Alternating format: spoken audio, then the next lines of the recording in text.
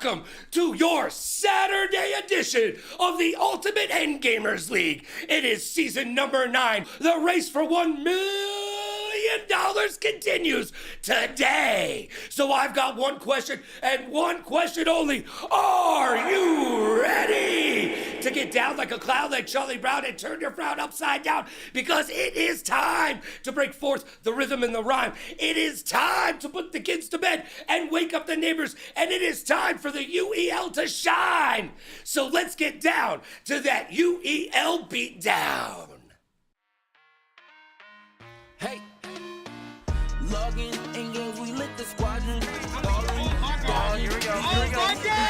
BMB scores the goal.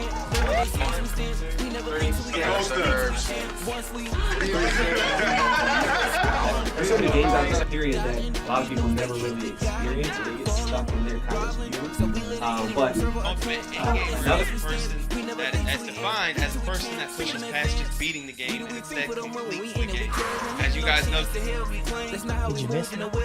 All right. So they went ahead and did a timeout. I got lockdown on my team, man. What do you want me to do, bro? I need help. Mike needed Scotty. Carolina Reapers go back to back on the strength of Shekel. Traded, journeyman, disrespect. As like pros. I'd probably say 10K. Yo, boys, no rush. Ultimate Endgamers League, so tough. Go capture that trophy. You can't win enough. It's the UEL, UEL, UEL, UEL, UEL, UEL, UEL, UEL, UEL, UEL, UEL. This is the Ultimate Endgamers League. Theater, Grand Rapids, and out overseas. You don't got a clue, come and get up to speed. This is Ryan here, and I'm with the KIC from the Ravens and AJ from the xGODS. Today we have a big game. It's 2-0. Both records are 2-0, so somebody's taking an L today. Who's it going to be, AJ? It's going to be us, bro. I ain't going to tell you that right now. All right. So what have y'all been doing to prepare to give you that confidence? Everything. Everything. All right. KIC, give me a better answer. Why y'all going to take the dub today and paste that L on these xGODS? We're going to be ready for everything. See, the thing is, we've had a very good system going on when it comes to practicing, and everybody's just been doing their part and helping each other to the point where I really don't see a reason we lose. Okay, I can see that because I heard something recently where one of your players actually took off and made sure they took the whole day yesterday to practice. So a little leak there. The Ravens are taking this very seriously, so I'm interested to see if that comes to fruition. What you got, AJ? So I think that's a little crazy. A little overboard. I mean, you ain't gonna beat us, so it's like, why even try like that? So. Oh dang! All right, so the trash talk is starting. I'm excited to see what happens today. 2-0 both teams. Thank you, KIC. Thank you, AJ. Back to y'all.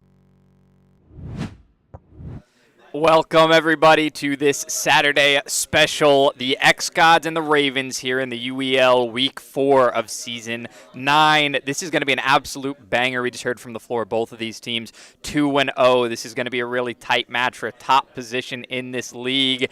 I am Speedy, joined here by Strix. And Strix, we got a 6-man today. It's incredibly different. We've seen one other one this season, but I think the Ravens is a lot more intentional than a lot of people realized. We saw them play a couple of rookies and maybe trying to fill out where the roster ultimately looks the best, and maybe just not finding a person to fill that 7th spot, at least right now. Yeah, I mean, there have been some rookies in the league that really stand out, really show up. They're putting on an amazing show so far, but others are struggling to find their spot. A team that is utilizing their players very well right now is the xGODS. They've got a full 7-man roster, and honestly, they've been performing well. There's a reason they're 2-0. They've had some fantastic performances so far. But so have the Ravens, despite the fact that that 7th slot may still be unstable. So why at 2-0 do the Ravens now decide that that 7th player is optimal? I think that after looking at every single game they played, this is, I think, the strongest team that they're going to be looking at. The xGODS have been looking amazing, including their rookies. Their rookies are keeping up with the veterans on the LA xGODS side. And so maybe now they're saying, hey, we saw this in previous seasons as well. A leaner roster, being able to get those optimal players in optimal situations more often is important. We do play 33 games. We have those 5 different genres. So sometimes finding those specialists here in the UEL where you have to be able to cover multiple different genres and games at any given time can be the difference between a won game and a lost game. Yeah, it's true. Both of these teams, for those of you who don't know, this is a rivalry that has been budding, blooming. It's been getting stronger and stronger as time goes on. I think I jumped into it at the perfect time starting last season, so it's been really building beautifully, and I'm excited to see what happens here. We're going to kick off this game with some rock, paper, scissors to decide who is going to get the first setup and choice to divert the first game on the wheel, put it back in. Oh, man. That's past the herb over there on the other side. Yeah.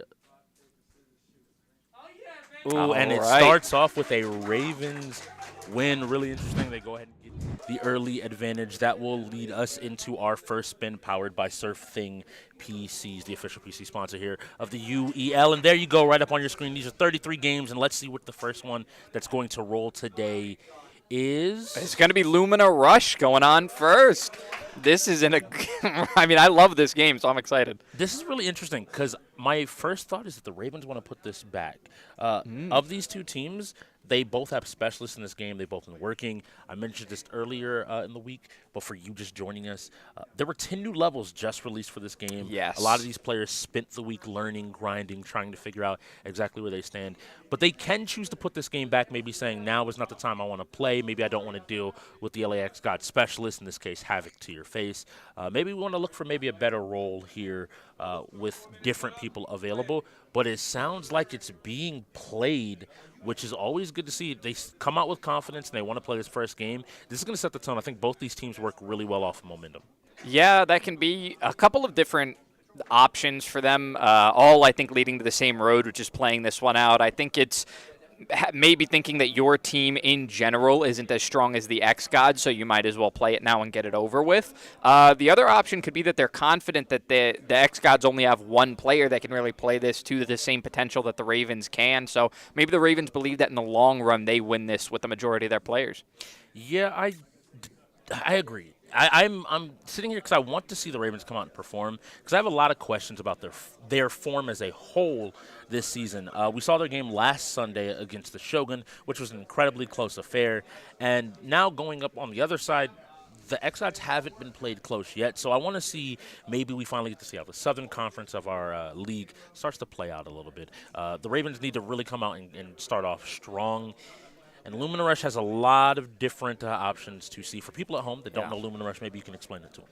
Yeah, so Lumina Rush is a racing category game here in the league. It is a 2D platforming racer in which a lot of speed can be picked up. You will play as a single cube, and the idea is to maneuver your way around the map, which is full of colors that all have different features that we will explain to you as it goes on. But from boosting to being able to swing yourself in a circle to being able to get a double jump, a really huge boost in the air. There are a lot of different ways to play the game. There's some wall riding mechanics as well, so you'll see all of that go down. It's for those who can really play the momentum of a fast-paced game and keep their eye on the prize. They can memorize these maps. They can get their muscle memory down. It's the most unique racing game, yet at the same time it fits beautifully into the category, and everybody will understand why it's just as much, if not the most significant racing game that we have on the wheel. It's one of our featured games as well, so a little bit newer. So sometimes in things like CTR, another one of our racing games here on the wheel, there's a lot of legacy skill. We've been seeing just how quickly some of our indie gamers here, our masters, are able to pick up these games and learn them at an exceptional rate. Now we see them picking AJ Little Blue, Havoc to your face, and Hassaj. Again, another rookie that's coming out and really performing. He's keeping up with the tier 2 on this team in terms of his performance even as a rookie. And on the flip side of the board, it looks like we're getting Koza, Vape, as well as KIC. So kind of matching across the board tiers. Yeah, we're going to see this one get a little bit uneven, which is something we don't get to see a lot of the times. When these rosters do reset, similarly to the way baseball works, every player on your team does have to play before you can go back around and start choosing those other players again. The difference being that with the Ravens only having 6 players, they're going to more easily be able to turn it back around, bring their roster back. So that's why this is a strategy for them and not a factor of not having enough players. They have enough players. They've just chosen to bench them. There are a couple of players that have been been fighting for that 7th position. And right now, this team's standing and saying, listen, we have our 6 strongest players. We don't know what our 7 strongest look like, so we're not taking the risk against the xGODS. And they're kind of vocal about this. I think there's an entire conversation surrounding this Ravens lineup this season so far and what it could look like, what it should look like. And so you have to come out and perform here to be able to show that you know exactly how to play. So this looks to be one of the early levels. This is where the purple guns appear. What does the purple specifically do? And our next game up is going to be Die by the Blade, very different from what we have right now. So what the purple is going to do for them here is it is going to, you can see that they're launching off of the purple platforms in the air. So they get over to these, you make the connection there. It lights up the purple turret there. Or gun, whatever you want to call it, and you launch yourself into that gun and out of it in whatever direction it's facing. So they're waiting to hit that purple part of the platform, and then it lights up that cannon there that they can launch themselves out of. Okay, interesting. So it requires you to be aware of where you're trying to get to, I guess, with your movements, a lot more than maybe some of these other lineups. Yeah, rather than just playing the map itself, you have a ton of shortcuts that are marked, and you can see where they are. And it looks like AJ with the best finish there at a 7-second and 35-millisecond finish. Vape right behind him as well, so very tight race for them. And KIC not far behind at all, only 3 milliseconds behind Vape. So the quickest times there, mathematically, going toward the Ravens. They didn't have the slowest time either, so that's actually really significant for them. Big Red, we talk about how your slowest player is going to be your decider for this one, but it looks like all 6 of the players in the game right now are extremely competent here. They're all going to finish in almost under 10 seconds on a lot of these maps. I believe under 14 seconds is ideal when you're talking across all of the maps, besides some very, very tricky ones that we have. Most of the time you want to be looking at going under 14 seconds, under 12 if you're insanely talented, and you can see that some of our players really are finishing with half the time of that 14 marker that we talked about. So we're going to head into the second level here now. And this is one of those new levels that just appeared. Some of the new mechanics are going to also appear here. These purple areas which help dictate your speed and control how fast you can move through the level. And we're once again watching Havoc here, not getting the checkpoints, just looking to get as clean of a run for as fast of a time as possible. Yeah, wants to utilize as much time as he can because he's got a couple of resets that he can do before he starts to fall behind. You see he's going to set another reset there. Nobody yet finishing this map. This was a tricky one for all of our players yesterday who played this one as well. Some of them were very, very close to finishing, but didn't end up crossing the finish line. Now we see Vape here having a little bit of trouble. Maybe hasn't played these new maps as much. We saw in that last map he was very efficient, got a fantastic time. He keeps resetting himself at this checkpoint, and he's trying to get the control of these purple waves here that will keep you suspended in the air. Now he's trying to get his wall riding, wall bouncing going. You have to weave in between the opening. He is going to use his checkpoint, so maybe not thinking that if he restarts he's going to have enough time. Looking for a way to move his momentum toward, but he does not, and none of our players for the second day in a row are able to finish that map. Yesterday we had DeBubbles almost finish it twice in a row and then fail at the very last opening before the checkpoint. He was extremely close. Looks like we're going to get a full reset of some kind. So it looks like that's not going to be chalked up to anybody's victory. So we do believe we play 4 maps here, and whoever's able to take a win. And that's one of those levels that I expected a lot of players to actually pick. It's one of the trickier ending sections of all the opportunities. And here, going back to some of the earlier levels, keeping it simple, maybe realizing who they have available. I like this idea of Koza using this zoomed-out view to kind of more easily predict where he wants to head after some of these jumps. Yeah, I'm surprised that he's using that checkpoint right now, actually, because he could go for a full reset. It's really not that far away, and he does lose time by only resetting himself at the checkpoint. So I think it would be wise to maybe go back and try it again from the beginning. Didn't have the cleanest start anyway, but we do see a finish coming out there from Havoc. 6.9 second, but looking at the leaderboard, it looks like KIC is posted up a faster time than that with a 6.09, finding an incredibly optimal line here. Might be able to tie this up 1-for-1. We can see Havoc still looking, chasing, using every last little second that he has to try to possibly do it. He will have to do it on this run. There is less than 6 seconds left on the clock. If he gets it, and I think that bump would be just enough. And there we go, KIC with the 5.89, a correction, 0.2 seconds faster than anyone close to him in the lobby. This is now a 1-1 game, seeing as both teams DNF'd one of the levels. Yeah, and it looks like Koza there maybe not understanding what that checkpoint does to his time. He finished with 43 seconds because he continued resetting at the checkpoint rather than restarting at the beginning. And I wanted to highlight, because you mentioned some of the players maybe not knowing, this goes back to a little bit of that practice, even when playing a game like Lumina. It feels really simple, but a lot of players got comfortable pressing start and going to restart level. Yeah. The big issue actually with the entirety of the game is you actually have to use a button in the game if you want to do that, or a hotkey. And I don't think a lot of players really realize that if you press the B button like the game tells you to on controller, it will return you to your last checkpoint, but holding that X button will restart the whole level for you to get another clean run. We'll find out. It looks like the xGODS went ahead and took that, maybe that differential you highlighting from Koza being too big of a differential.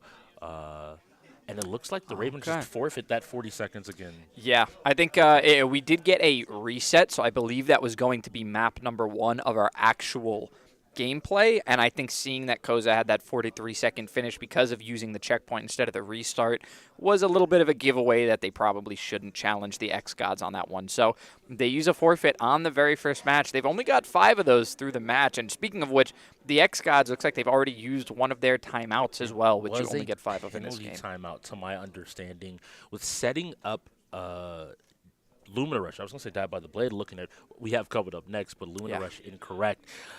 Both of these teams, I need them to be on point. I know the Ravens also, as a general unit, they tend to use their forfeits more freely. They see a bad situation, and if they need to get out, they get out. They're willing to try everything, but they're not going to waste too much time on whether or not they should. Just move on to the next game.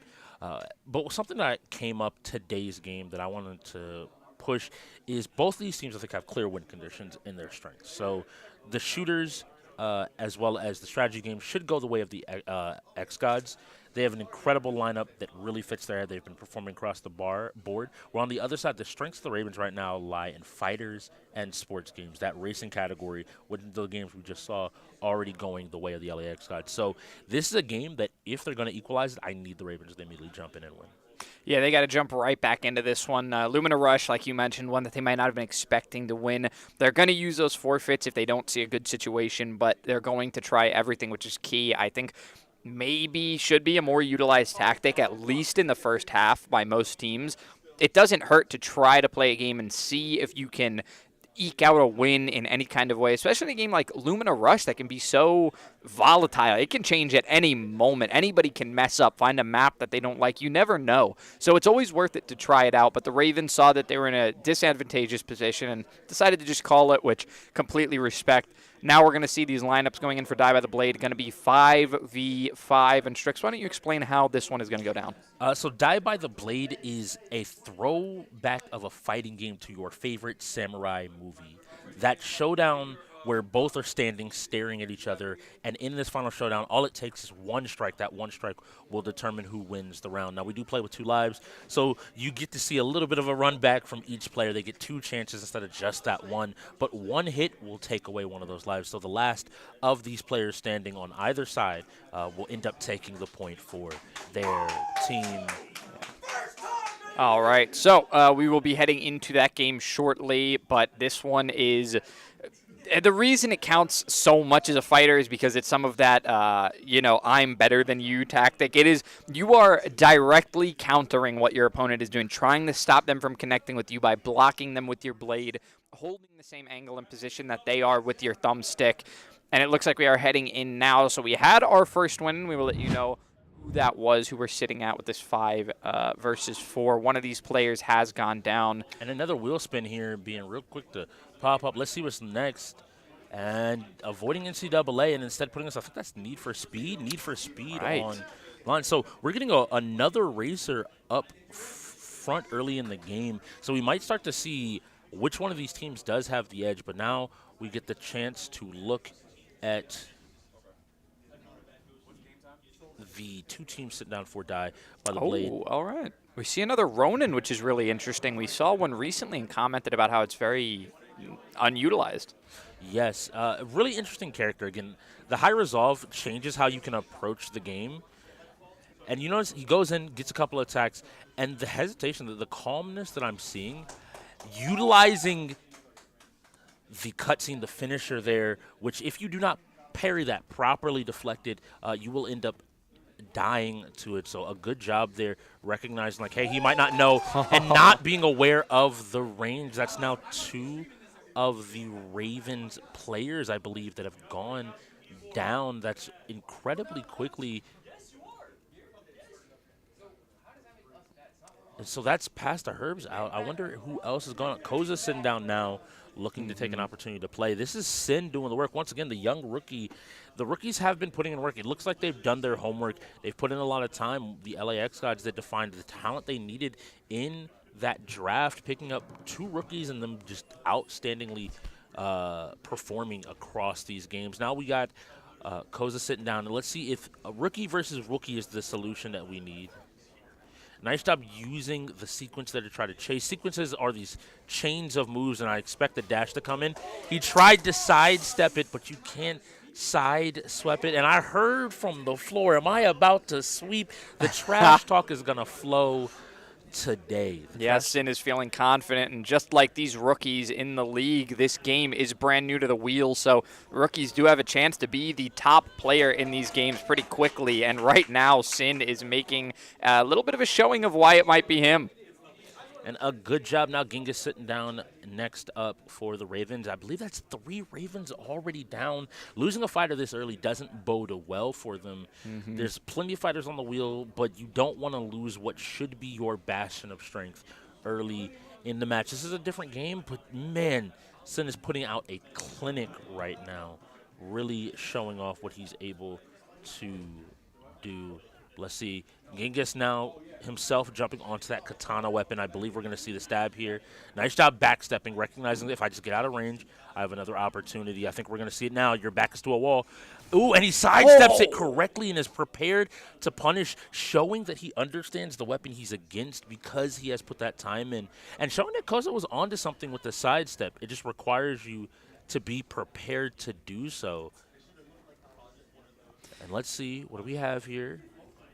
We'll have to see if maybe Genghis wants to engage during that combo that Sin's been throwing out. And we can see that Sin has changed his play style. He took 1 loss. He knows he's been red, and he's going to change up how he plays this one. So we're going to see he might engage again. Does not go with the same strategy. Doesn't go with the guaranteed connection. He was out of stamina. I wish I would have seen Genghis push the lead, but maybe willing to be a little bit more. And the double backstep there, willing to step away to try to get a fight. And now both players are dancing in and out of range.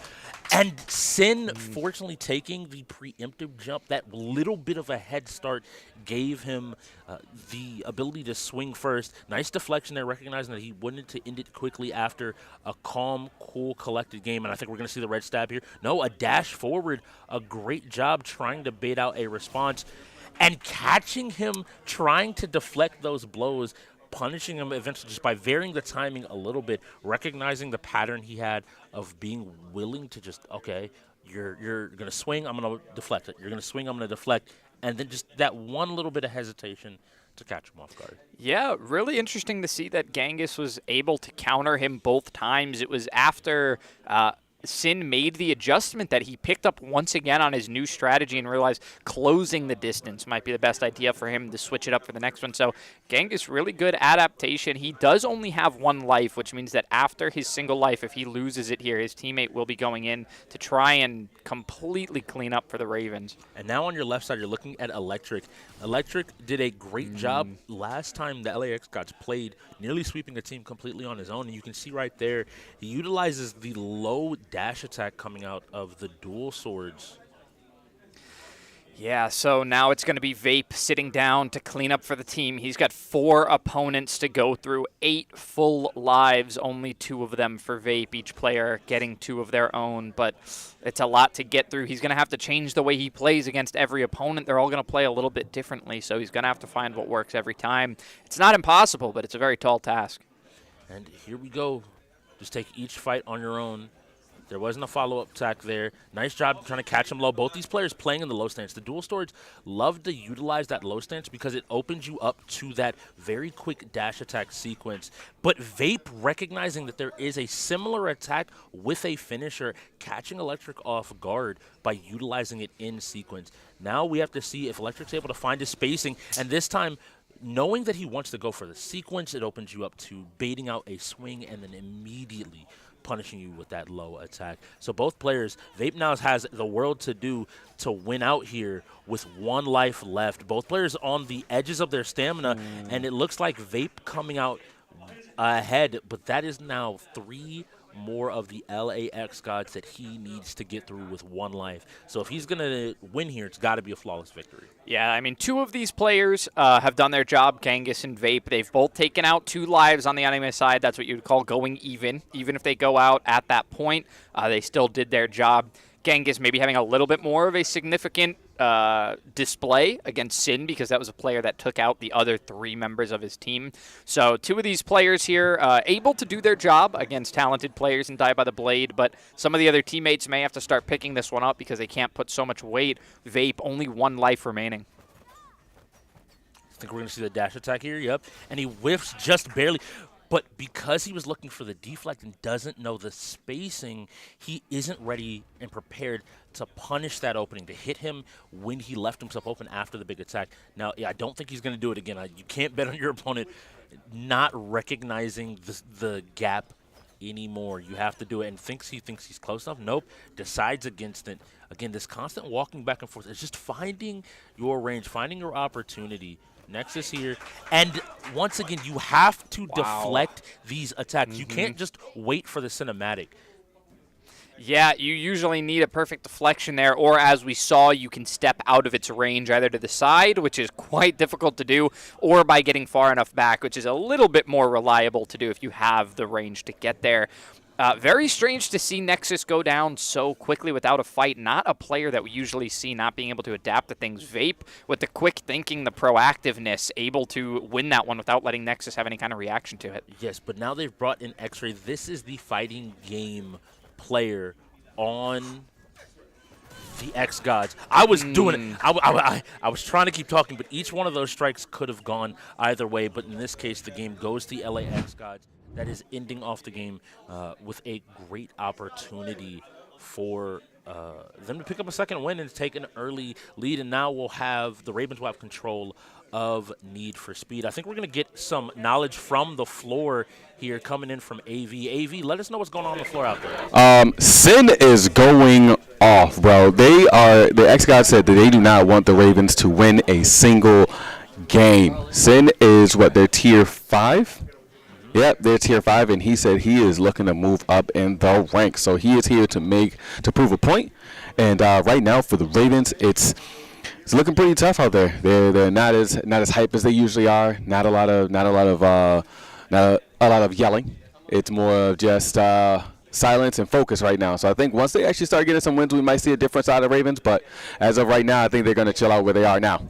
Yeah, I mean, this is the spot that they should be doing it, too. Need for Speed is a game that they've got the talent for. This is a game that they could pick up. There are definitely some no-slouch racers over there on the side of the xGODS. It's going to be difficult for both of these teams. I think this is one of those Need for Speed matches that could either end extremely quickly or go the long run. It's not going to be one of those 2 or 3 minute games. Either one of these teams is going to completely overtake on the side of the cops, or the racers are going to be able to drag this one out for a long time and make their escape. And I don't know who I favor. I think having the choice of side, which the Ravens do with setup, this goes back to that very first rock, paper, scissors game that they managed to win. They have control of whether or not they want to be the people running or the people being chased. I want to highlight for the people at home, I know you mentioned that our lineups work like baseball lineups. Everyone has to go before someone goes again. And these roles now are starting to fall into the Ravens' favor because after this game, they will have a full lineup reset where in this moment, the xGODS have to pick who they want to anchor. Now, I'm going to start off with their anchoring nexus. You mentioned his name last game. Similar to some other teams in the league, I actually think that Nexus at the 2 is playing an anchor position, meaning he probably has some of the widest coverage on his team. This is obviously reflected in his record as having the worst record on his team, but that means you're putting yourself in a position to go in for more games, and you're putting yourself in a position to go in for more games you're less familiar with. But ultimately, you wouldn't put a person in that number 2 slot. Somewhere on the Ravens, you have Pastor Herb, a veteran. A lot of people will call him the original in-gamer here in the league. Both playing this position where, hey, if something comes up, you're the man that we're going to have to put in and really trust that you can go ahead and take it. Maybe making things a little bit different, even in the face of these 2 tier 1s. Yeah, and Flying Kittens, notably last game against the Shoguns, he was able to escape as the most wanted for his team. This time it will not be him as the most wanted for his team. We can see that the racers here are going to be the Ravens, though. If you look on the right side of your screen, that bottom right corner, the way that we see it lit up right now, that's how you can tell that it is the Ravens that we are viewing at the moment. And then in the top right corner, you can see X-ray aspect up there. Racing at the moment, but we are not currently on his view. You can also see that live now arrow that points to who we are looking at. So the Ravens here looking to catch these LA XGODS. And right following up on police. AV last statement, the most wanted should be Sin. So he's looking to make a name for himself. Well, now he needs to make a name by getting away from this Ravens flock in pursuit. Yeah, and we can see that it's a pretty close race. We've got already a little bit. All right, we do have a little bit of a call from the floor. I don't think it's going to impact the game at the moment, but we will have news for you after this one. You can see the contact being made, shoving one of those racers from the XGODS into a car, although already has made plenty of, gets spike stripped there. Going to be set back just a little bit, but right back on the road, back in the chase for the moment. And so I hear communication, both sides. Neither side is running away with this game, kind of like we saw in some of our previous iterations of Need for Speed. You mentioned this possibly going the long haul. And finally, those racers getting into formation and getting a little bit of space means that they can start to figure out how they're going to get away. But these crashes can't keep on happening. It damages your car, which is one way you can be taken out of the race. But most notably, it puts you further and further behind. You have to keep that blue circle, which means one of these cops have to stay close at all times to even keep the Ravens' chances of a win alive. Yeah, and we see some teammates on the Ravens even crashing into each other here. That boost being used. This seems like the player right here, Genghis, that's keeping them alive. You can see that his flashing blue and red circle is keeping the racers within. They are not escaping. If the racers spend a certain amount of time outside of that flashing circle, they'll be able to escape. And here is Sin on our most wanted, trying to make his way onto the outside of that ring. But man, those police are keeping it close. Finds his way into a tunnel. Not going to be any way to turn around while he's in here. It would be extremely difficult to do so. So locked in at the moment, but nobody on his back. He does still have a lot of resources to use. You can see in the bottom left, he has some jammers, has some spike strips. This one can definitely continue to go the long haul like we talked about, which in the end would serve these racers, these XGODS, to take a win. And this is a scary, scary race with all of the different pedestrians on the road right now. You see just how quickly an officer was able to pull up right next to him, it feels like. Yeah, I believe that was one of his teammates, one of the other racers that has the blue and white on their car. They're going to make it extremely difficult for us to know who is police and who is racer here. I was with you for a second until I saw that orange. You can see the orange in his rear view. That is his teammate. So staying closely behind him and not actually going to be trying to pit him or make contact. He's just supporting his teammate, making sure that nobody can get too close. And this is going to be really big. I want to see them utilize the slipstream mechanic a little bit more. You're able to draft cars in this game to help build up your turbo a little bit quicker. So if you have a teammate that drafts you to then get in front of the most wanted for a second to give them faster boost, it allows them to get away even quicker. Once again, they're building up this gap, so looking like they've maybe found their footing finally to start putting a little bit more distance, but this highway is full of dangers. All of these cars, one small mistake, and the cops will be on top of them. Yeah, one thing that they do have a benefit of here on the highway, which actually is going to go against at the moment, is that on the highway you have plenty of lanes of cars going your direction, so you have time to avoid them while they're driving the same direction as you.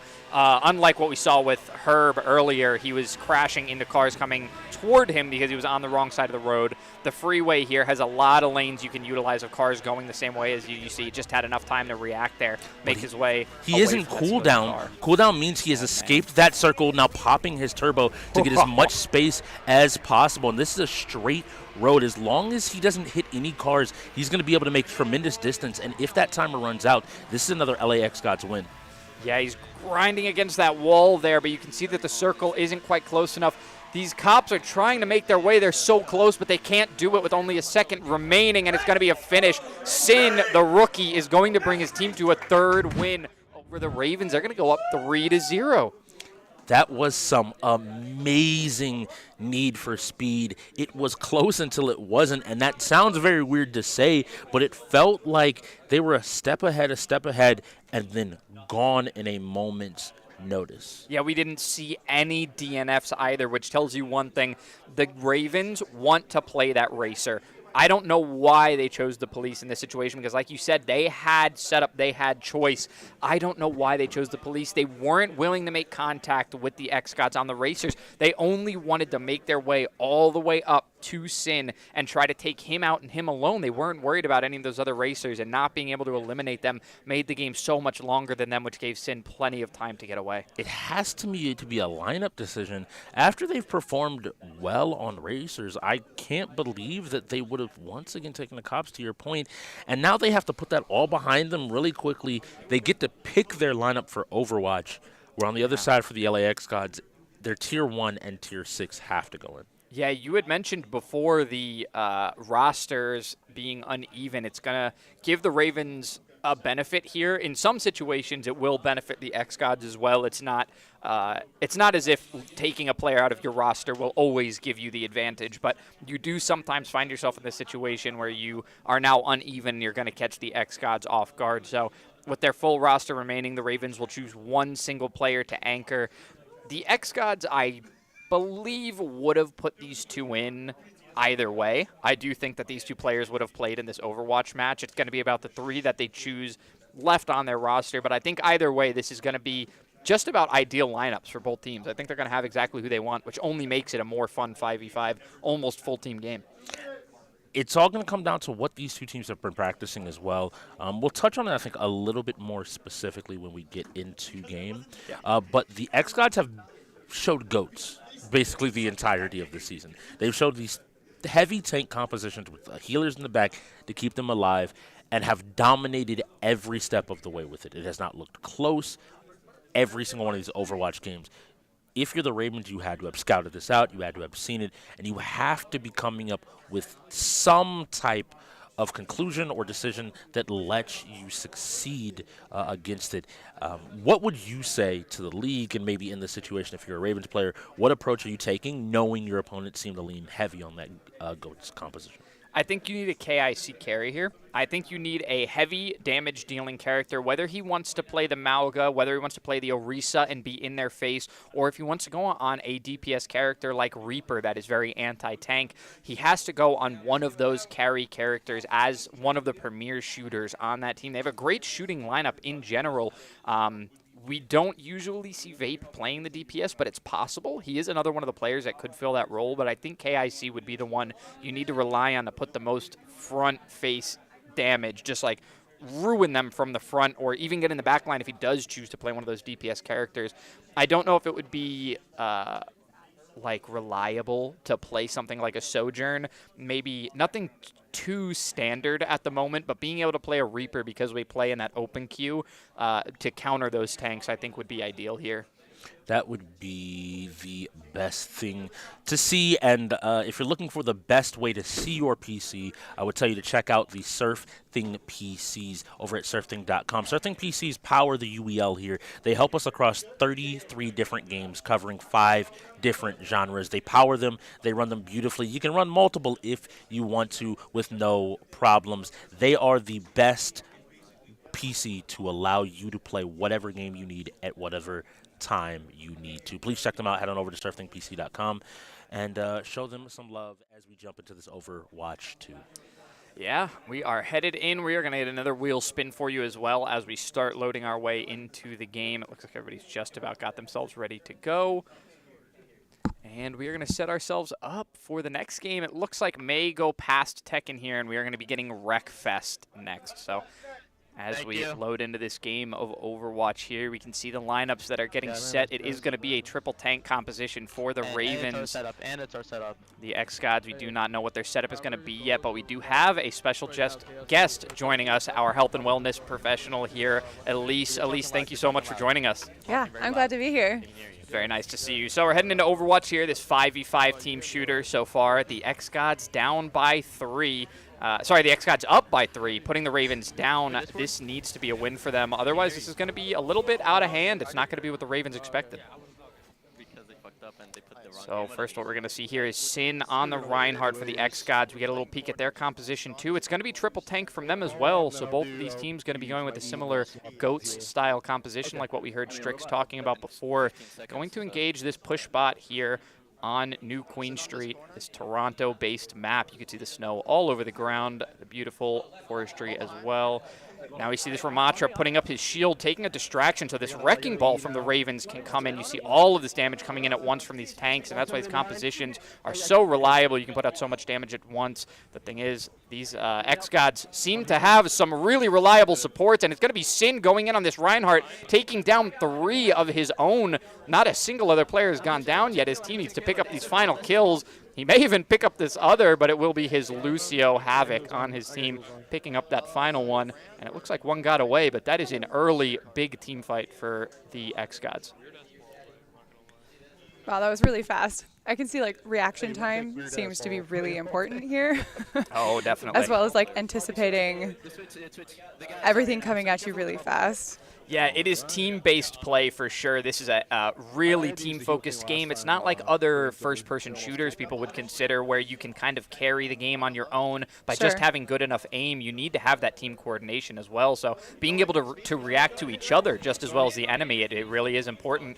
We can see now that Sin has been anti-naded, but his team doing a great job of healing him as soon as that anti-heal is done. And Sin does go down, which is huge now for the Ravens. They're going to move in, collapse on this team. You can see that they are all moving forward together. I believe that is Flying Kittens on that Malga that just took down the Lucio Havoc as well. How are you tracking? Like, how are you're tracking multiple enemies, you're tracking multiple abilities, objectives. Like, how are we doing that and also staying on target? Like, what's the skill that I'm working on here? So the benefit is that there are 5 players on your team that can take on different roles, and it's not just about the role that you're playing in game, but as you could see, this team able to coordinate with each other to take a full team wipe like that.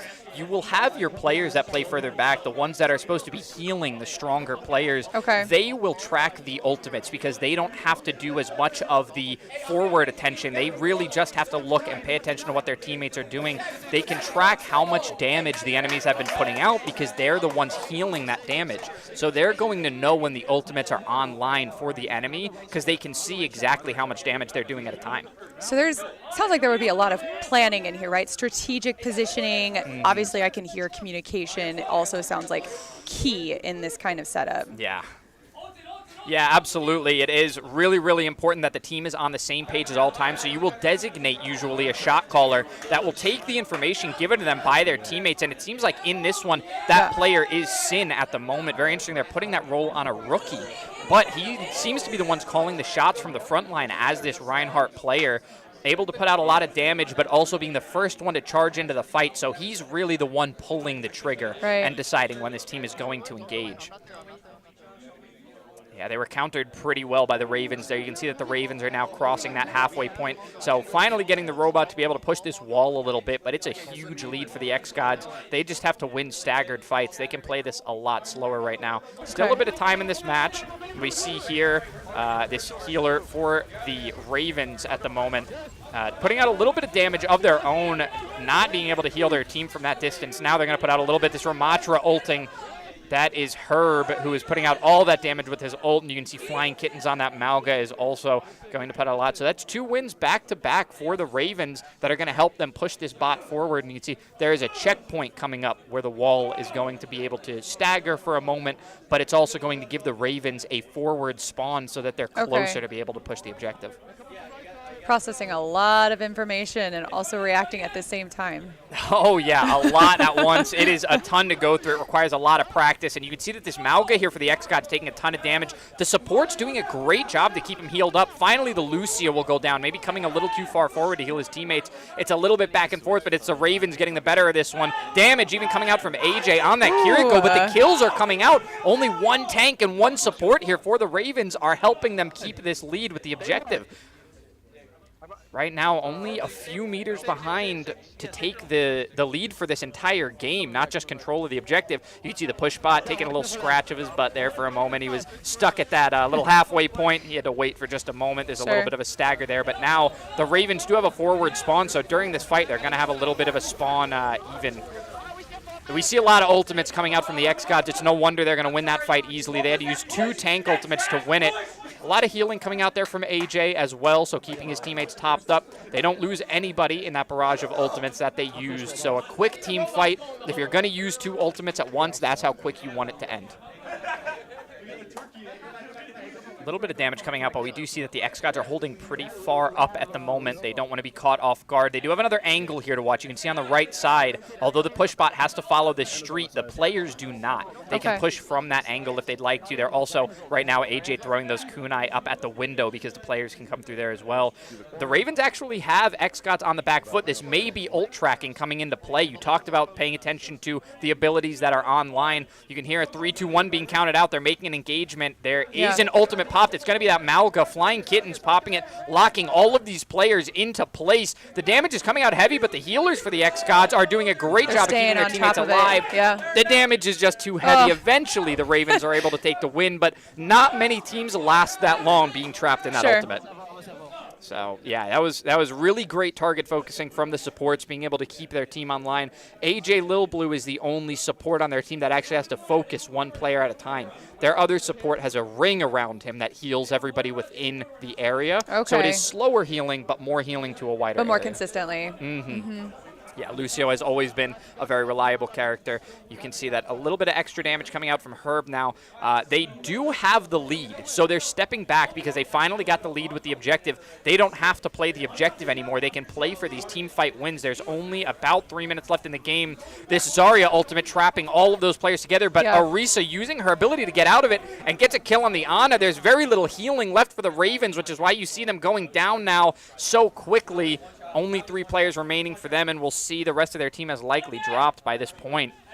So they're just pushing in at this point because you said that objective was already met. The objective has already made it to the lead. So what the xGODS now have to do is push all the way around to where their wall, because there are 2 walls on either side, they have to push all the way to where their wall stopped, and they only need to get, it looks like, less than a meter remaining, so the Ravens just barely had a lead, but they do have a lead nonetheless, and I'm sorry, I actually believe the Ravens were unable to take the lead. So it looks like they were unable to take it by just a small little amount. bit, Yeah, it was less than a meter, but we will let you know in just a second. Control of the objective on the side of the Ravens, and now it's going to be the Ravens going down. The xGODS take all those kills, and it's actually a team wipe.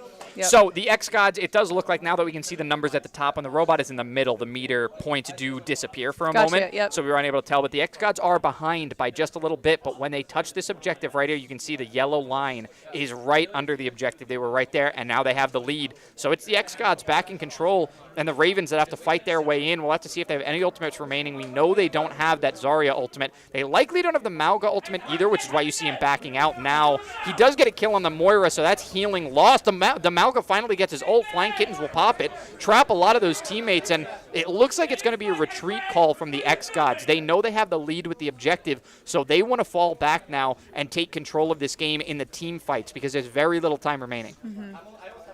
Putting out a little bit of extra damage here. We see this is Hasaj at the moment playing this Ramatra. He does get cover now from his Reinhardt player as well. So they've got their tank front line back and they're ready to take another fight. But if they lose this one, it is very possible that the Ravens will be able to take the lead again. So this is do or die for both teams. This could be the last team fight depending on how long it goes. We'll see what ultimates are available. That's going to be a Kiriko ultimate. All of the xGODS are going to be shooting double the amount of speed, and you can see how much damage that allows them to pull out now. Yep. The Moira ulting as well. They're even going to chase down this Ana here. Tries to anti-nade, but going to get punched to death. It's going to be Hasaj wrapping that one up for his team, and a great ult from AJ Littleblue to allow his team to speed up, get back in that fight. But it does allow the Ravens another opportunity to take a fight because that fight didn't last too long. We'll have to see what their response is here. The Mauga putting pressure on that shield. Damage going out either way, but this is not really a long-range composition on either side. You want to get up close and personal playing these tanks with so much healing. And this Orisa trying to get damage, but you can see the Zarya ult covered a lot of her teammates, but she's not going to be able to keep them alive. She is not a healer. The xGODS will be winning that fight, and it's going to bring them to the last 20 seconds here.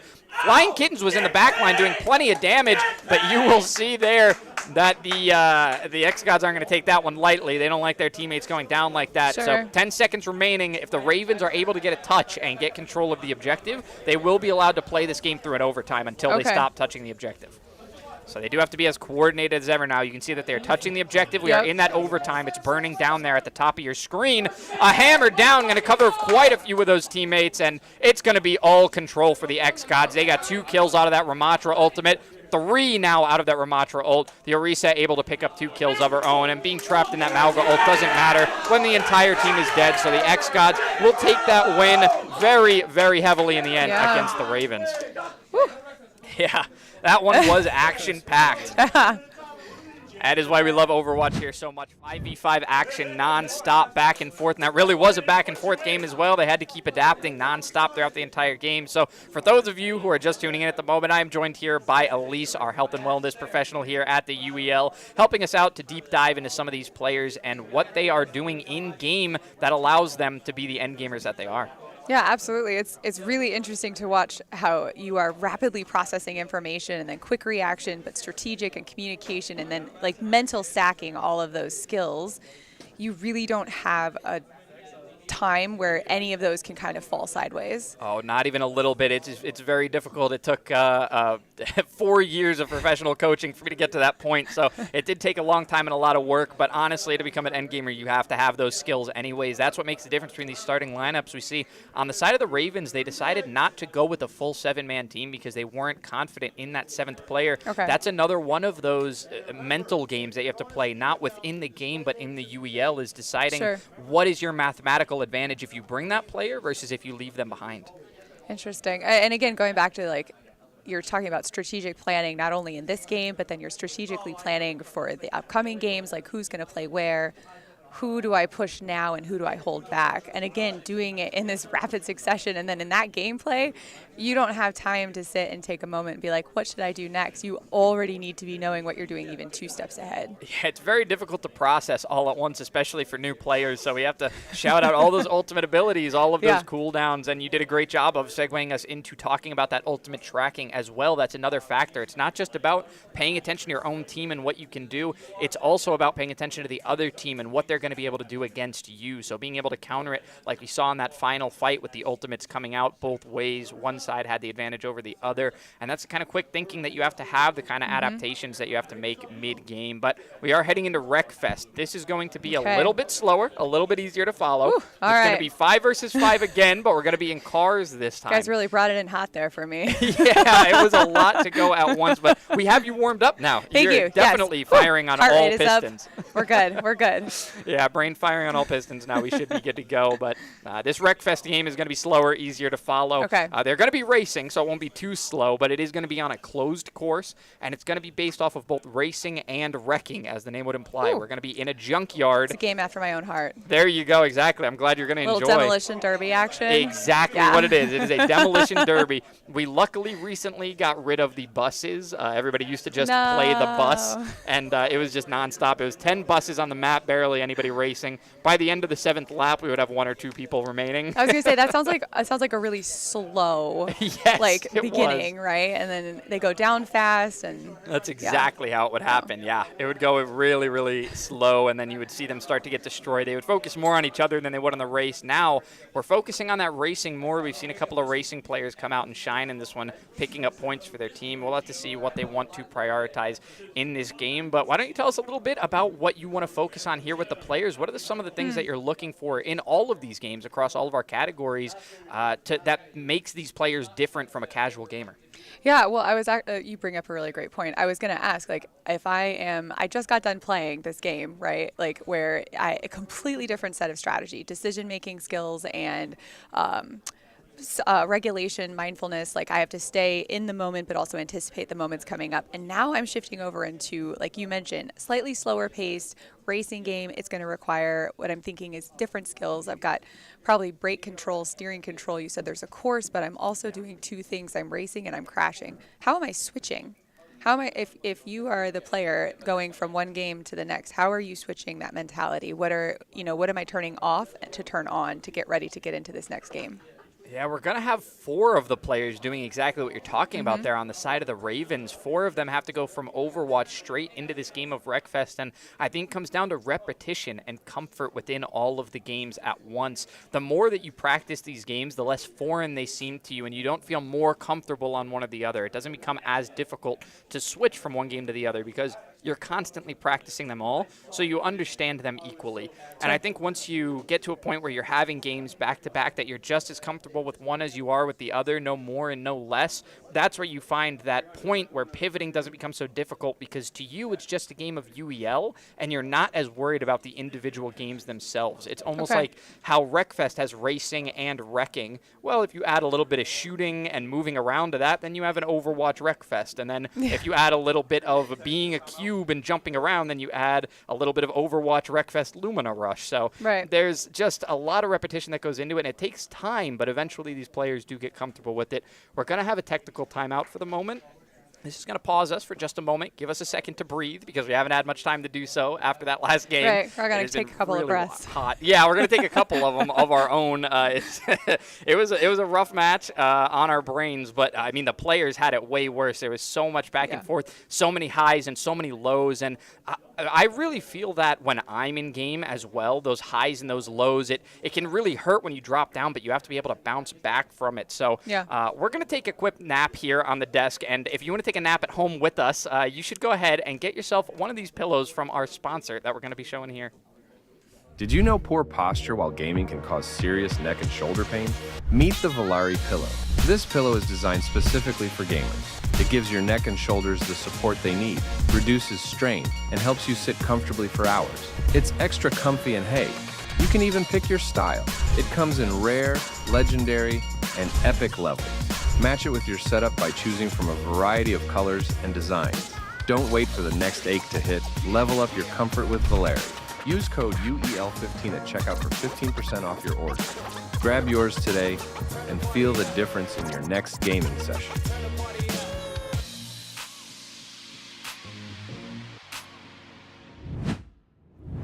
All right, we are back, and we still are in this technical timeout here on our way into Wreckfest. Speaking of technical timeout, Elise, I've got a really interesting show to tell you about.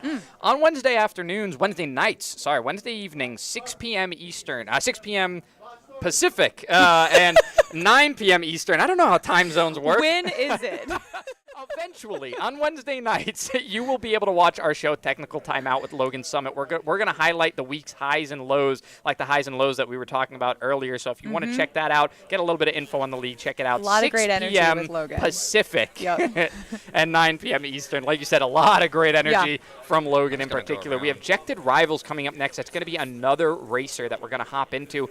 Speaking of which, we're on Nexus right now, a former Rookie Racer of the Year. He came in hot, learning a lot of new categories, and right now he's in a about third place, but you see that we're not as focused on wrecking as we would be with those buses. These players are trying to fall into position with each other, avoid coming in contact with each other while still focusing on their own race. Okay. As long as we finish that's the race. Koza being spun out right there for the Ravens.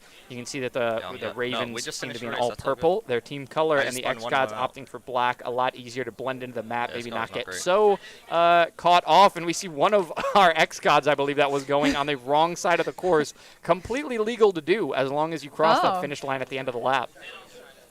It will tell you if you're going the wrong way, but this middle of the map, you can go on either side. Either side. It is open for crashing and wrecking and oh my goodness! For that There's reason. some of it right there. Yeah, for that exciting point of view right there. That looked like dash cam footage that you never want to be on the receiving end of.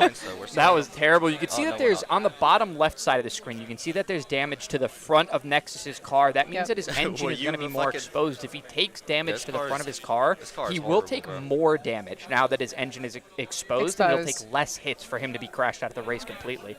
Ooh, So then he has to be careful about where he's hitting and also what hits potentially come in. Yes, he has to be very careful because oftentimes you will want to crash into an opponent with the nose of your car. Sure. And he doesn't have the opportunity to do much of that anymore. Sometimes it'll come from crashing into opponents. You'll take damage to the front of your car, but it seems like in his case, he's just had a lot of people come his way and put damage on him. We do see that one of the xGODS has taken quite a bit of damage here and getting a little bit too eager there. Herb ends up crashing himself into the wall. Actually took some significant damage. We don't often see that much damage being taken from the wall. It's Sin right now. You can see his health bar there right in front of Herb, who we're watching. Sin's health bar pretty low. He's sitting on, I want to say that's about 30 to 40. So not in really a very comfortable position. Yeah. The points right now, if you look at the top of the screen, are in favor of the Ravens. They have 84 points. We know that we're watching Herb right now, so that is his team, the blue team, with 94 points. Now they're in the lead. And you can see why. Critical. Some of these cars that are crashed out on the course are the xGODS, those black cars. So we're getting points by changing positions, taking damage, giving damage.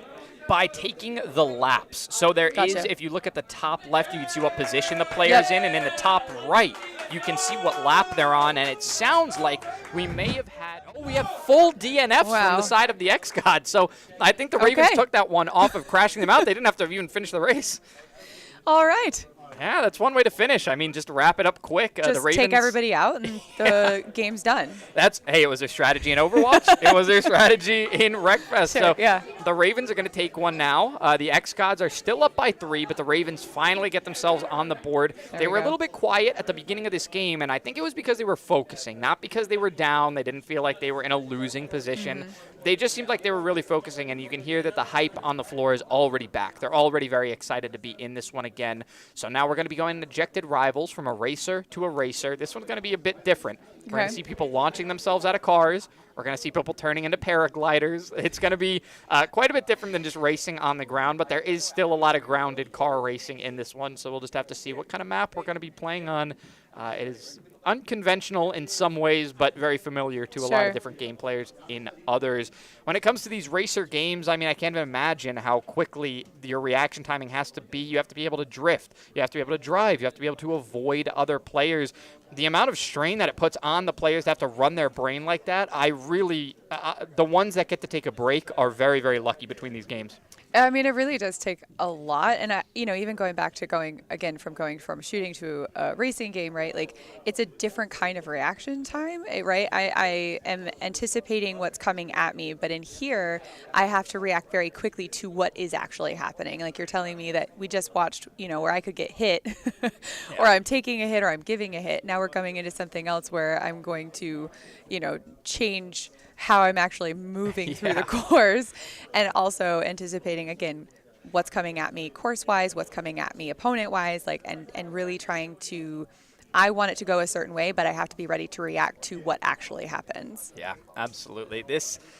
It's a trickier one. I definitely think that the modes that you talked about, being able to switch from being driving to launching yourself out of the car and free falling and then having to paraglide immediately after that, you're functioning your character in different ways just within a single game. So if there's any game that can show you why UEL endgamers are able to go from a shooter to a racer like we talked about previously, in this game alone, you're going to have to change the way that you play This multiple is already times. a multi-genre game. It's like a triathlon.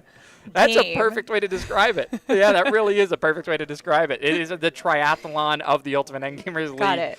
Multiple ways to play. We do have a lot of those crossover games. We also have a strategy fighter where these players have to play chess against each other, and then in between, they have to play a fighting game. So if your bishop wants to take a queen, you have to beat the queen in a fist fight first, which, if I'm being honest, I think that's how professional chess should go too. I really actually like that concept. Yeah, I think I would probably take up chess. Yeah. Oh, 100%. Just put the boards on the table, but don't pay too much mind to them. Now, we already see these players launching themselves out of their cars. They're going to be trying to find these openings here. And Midnight Ghost Hunt is going to be coming up next, so we are going to have Strix join us for that one. That is a game that he is very, very familiar with. Perfect. So right now you see that this player is just trying to get as much distance as he possibly can, and it's going to be over 700 meters that he finds. He's actually going to pass the 800-meter mark and finally crash out on that 879-meter mark. We'll have to see where everybody else found their landings. Interesting. He is going to give it another shot. You get multiple attempts here. You can see they have 80 seconds still remaining up there at the top. Okay. So this was a little bit of a better launch, reached all the way to the end of that launch pad with the car. So possibly a bit of launch here. Going to try to find a bounce off of the balloon, and he does find it. Going to try to pick up this little pack here that's going to let him do what you see here, which is all these bounces across the map. So he can bounce off of all of this terrain you see there. It shows him how close that he's coming, and doesn't quite make it as far as he did last time. This is X-Ray Aspect that we're watching, who is a pretty well-rounded player. So he's used to playing some less conventional games like this. Now we can see he's got another player there actually that he's following. We'll track that player as well and see if we can find where they land or if he's able to make it further, because that will tell us a little bit of the difference in distance. Now he did lose quite a bit of momentum by hitting that balloon there, but he picked up that ability that's going to let him make more distance. He's higher up in the air. This is going to be more distance that he's able to get now. No, he actually ends up crashing out. Maybe he didn't have any more boosts left. So 179, I believe it was, or 879, I believe is his max distance still. 879. So that's what we're going to see as his max. He gets a really good angle on the launch there, passes 200 meters already. About to hit that 300 mark. We'll see what he lands on. Takes a little bit of an air dodge. He's not hitting those balloons in the optimal location. You'd like to hit them on top rather than hitting from behind them. But we are going to see the round finish just as we went to switch over to KIC, our Tier 1 on the Ravens. And it looks like KIC with almost 1,000 meters is going to take the lead. Nexus was very close behind him. And I think it was actually X-Ray Aspect that we were watching that was the furthest behind. So that should be an xGODS loss in that one. I believe the Ravens took the win, KIC in first and his teammate in third. And there you go. That'll be a win for the Ravens. So really coming back already. And now that momentum is going to build. And I'm curious how that's going to affect the players going into the next few games. Yeah. Well, and that's, I mean, it's really interesting, right? Like you just mentioned, they're on the board, and so they really are starting to they're finding that momentum and they're building off of it. And then if that can continue in the games that come up on the wheel, right, which we have no idea what's coming up, can they keep that momentum going? We'll just have to see. They're definitely a team that loves to carry the momentum. They work very well off of it. There are a lot of strong personalities on that team as well, which definitely helps. You get a lot of different archetypes in your esports players. We've got a lot of the confident, whether it's the cool confidence or the boisterous confidence. We have both sides of that. KIC and Vape are definitely like the cool, calculated, collected kind of confident. And then we've got the likes of flying kittens. Flying kittens. would be interesting if we had some chickens in here, but we do not. We have kittens instead. That's all right. Flying Kittens and Herb are more boisterous, louder personalities that will show you when they're feeling confident. They want you to know because that helps them. They feed off of that. Yeah. When they can put you down a little bit and make you feel a little bit less secure about yourself in a matchup against them, that's where they thrive for sure. KIC and Vape are the kind that are kind of confident in their skills already. They don't want you to know what they're thinking. It's the poker face strategy. A lot of people know. Which, depending on who you are, could be just as rattling. Absolutely. You know? I'll tell you what, when it's Vape, it's pretty scary. It's sometimes he comes up to say hi to me, and I'm quaking in my boots. I'm not really sure what his intentions are. He does look like he might want to 1v1 me in Street Fighter. It's a well-placed hi. Yeah. Yeah, but no, very cool guys on both teams. teams. They can keep calm and collected. They can lock it in when they need to. You can see that Herb and Kitten's the kind of players that like to show how excited they are. Yeah. When they need to, they can take a 3-game break of just relaxing, not showing you what they're all about, pulling back their personality to just set their best foot forward in game. And it got them 2 wins in a row that got them here now. Oh, and again, right? There's that. It's the whole thing. It's the game that you're in, but then the environment that you're in, and the different personalities. Like, you have to be able to tune it out or be able to feed off of it.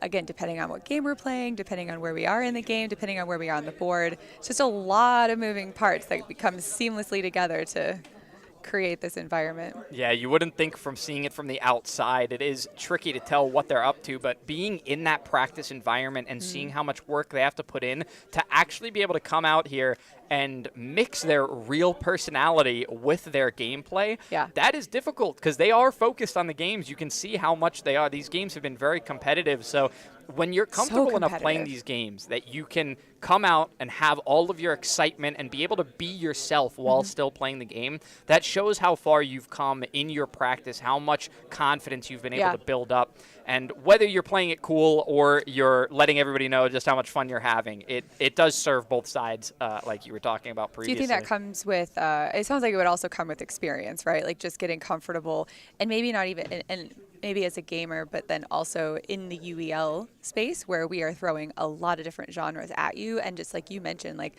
some of these games can take a long time to even just become familiar with. Now we have this giant wheel of them, right? So like what am I doing as a rookie? Am I just, like you said, am I just playing a bunch of games? What else am I doing to get comfortable in this environment? Right, and now going into Midnight Ghost Hunt as well. There's a lot of thought that goes into this one. This is going to be a strategy game, and at least if you know anything about prop hunting, that is exactly what this is going to be. Did you ever play Manhunt when you were a kid? Yes, probably. It's a little bit like that. So Manhunt being when it gets real dark outside, and one of your friends has a really big backyard with a shed or two, maybe a really big tree that you can climb up with your friends. Space. It gets real dark, and you all hide in the dark. This is going to be kind of like that, but if you were able to turn into the objects in your environment. So we're going to be seeing these players turn into the objects in their environments. That would have been so much more We are helpful. also going to get a timeout here. It looks like it was from the xGODS. It looks like they have 3 timeouts remaining. So no, it would be a Ravens timeout. I believe we're going to get the word from AV here on what that is. So AV, what's going on out there? Just to clarify, it was a timeout called on the Ravens. They didn't have everything set up in enough time, but it looks like we are actually getting ready to go in just a little bit. So yeah, what do you guys think of the game so far? So far, so good. Yeah, it's intense. I mean, I'm not playing, and I feel like I'm working out a little bit over here, watching all this stuff come at me. So I can only imagine what it's like to be sitting out there. So yeah, it keeps the heart rate up it for does. sure. This one especially, speaking of heart rates, those players that are going to be hiding as objects, you're going to see whoever it is that are the hunters, they're going to be moving around these objects. They're not going to quite know who the hiders are, but they're going to be able to find them by using their environment, being able to push things. If it's a player, you wouldn't be able to push them over. You wouldn't be able to move them with your player model. Okay. So there are ways to deduce what is an object that's in the game and what is a player hiding as an object. Now, we've seen my co-commentator Strix was the first person to put on a really, really good show in this game in particular. He hid as a teapot under a couch. And when they finally found him using the ectoplasm meter that they have, they were finally able to find him because he was hiding for so long that the ectoplasm gave him away. He ran around the map for about 45 seconds, unable to be shot by all 4 of the enemy players. So there's a lot of maneuvering that comes into it, too. Once you're found, that's not the end of the game. No. You can run away and use abilities to get all over the map. So hide and seek tag. Yeah, it is exactly like hide and seek tag. Extreme hide and seek tag. Extreme, very scary. If I had to do it myself, I would be, like I said, it would be like when Vape walks up to me to say hello. I would be shaking. Right. I would be nervous.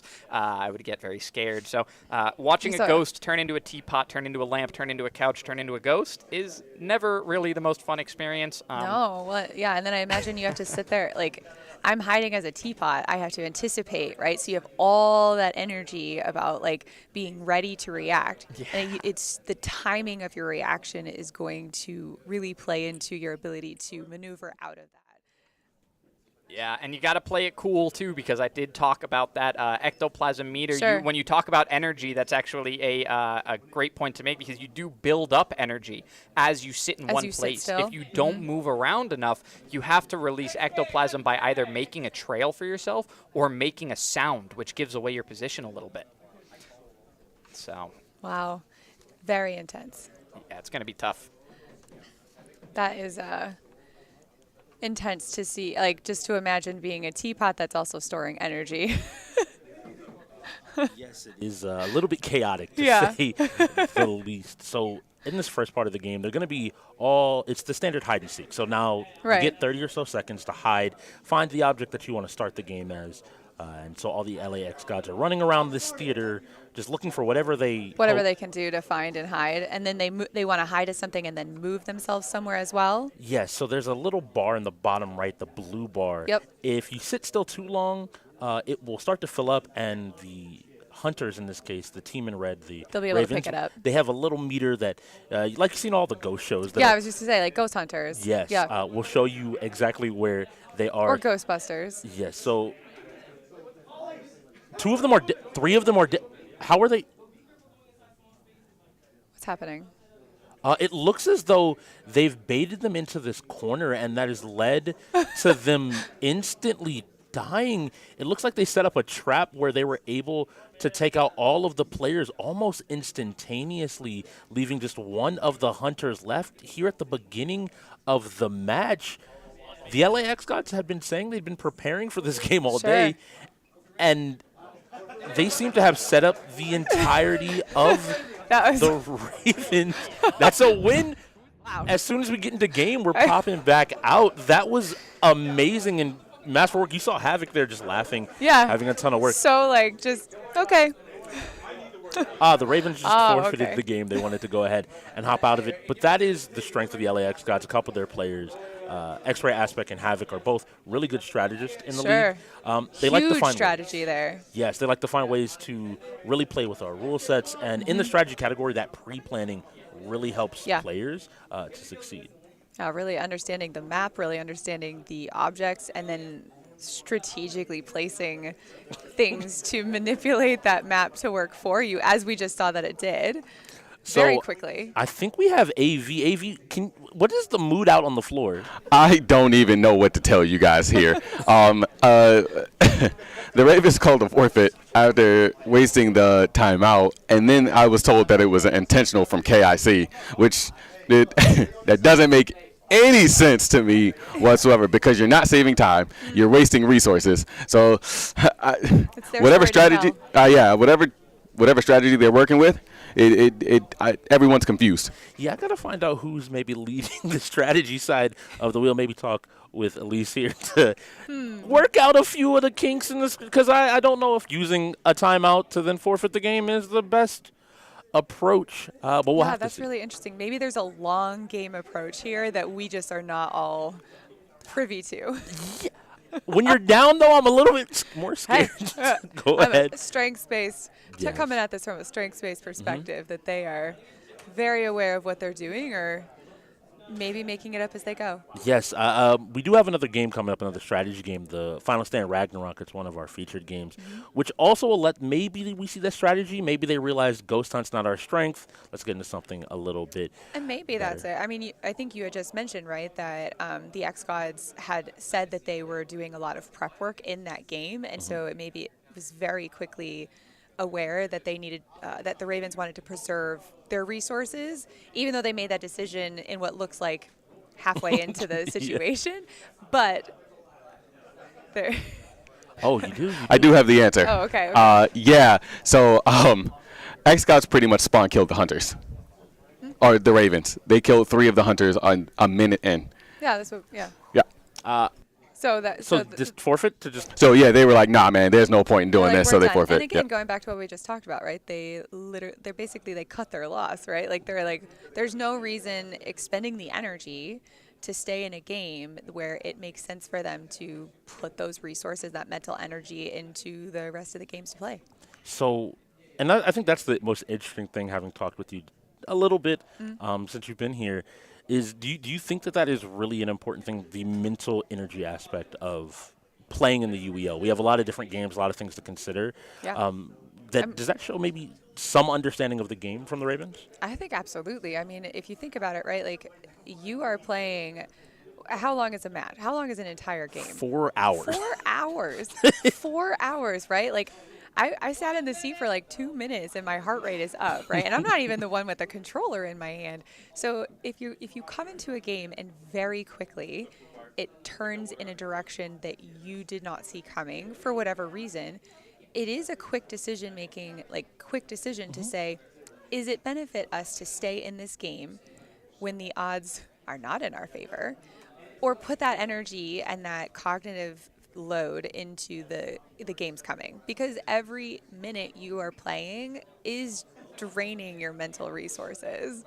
So I do think that there is strategy behind that choice. That is great to hear. I think you hit it on the head, at least for me. The idea of sometimes thinking about UEL a little bit different, because we're all used to playing games for fun, but competing in a space, you really have to be able to know. Yeah, I mean, for fun, right? Like, I'll stick it out, I'll learn from it. Maybe in practice, I'm going to stick it out and learn from it. But in competition, I don't have those minutes to give to a game that is already not in my favor. I'm moving on to the next game, to the next place that I can pick up that next win. Definitely. So here we're going to be jumping into some Mortal Kombat, a very different level. I thought we were going into Final Stand, but that is actually our next game. Okay. Mortal Kombat is one of our fighting games, and I think it really puts the title of the game shows off just how vicious the game can be in some aspects. 100%. This is like, it's always been one of the most violent games that graphics-wise has just continued. So here we have Nexus and Koza.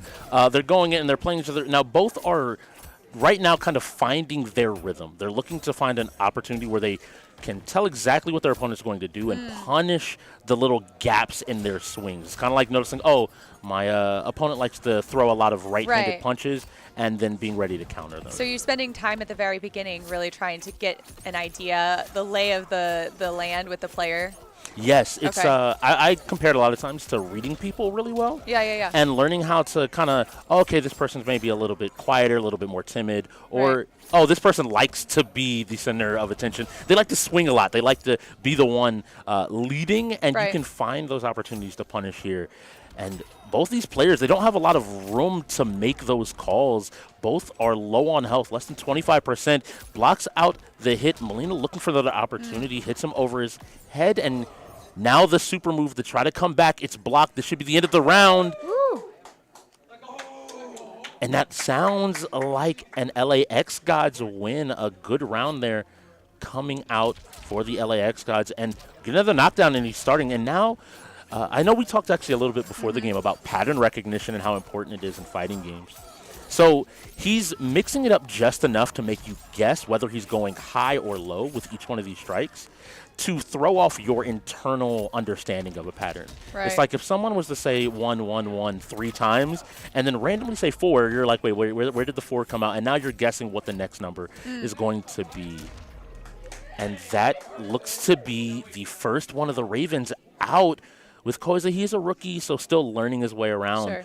But a very strong game plan coming out of Nexus. They seem to be really comfortable and really happy. And yeah, that pattern recognition is really important. I feel like the crossover, even just to like everyday, being able to anticipate, like read the room, read the people in front of you. I feel like that skill plays really well into this game, where you're picking up on the technical pattern recognition, watching those little cues, like you mentioned. What does my opponent do consistently? How do they jump? How do they defend? I feel like, and then you're processing all that information to kind of set up yourself to come at them.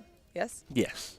I think you said it perfectly. You covered everything. I'm trying. Yeah, here. no, I think it's the fun aspect, because for me, you kind of just learn to do it. It's sometimes I remembered while we get into this next game, everybody getting their buttons set up. I remember talking with one of my teachers in college about math, and they were like, "Oh yeah, ask your fourth or your second grader brother or sister if they're 8." And we were all looking at him like, "Why are you telling us in Calculus 2 to ask them?" And they're like, Oh, because a lot of this is pattern recognition, and that's literally what they're learning. And so they're really good at sometimes being like, oh, well, these are the same. And so these skills end up transferring. So as a gamer, you don't realize that that's what you're doing initially. No, you're absolutely right. I think I think you bring up a really great point of even just like calling that out, that like if you're really good in these fighting games, like pattern recognition is likely a superpower of yours that just needs to be transferred into, and likely maybe already is in what you're doing. Tell me a little bit about the combos, right? Like how am I putting in a combo and then I'm ready to do the next one, but I have to anticipate what's coming at me? Yes, so it's a combination of really quick reflexes here. So KIC is looking at the situation, like we talked about, reading what's going to happen, and on reaction to a hit in a fraction of a second, has to have the reflexes to input his next button and have memorized what buttons are coming next. Because not everything works into every other button. So you hear each one of these as an individual direction and button press, and he's aware that, okay, after I hit this, I'm able to do this.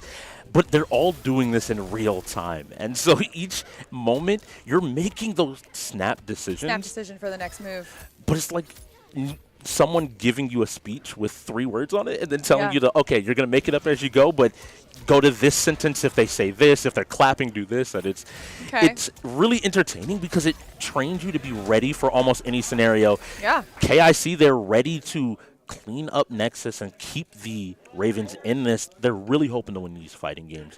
And so now X-Ray sits down. I mentioned a little bit earlier when I was talking with Speedy that X-Ray is the specialist on the xGODS side. I see a lot of fighting game players that also end up being strategists because of some of that crossover. Strategy games, the biggest difference, they tend to give you a little bit more time to think about the decision. Except for like the last game we just watched where you walk in the door and a ladder is just there to attack you. Yep. And so now I'm looking to see where each player is going. Is Cassie going to switch characters? That's a whole nother thing. Yeah, the character choice. You see all these different characters. They have different strengths. Some want to be up close. Some want to be far away. Some want to play fast. So some I want to play shouldn't slow. be picking them for their outfits or their hairstyle? Oh, no. When starting in a fighting game, I always tell people to pick a character you think looks cool, looks great, because you will be learning, and so having a little bit of fun of just like, oh no, I love the way that Melina's outfit looks is always a great way to pick a character. It's a good place to start. Yes. Okay. Now, once you get deep into fighting games, there are a lot of players that are like, yeah, I don't like this matchup specifically, so I'm going to pick this other character that I think is a lot stronger. So now we're going back. They are, it looks like maybe KIC playing a few mind games. It doesn't look like he's actually going to play Melina, going into the button check, being like, yeah, I'm going to do that. But actually is going to end up playing a different character. Maybe, again, some of those mind games cutting across, going back to his Lee May that he played before. And so both of these characters. So on one side, you have Raiden. He has electricity powers. He can call down lightning. Very interesting character. Was extremely strong, but has been toned back. And Lee May's kind of been this consistent lower middle character. But the players that play her and have played her consistently, you learn those. You learn the special situations that only you would know. Yes, the strengths. Yeah. And how to play them. Yes. So here we go. They both back up the full screen and now are looking to get in. And X-Ray's like, I don't want you anywhere near me. I will just keep on shooting as much electricity as I can. Nice job throwing out a hit. But KIC ready to find a counter and just get some damage out. Goes into an early combo here and is doing a quarter of X-Ray's life already. But X-Ray quick to respond, get a little bit more damage back in, using these teleports, trying to mess with the timing, jump from left to right, make you really guess where he's going to be. But it looks like KIC has found his rhythm to find an opportunity. No punish there. You mentioned it with just the combos, but it's not even just that.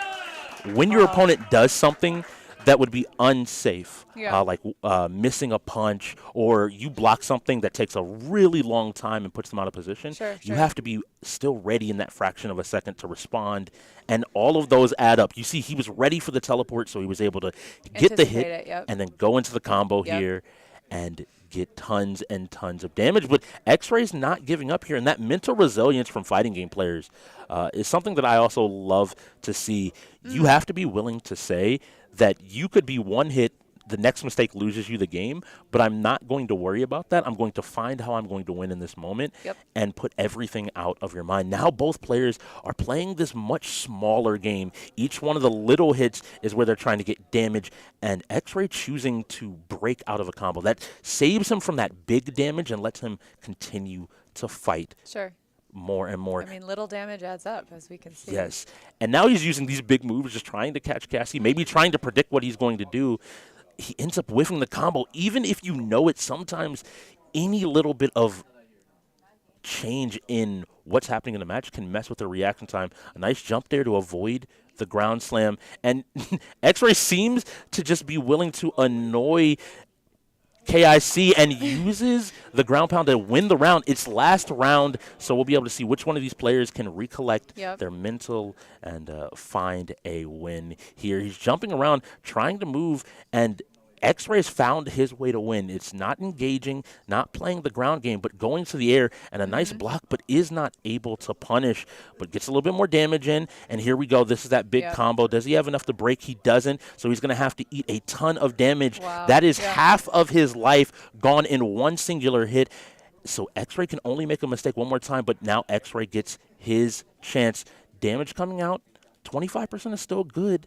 Each one of these hits is adding up, and he has to break there. He saw what happened last time he didn't, and is able to trade favorably, throws him down, and now we're back to that game. I don't think X-Ray is going to let him get close again. Ends up eating his own hit, blocks. There isn't a punish there. X-Ray punishes. He gets knocked down by his own cameo, and this should be the end of the game if KIC confirms the combo. And there we go. A great job by KIC and the Ravens. A close game by both sides. I want to give X-Ray a lot of credit. I think he put a little bit more pressure on KIC, and that's that pre-planning still. I think it's a lot easier to feel calm when you, like you said, the opposite of how the Ravens approached Midnight Ghost Hunt. Oh, this is going according to plan. I know you're strong. I know you're good. Yeah. But I am going to be prepared and just take my time, breathe. Okay, I know this, and we are able to go. Yeah, I mean, I think regulation is really key here, right? Like you mentioned, I mean, I have to be able calm, calculated moves, and it doesn't help you to get dysregulated. I know in my very limited fighting capacity that the second I'm dysregulated, I'm punching a bunch of buttons, and it's not going to do me any good, right? It's about taking those breaths and staying, like you mentioned, in the moment to moment. I can't think about that I could be one hit away from losing the round. I have to stay in this moment and do what I can right here. And man, it's a lot of fun, but these players, not just in the moment, now that game is over, they have to step out, and they're going into a completely different genre, a completely different game in Final Stand Ragnarok. There we go. Change it up. Whoop. I had a ton of questions just about any tips you have for maybe some players at home or anybody at home maybe with the idea of regulating or keeping their mental in check when moving from activity to activity, especially if it's a dynamic change. Sure, yeah. I mean, I think like we talked about, like I talked a little bit about with Speedy, right? Like switching from that higher tempo game into a bit of a lower tempo. Again, reaction time doesn't really change as being a thing you don't need. I think reaction time is probably across the board here, but it's what you're reacting to. Self-regulation, breathing is really important. Taking those breaths, maximizing the use of your setup. So I'm leaving one game and I'm heading into another. There's probably going to be finite moves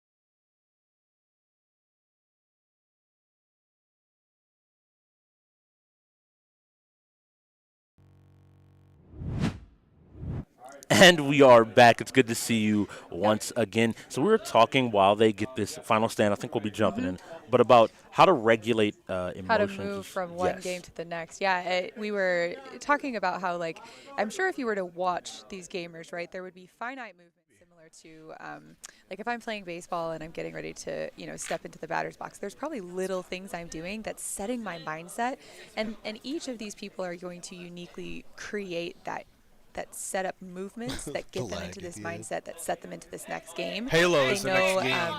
Where their keyboard is, where their mouse is, where their controller is, maybe how their posture is, and all of those things are really setting them up for success, to put them in that mindset to step into this game and take on whatever skills or strategy that requires is coming at them next. Really do appreciate it, because I think that a lot of, again, we don't think about those type of things getting into it. And players in this game have to do that as well. So in Final Stand, you are a character essentially fighting hordes and hordes of creatures, spiders. Don't know why it's always in fantasy spiders. They always have to include spiders. Always. But skeletons will. But each one of them, you have the possibility of spawning into 3 or 4 different maps with different objectives and different things you have to accomplish to find success. So you have to, in the moment of these games, sit down, and in this case, they're going to be running around, and it's going to tell them initially to eliminate some of the enemies, but they'll have to move around to the map and maybe defend a different point. And so you kind of have to be preparing yourself and find your rhythm and refine your rhythm. I was just going to say, you're saying find my rhythm, but at a moment's notice, I'm going to have to refine my rhythm. So I've got to be ready to refine it in any second. And this goes back to Midnight Ghost Hunt and the strategy portion, where that pre-planning is going to be helpful. If you know that, oh, hey, I need to run left in 2 minutes, it doesn't feel like as much of a shock here. So people pick different characters. The character, we're watching Havoc here, everybody at home. That camera lit up on the top, that is Havoc to your face, the tier 6 of the LA xGODS. He's just pretty strategy specialist, a pretty all-around gamer here in the UEL, but a strategy specialist. And he's playing a ninja character. She has a lot of AoE, but has the ability to go invisible, just like you'd expect a ninja to do, and strike really quickly from the shadows and deal a ton of damage. The characters in this game are really fun.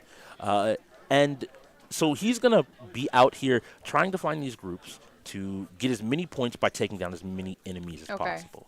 The major ways to get points in this game are to either eliminate the enemies, the skeletons, all these creatures you see him running up to, or to complete the objective. Sometimes that's one and the same. Sometimes it's a little bit different than just getting kills. But you can see here, he's now moving out. He's really aware of where his opponents are, what they're doing, and happy to be by himself so he can get as many points to himself without having to worry about someone maybe jumping in to take some of those points. Is my character choice key here as well? Is it a matter of preference? Is it? So I think as you play more and more, yes. I think there are characters that are just better at dealing with large groups of enemies. I always will say you never bring a hammer to, deal with a screw, like a screwdriver type situation. But you can make things work if you are recognizing. You can see Havoc knows this map, and I know that because he is backing towards the next objective, is already out here at the tower. He's prepared. The moment he spawned in, he knew exactly which map he was on. He knew what was coming next.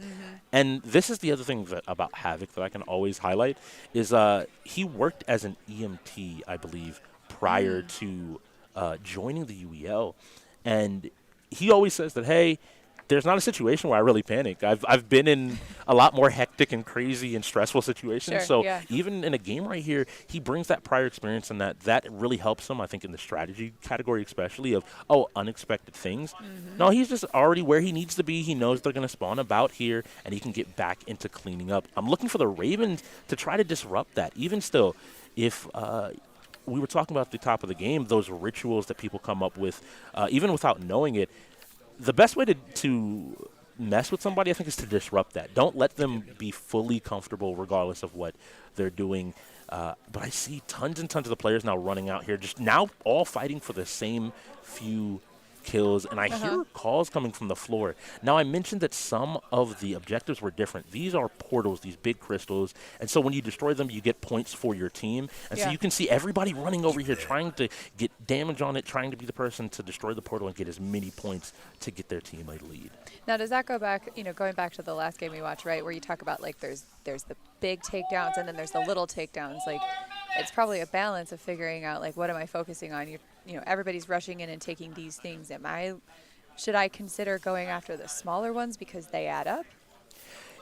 That is a lot of player preference. You can see Havoc was even near one of those crystals starting to spawn, and maybe realizing no one is really dealing with all of the creatures back here, finds an opportunity to get himself a ton of points by just adjusting. If everyone's going to be over to the left doing something, that means no one's back here dealing with all of these little minions that you mentioned, getting more and more points for his team by just adjusting and realizing that, hey, there isn't one right answer, and I think that's sometimes for someone like me, that's the fun of video games and strategy games, is there isn't a correct option.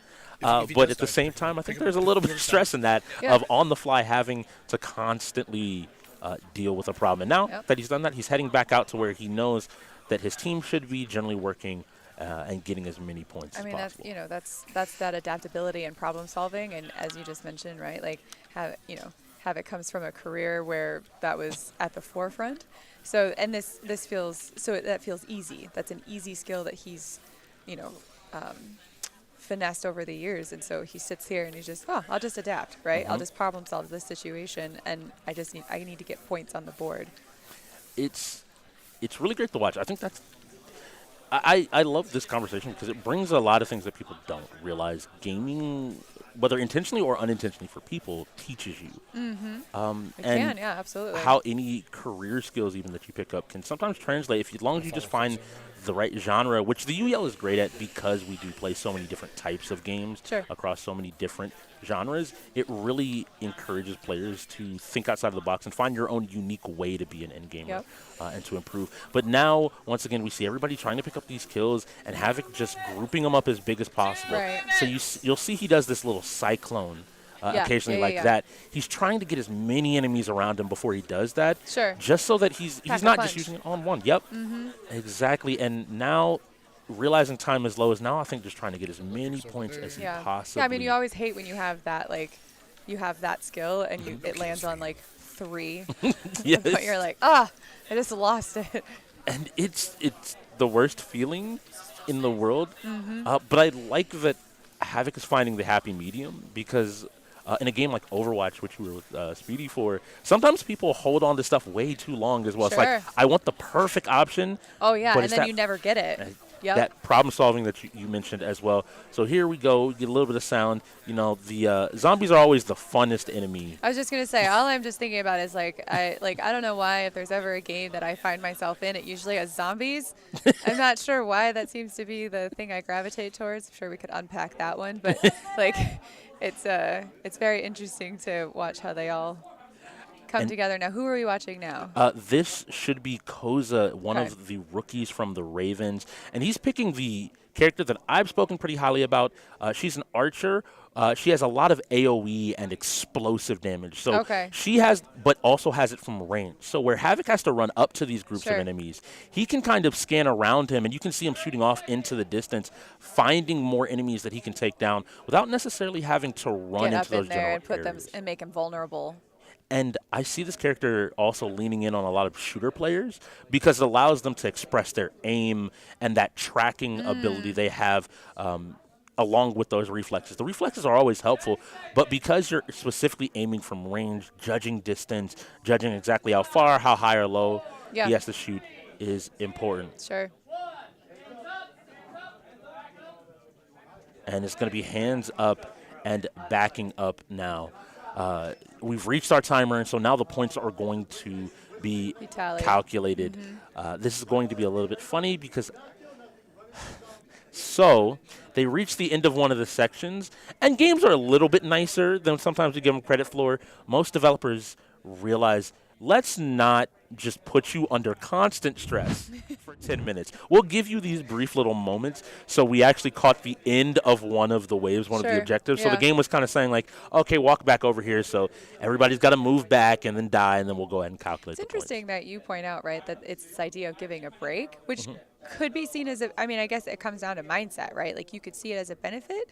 You could see it as a detriment. I mean, being able to pick back up and get right back in, you may not be able to get that rhythm back. And I think in gaming too, we can get really sucked into being in a rhythm and finding our pace, and having that disrupted is where we can run into issues of, like that dysregulation, losing our cool, and then not having those skills to be able to recover from that disruption. I can agree. I at least for myself. Do you know what I'm talking about? I completely understand, because I think as I've gotten older, yeah, I enjoy the moments where I can breathe a lot more than I think speaking with some of the younger players especially. They're like, no, like, let me just keep going. I found what I need to do. Sure. If I can just constantly stack it up. And I think that goes back to the different genres.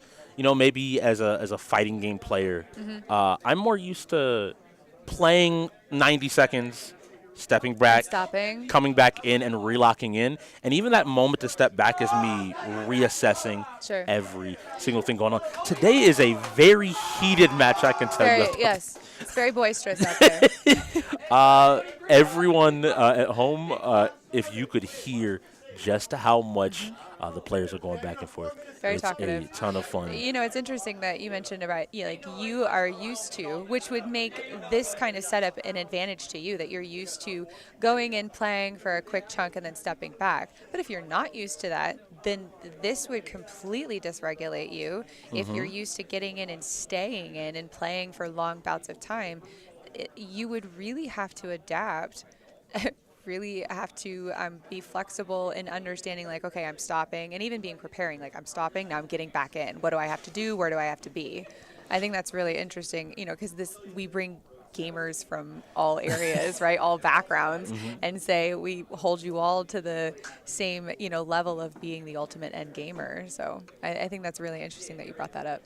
It's a fun experience for anybody at home if you were interested in getting in on the action. Season 10 signups have actually started for over $1 million. So go ahead and head on over to the Discord or the website and sign up with us. But AV, I believe, has us another update. AV, what's going on?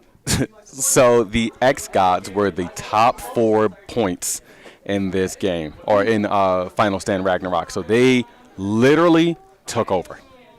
Yeah. All right. And then and this is one of those things that definitely is. Today, I really thought about it when I was looking at the different xGODS. And they're a very good strategy team. Beyond just having a lot of experience on their side, they have a lot of really good strategic minds. And some of the strategy games I expect to go their way, but for all 4 players to be up there, I'm going to have to, this is for the Ravens, go home, maybe relook at the game, maybe reevaluate how you're approaching some of these. But that's the beauty of UEL. We play week to week, every single week, 4 games. So you get the opportunity to try a little bit, maybe get used to the format as you were kind of alluding to as well, and then go home, work on it, and come back each and every. Well, and that's, another point that you make, though, right? Like, it's a random, right? You have this wheel, and it's randomly going to tell us what's happening. We've seen a lot of strategy today. We've seen a lot of games that, like, require a ton of strategy and forethought, and I think that's allowing some of those strengths on the xGODS to come through. It's definitely, I think, playing to their benefit. And what would play to your benefit at home is our PC sponsor, SurfThing. We're going to let you know a little bit about them right now. If he loses this now, I don't even know.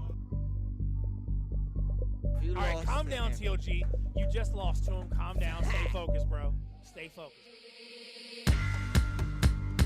Going great on his trail. Right now, hunting down from the Bandits. Oh, and there. And that one goes in there, taking this one away. It's 5-2. The first half is really starting to go their way. Yes, it is. Definitely is. This could be a runaway, like you're saying.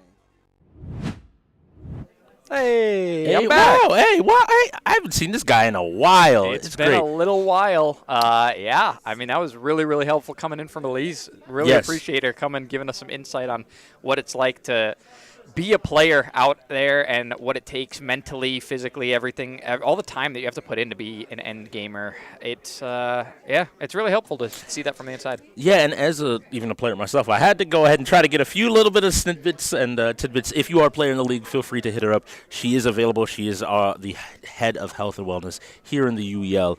And talk with her more. She is very knowledgeable about not just what we do from a gaming perspective, but how to approach it, and really was able to give some tips that I think could help anybody in the UEL succeed.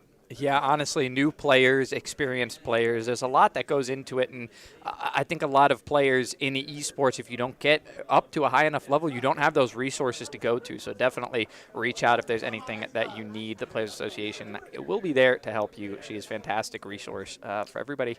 If you need any kind of health and wellness assistance, go ahead and reach out. But there's going to be a set of players here that's going to need a lot of assistance because I think this is going to be a pretty extreme matchup. This Halo Infinite is going to be rough on one of these sets. We do have KIC and Herb going in. I believe that is because they were the only two players available, correct? Yes, and Herb went in in their game against the Shogun, but notably GGO was in the game. On the xGODS side of things, not able to send in who they necessarily would want to. None of them are bad shooters, but Electric being their shooting specialist, whenever he's gone in for a shooter, he has this impeccable record. So not decided to think what the exact lineup they would want, but I think the LA xGODS probably are a little bit happier. Herb's not a bad shooter. KIC is a tier 1. The expectation is there that you play everything, but ultimately, when sitting here and looking at it, I do think that I'm favoring the xGODS on this. I'm excited to see how the Ravens Tier 1 and Tier 2 work as a duo together.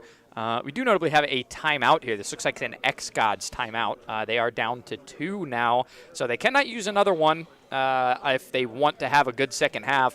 When you go into the second half, you do lose 3 of your timeouts anyway. You'll only be down to 2 at that point. So the xGODS in a situation where if they go into the half like this, then they use all their timeouts very well. But if they need to use any more, they're going to wish that they had hung on to one of these. So definitely going to be a setup thing here. I imagine that clock was getting low, and they wanted more time to be able to set up well so they wouldn't take a penalty of any kind. Yeah, I will, once again, I continually tell players, if you look up and there's 10 seconds, you can wait till 5 if you feel comfortable playing a little bit, on the edge, and you realize that you're not getting in game. You're going to lose it anyway. Go ahead and call it. I would rather you do that than to be like, oh, you can at least make it look intentional at that point. Yeah. Like, we just had a slow PC and we were just making sure everything's going on. You don't have a slow PC, though. SurfThing, I know these no PCs. Shot. Yeah. They're the fastest PCs. No shot. The best. The best. The greatest. So Speedy, I want to give it to you. So the spread of today's game has been really interesting. We've seen a lot of racing games so far in this first half, and a good bit of strategy, and then shooters, one fighter really rolling. Do you think that plays to the benefit of either of the teams? I do think that the fighters not yet coming out is helpful for the xGODS to get an early lead. I think when those fighters come out, depending on who's available and what game it is, it's going to be dependent. The xGODS aren't out of this one if a fighter rolls, but I do think that the Ravens have more players that are capable across more games in the fighting category. And once those start to come out, I think we're going to see this scoreline start to even up. Okay, yeah, I was wondering myself, because I was sitting back and I was wondering how things are going to change. Double Slayers, so it seems like the players going in are confident in their shooting ability. Yeah.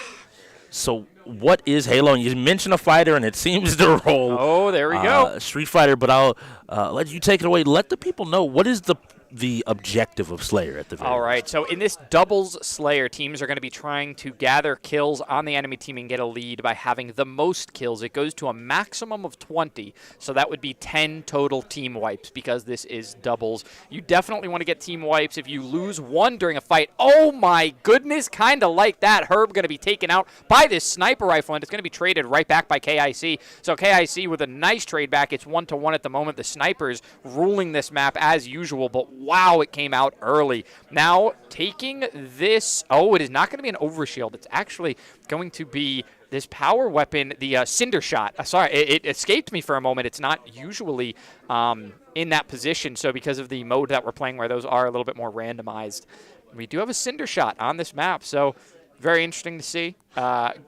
Traded out for the Magnum is very interesting because the Sidekick, it's a sidekick in this game, is the it's a very reliable weapon, high rate of fire, and if you land a headshot after the shields are broken, that will be an automatic kill. So it's interesting to see that be traded out for the Cinder Shot. Maybe not too confident in landing those headshots, wanting to use the assault rifle and the cinder shot for a lot of burst damage. It looks like both teams are looking for positional advantages. Yeah. Moving around, the early sniper rifle, I think, encouraged play towards this bottom side. That's a little bit easier to see, less corners, kind of this long sight line. And now they seem to be fighting. Does that cinder shot help maybe in tighter quarters, further quarters? Where do the Ravens want to be playing with this weapon?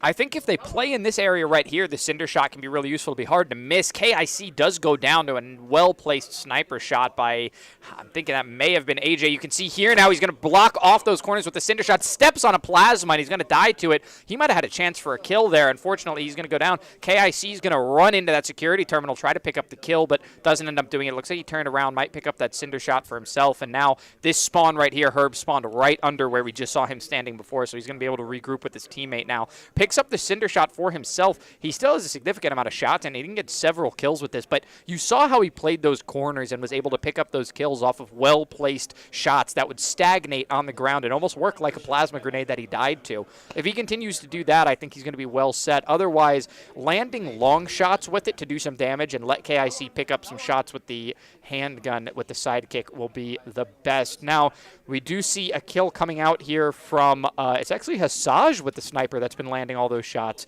AJ picks up the new cinder shot, so there's now 2 on the map.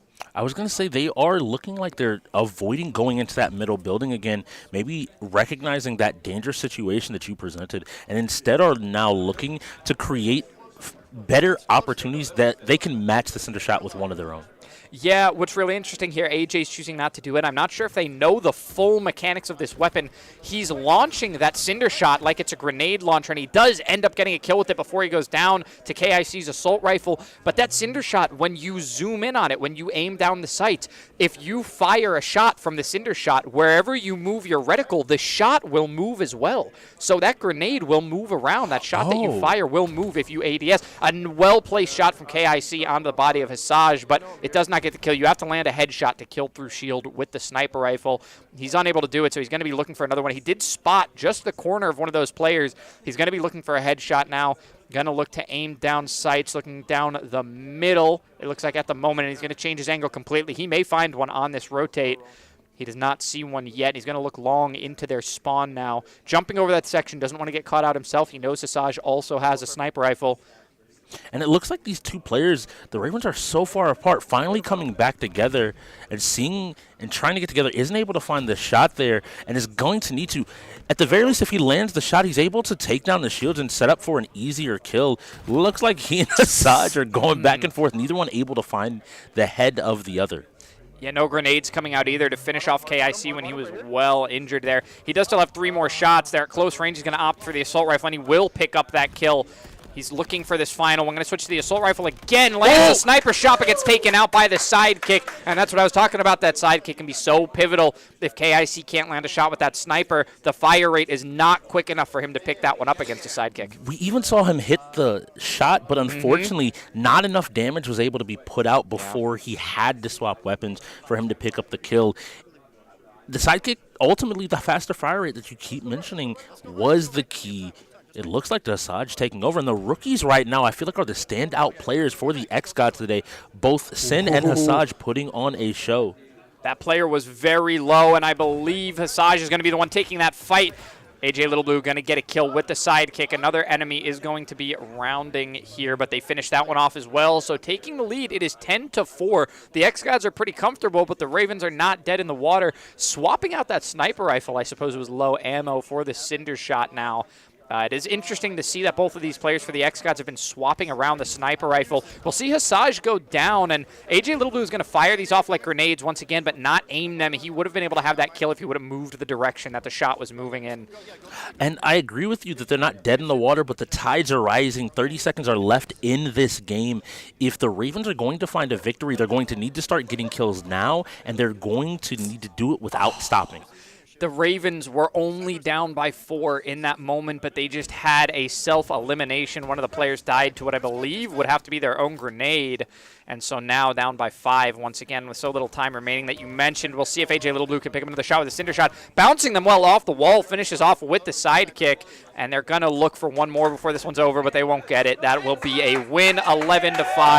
The xGODS take the victory and put themselves up 7-3 in this matchup as we close near the half. 10 games down and a 70% win rate for, that's quick math for people at home, for the xGODS. Definitely wasn't easy in the least bit.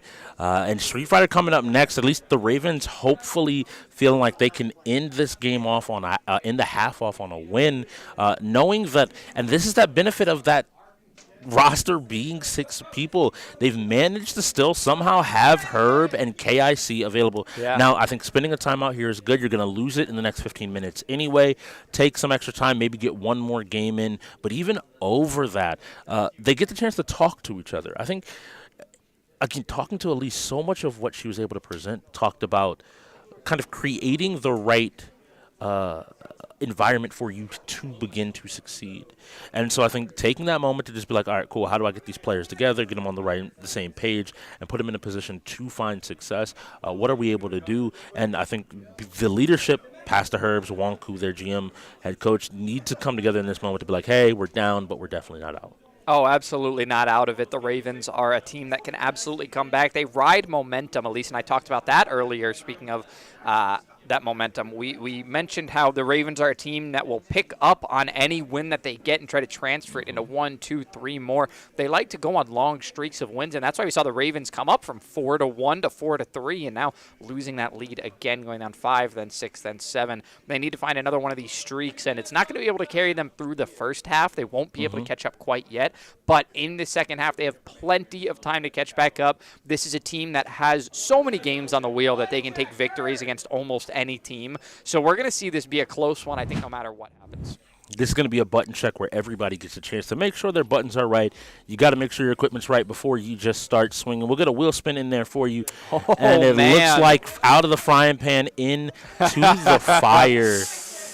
Woo, so we'll see who is available and able to go in. Again, this 5-man roster means that they should pretty much be able to get all of their fighters, Flying Kitten, KIC, and Herb into Tekken to be in a good spot. So here we go. This Akuma coming out.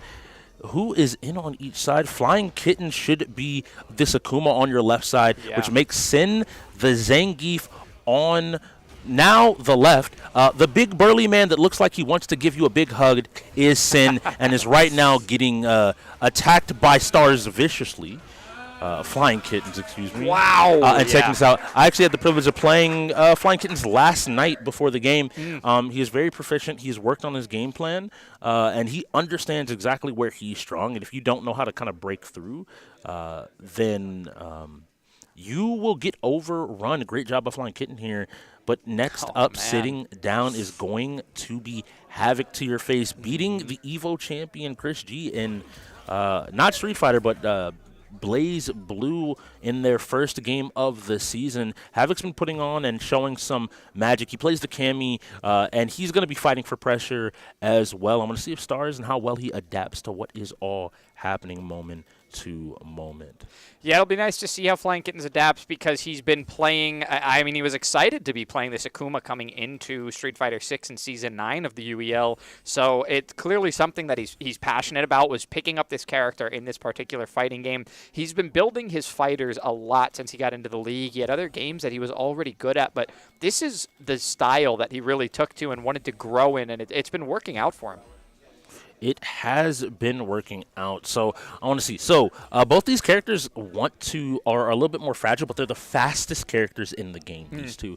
They have a lot of movement speed, the ability to traverse the map exceptionally quickly. And so I'm going to see which one of them is able to get it. And you see the moment the game was live, Stars immediately threw a fireball, and now Havoc's in his face, and Stars responds in kind. I think both of them are going to be throwing haymakers, looking to find a kill, and a nice job waiting, being patient, and punishing. And now with the overhead, doesn't catch him, but is pushing him back to the corner with these drive impacts.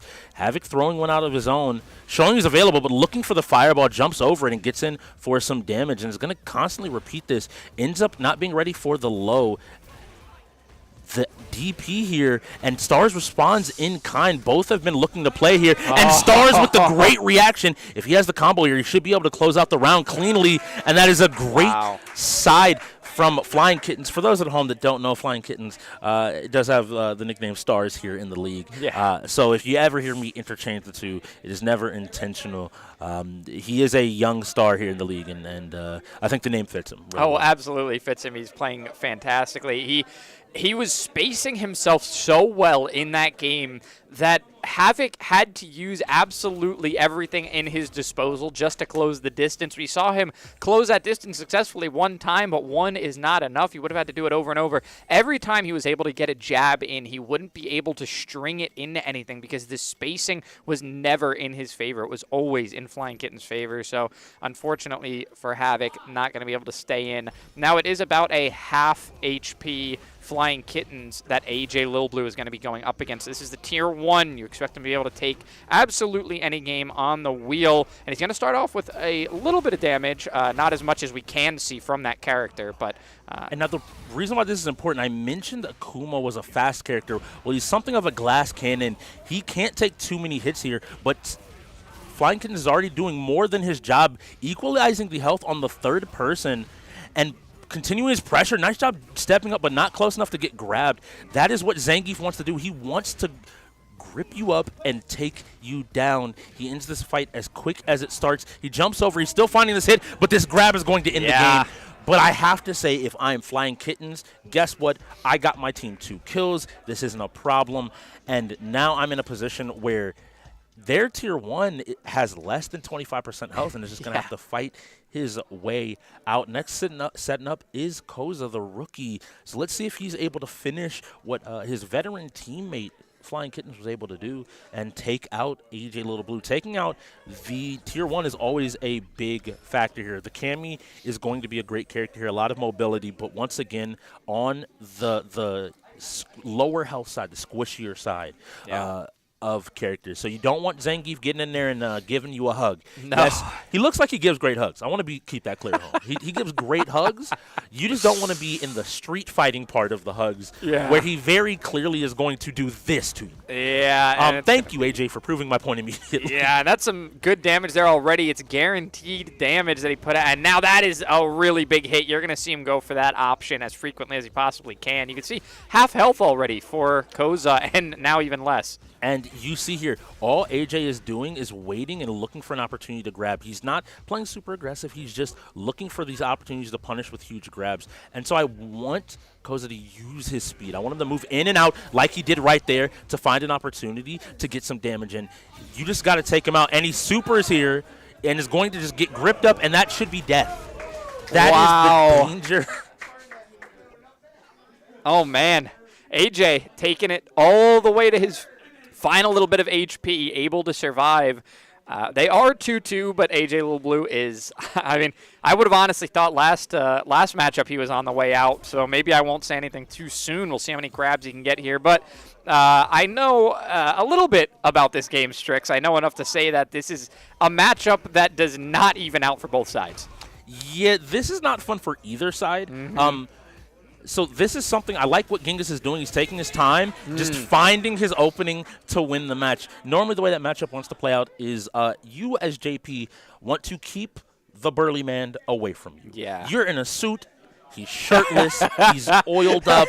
He's been wrestling. You're like, don't, please, look, I appreciate a handshake. No, let's not do it. And so you use the cane. You use, ghosts made of psychic energy, normal stuff. A lot to of keep him as far distance away. to play. Where on the other side, Zangief is still, again, he just wants a hug. Just a few hugs. Just let me get close to you. And so you normally see it be a lot slower paced of a game to get a step-by-step closer and to get into a position to grab a hug. So they're anchoring Nexus here, which is really interesting. I mean, I wouldn't have expected it, but feeling maybe like X-Ray needs to come in to just take out Genghis. Also playing the JP, so knowing the matchup. Now, on the right side of your screen in the purple is X-Ray. On the left side of your screen is going to be Genghis. Now, notably, one's using Classic and one isn't. This gives him access to a few more moves, and you can see X-Ray is just bullying him with this pressure over and over again. Whereas Genghis is not even able to jump in and try to take a fight. X-Ray not even really utilizing his combos, instead looking to just do a little bit of damage. I think he's going to back up and just go back to what he was doing before and eliminate him before he even has a chance. Next up is Pass the Herbs. I am Herb, excuse me. All these players changing names. I know, they are. It was the same thing with the Reapers last season. We had trouble keeping up. Luckily, they went back to their original names, and we know what everyone is now. We'll have to get used to this. This I Am Herb and Flying Kittens, but they've got it locked in, I'm sure, now as very much veterans. They're going to know what they want to be called for the rest of their career. But X-Ray Aspect, so dangerous on this JP. He knows all of his options and play styles. He knows how to play that distance and get his early advantage. He even closed the game with that spacing. But in the middle, when things were getting too tight for him, he was able to use his close range options. They aren't meant for damage. They're just meant to create you that space again. Now, we have some players in the league who can turn it into damage, but it's not really what it's there for. JP has a lot of ranged options that he wants to use a majority of the match, and we see him going right back into it.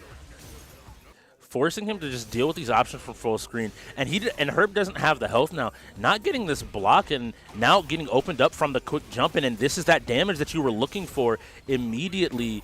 And now gets grabbed up as well, and that's a perfect KO. Wow. Herb not even getting a chance to play the game. And this is where I'm going to start the conversation. This is why you are a Tier 1 KIC. Oh, yeah. This last week on Sunday, you made Chris G slow down. Yes. Everyone else, he was running through, he was putting the pressure down and finding these victories.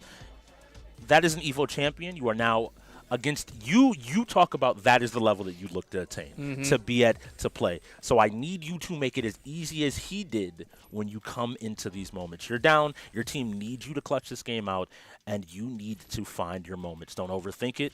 Play the game. You've put the time in. The expectation on here is still that I think KIC is the favorite, but the xGODS have done a great job of dismantling this team. He's seen X-Ray started with that option multiple times, and now forcing him away from his portal throws him down and is now going to be able to enforce his own pressure. And X-Ray jumping up and back, avoiding, going to get big damage here. All the damage he gets is important because it's less that Nexus has to worry about. And KIC looking to use these grabs a lot, but realizing that maybe X-Ray is a little bit more jump happy. I need him to start challenging this options in the air. He needs to get as much damage as possible. Goes into level 3, realizing, like, I need to get as much damage and finish this because if I don't have the health, it doesn't matter how good I am. I won't have the room to fight Nexus. Blocks the move, jumps in, gets tagged once again. Nice job using the DP to catch him on the crosscut. He should be able to finish this round, but the super is going to do big damage, and with one hit, he manages to survive with a fraction of his health bar. Such a heavy cost for him in that round. Honestly, with KIC being a player that made an EVO champion show him respect in fighting games, I want to say that was an amazing display from X-Ray Aspect.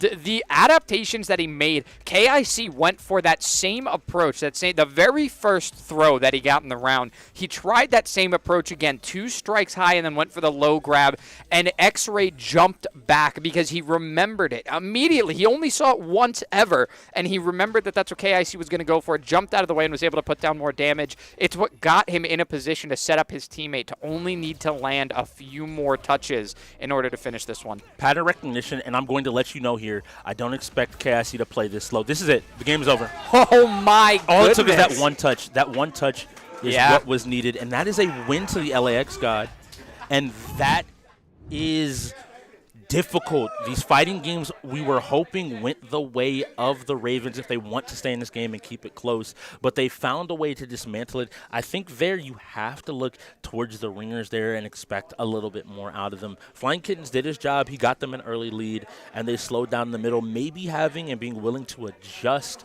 a little bit, send Herb in maybe a little bit earlier to continue to threaten there. I think that I don't know where Nexus is in Street Fighter, but it looked like he was comfortable. He got his hit and managed to find a kill. KIC has to clean it up. Herb has to clean it up because they need to be able to threaten the opposing fighters at the end of the day to continue to allow this Ravens team, I think, the freedom to fly around through different genres and compete. The assumption is with 2 players of that caliber, including fighting 3 players with strong fighting game abilities, you should be able to take the fighting game consistently against most teams. Yeah, the xGODS, they set their players at 2 through 4 and maybe even further on. That's the positions you set them for. You teach them a couple of bread and butter combos because in a game like Street Fighter where you can work on the health bar and leave them with just a little bit to finish, they don't have to know how every single engagement works just yet at the beginning of the season or maybe their first time playing the game. They don't quite have to know how it works just yet. If they can learn those bread and butter combos that will finish off a low health target, either once or twice is all you have to do to land it. Nexus, very capable player, is at tier 2. He can play just about anything on the wheel. We know this about him. But in comparison to X-Ray Aspect, who was covering that team's entire run through Street Fighter, Nexus was really just on cleanup duty, and he pulled through, and he was able to take down KIC, who can play against some of the best and win. So good on Nexus for finding his opening, knowing that he didn't have to play for the long game as long as he can get that first touch. Yes. It's difficult. Now, I know Herb is going to want to get back, and Tekken is the game to do it. If I thought they had a chance of winning Street Fighter, I would say that this would be the straw that breaks the camel's back. If somehow the Ravens lose Tekken, with the ability to send all 3 of their desired players in here, Flying Kittens, I am the Herb, and KIC in. I don't even know if they necessarily send KIC in, thinking that they need to hold him just in case something else comes up. I was just starting to think about it. These 2 should be enough to do it. Yeah. They have good players. Herb, for example, in Tekken 7, yes, it's a very different game, managed to make it to the top 100 players at EVO of, I think it's 2019-2020, only losing in groups, I believe, to Knee, who is considered the best Tekken player of all time by many people. So it should start to show the level that they are at. Yeah. Stars, Flying Kittens, has soared into a completely new bracket. In my opinion, if you saw him 2 or 3 seasons ago, he's killing most players in the league as well. And so now I need the 2 of them to go in and to just straight up dominate these games. And now I'm looking, if I look across the board, X-Ray Aspect, Nexus, y'all have put in some time, y'all have learned from some really great players. Now is the time to show it if you're going to continue this lead and to solidify yourself as the best team in the South, bar none. There's definitely a chance. The xGODS are a very scary team all around, and this could be a match that people point to just not mess with them. They're going to be no holds barred. If they can win this match, Tekken, against the Ravens, every team that goes against them should honestly be frightened of their abilities because they will be unpredictable. We do have Rainbow Six Siege coming up next, so another 5v5 game, but this time synchronous. They will all be playing at the same time in that shooter. So it's Steve versus Eddie, and this should be X-Ray Aspect on the Eddie, and then Steve is going to be Herb. It looks like instead matching fighter for fighter, this is a button check. Yeah, it had to be a button check. Just a button check. Herb not needing to show too much, making sure his buttons work, and then immediately jumping in to the game. All right, let's see how much you've labbed. I have high expectations of fighting game players in comparison to a lot of the rest of the league. A lot of the league, winning a round, I'm happy for you. For fighting game players, I want to see something more. We see a big throw for Herb to start off and is now putting the pressure down. He's not giving X-Ray a chance to breathe. A little bit of payback for that Street Fighter gameplay. X-Ray breaking the throw and starting to move around with Eddie. You see Eddie duck and dip and disappear around, but I think the round is about to end in the moments while I'm finding my words. Yeah, Herb is comfortable for sure. He showed a little bit of respect to X-Ray there, allowing him to have his turns, but being able to read what he needed to block and for how long. He clearly knew that matchup well. There have been a lot of players playing Eddie recently in the league, so probably felt pretty comfortable in general. Something that he's been doing a lot lately is playing against that character and practicing in live games as well, so not much to worry about. It's going to be when they switch it up on him, when a couple of these different characters come out, he's going to have to adjust his play style, but I don't know if there's going to be a ton of other players on the other side that he needs to show that same slow play respect to. Eddie has been the character that most players default to. AJ is going to show us one of the other options that players do, and that is the Victor. If you're looking at the league from the outside wondering what the most played characters are, I would immediately tell you that you're looking for Kings, Victors, and Eddies are the most played characters, especially by those that don't really play fighting games. Yeah. The fighting game players have a tendency to kind of drift around. We have Dragonoffs, we have a Steve, we have Laws, we have Lees, we have Juns, and everything in between. Players really find their own home when they're a fighting game player, but AJ was able to show a lot of dominance even last season with this Victor, and my hope is that, again, as a Tekken player, I'm expecting Herb to know these matchups. These are both common characters, Victor being even more common at the release of the game. Yeah. Yeah, and then we've seen a couple of other that pink-haired character as well with the wings. Alyssa, yes. Yeah, a couple of players have picked that one up. I remember it being odd towards the end of last season to see that. It was significant when a player would pick her because it meant they had something up their sleeve. So it is fun when we get those, and I'm curious if we'll see any of those kinds of picks in this matchup. So, to give everybody at home a quick setup, we already saw past Herb. He's a boxer. Wants to move in, get his jabs in. He's fighting a French assassin with the ability to teleport up into the air with a magnetic fire laser sword. Okay. I believe so, they have that completely in Super fair, Smash Brothers. completely normal. Yeah, a boxer versus a Secret Service laser sword man. Very good. All right. A Secret Service Jedi. While fighting in a building that's being shot up by a giant helicopter, by the way, in the background. But Tekken's fun. Yes. Herb already starting, jumping into heat. This mechanic in Tekken 8 is what defines it. It's meant to be an aggressive game. You're meant to push your advantage. You're meant to show your opponent that it is your turn. And that is exactly what Herb is doing. Almost two perfects on his side, breaking those throws. Take your hands off him. He knows, but AJ says, I'm coming out swinging. But a tight 1-1 jab coming from Herb knocks down AJ, and he looks up to say next. Herb wants to prove a point after that Street Fighter game. Herb doesn't just know when his turn is. He knows when every turn is. He doesn't miss any opportunity. He knows exactly how much space he has to have. He knows the pixels, the amount of time that it's going to take you to rush him, and if he's going to be able to get his jab in before you close the distance. That's what makes him such a dangerous character to play against. And now, Dragunov, this is a character that I remember, even as a non-FGC member, dominating the end of the Tekken 7 life cycle. Well, it didn't change much into Tekken 8. This is the de facto best character in the game currently. A lot of players have picked him up. He has some strong game plans, some weaker game plans. But if you're just hoping to knowledge check him, I have to see from Sin to see exactly where he is and how much time he has gotten with the game. Is this a button check? Nope. It looks like these two players are going in. It is a button check. It is a button check. It's like, y'all are playing very compact. Y'all are playing very ready to go. I didn't know. And here we go. We are live into the fight. So now I want to see, show me, Sin. What do you have up your sleeve?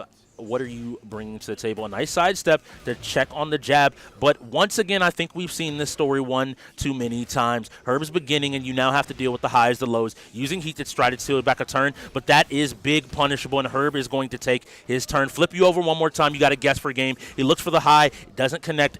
Is he going to go low? When is it? Nope. And I think Sin was also looking for it. Wasn't able to find it, but did found a glove to the chin. 3 down, and past Herb, I don't think has dropped from 80, 90% health in any of them. No, he really has. He's dropped very little. He hasn't been able to close any perfects yet. It shows that the xGODS are at least not too scared of him, but they're giving him a lot of respect. They spend a lot of time on the back foot. We did see an attempt there from Sin to get aggressive. We saw X-Ray as well had a good shot at it. AJ was the one who tried to take the most aggression, and he really tried his best, but he was caught out at the end just when he was getting his stride. Yes, so now we have Jun, a returning character from Tekken lore. This is a character that used to be super strong, is kind of more middle-ish of the pack now, but requires you to have a strong fundamental understanding of Tekken to really get the most out of her.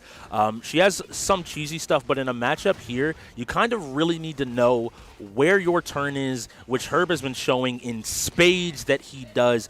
He might be the game master because he's dictating everything that is happening in this game right now. Yeah, really putting on the pressure. He didn't let...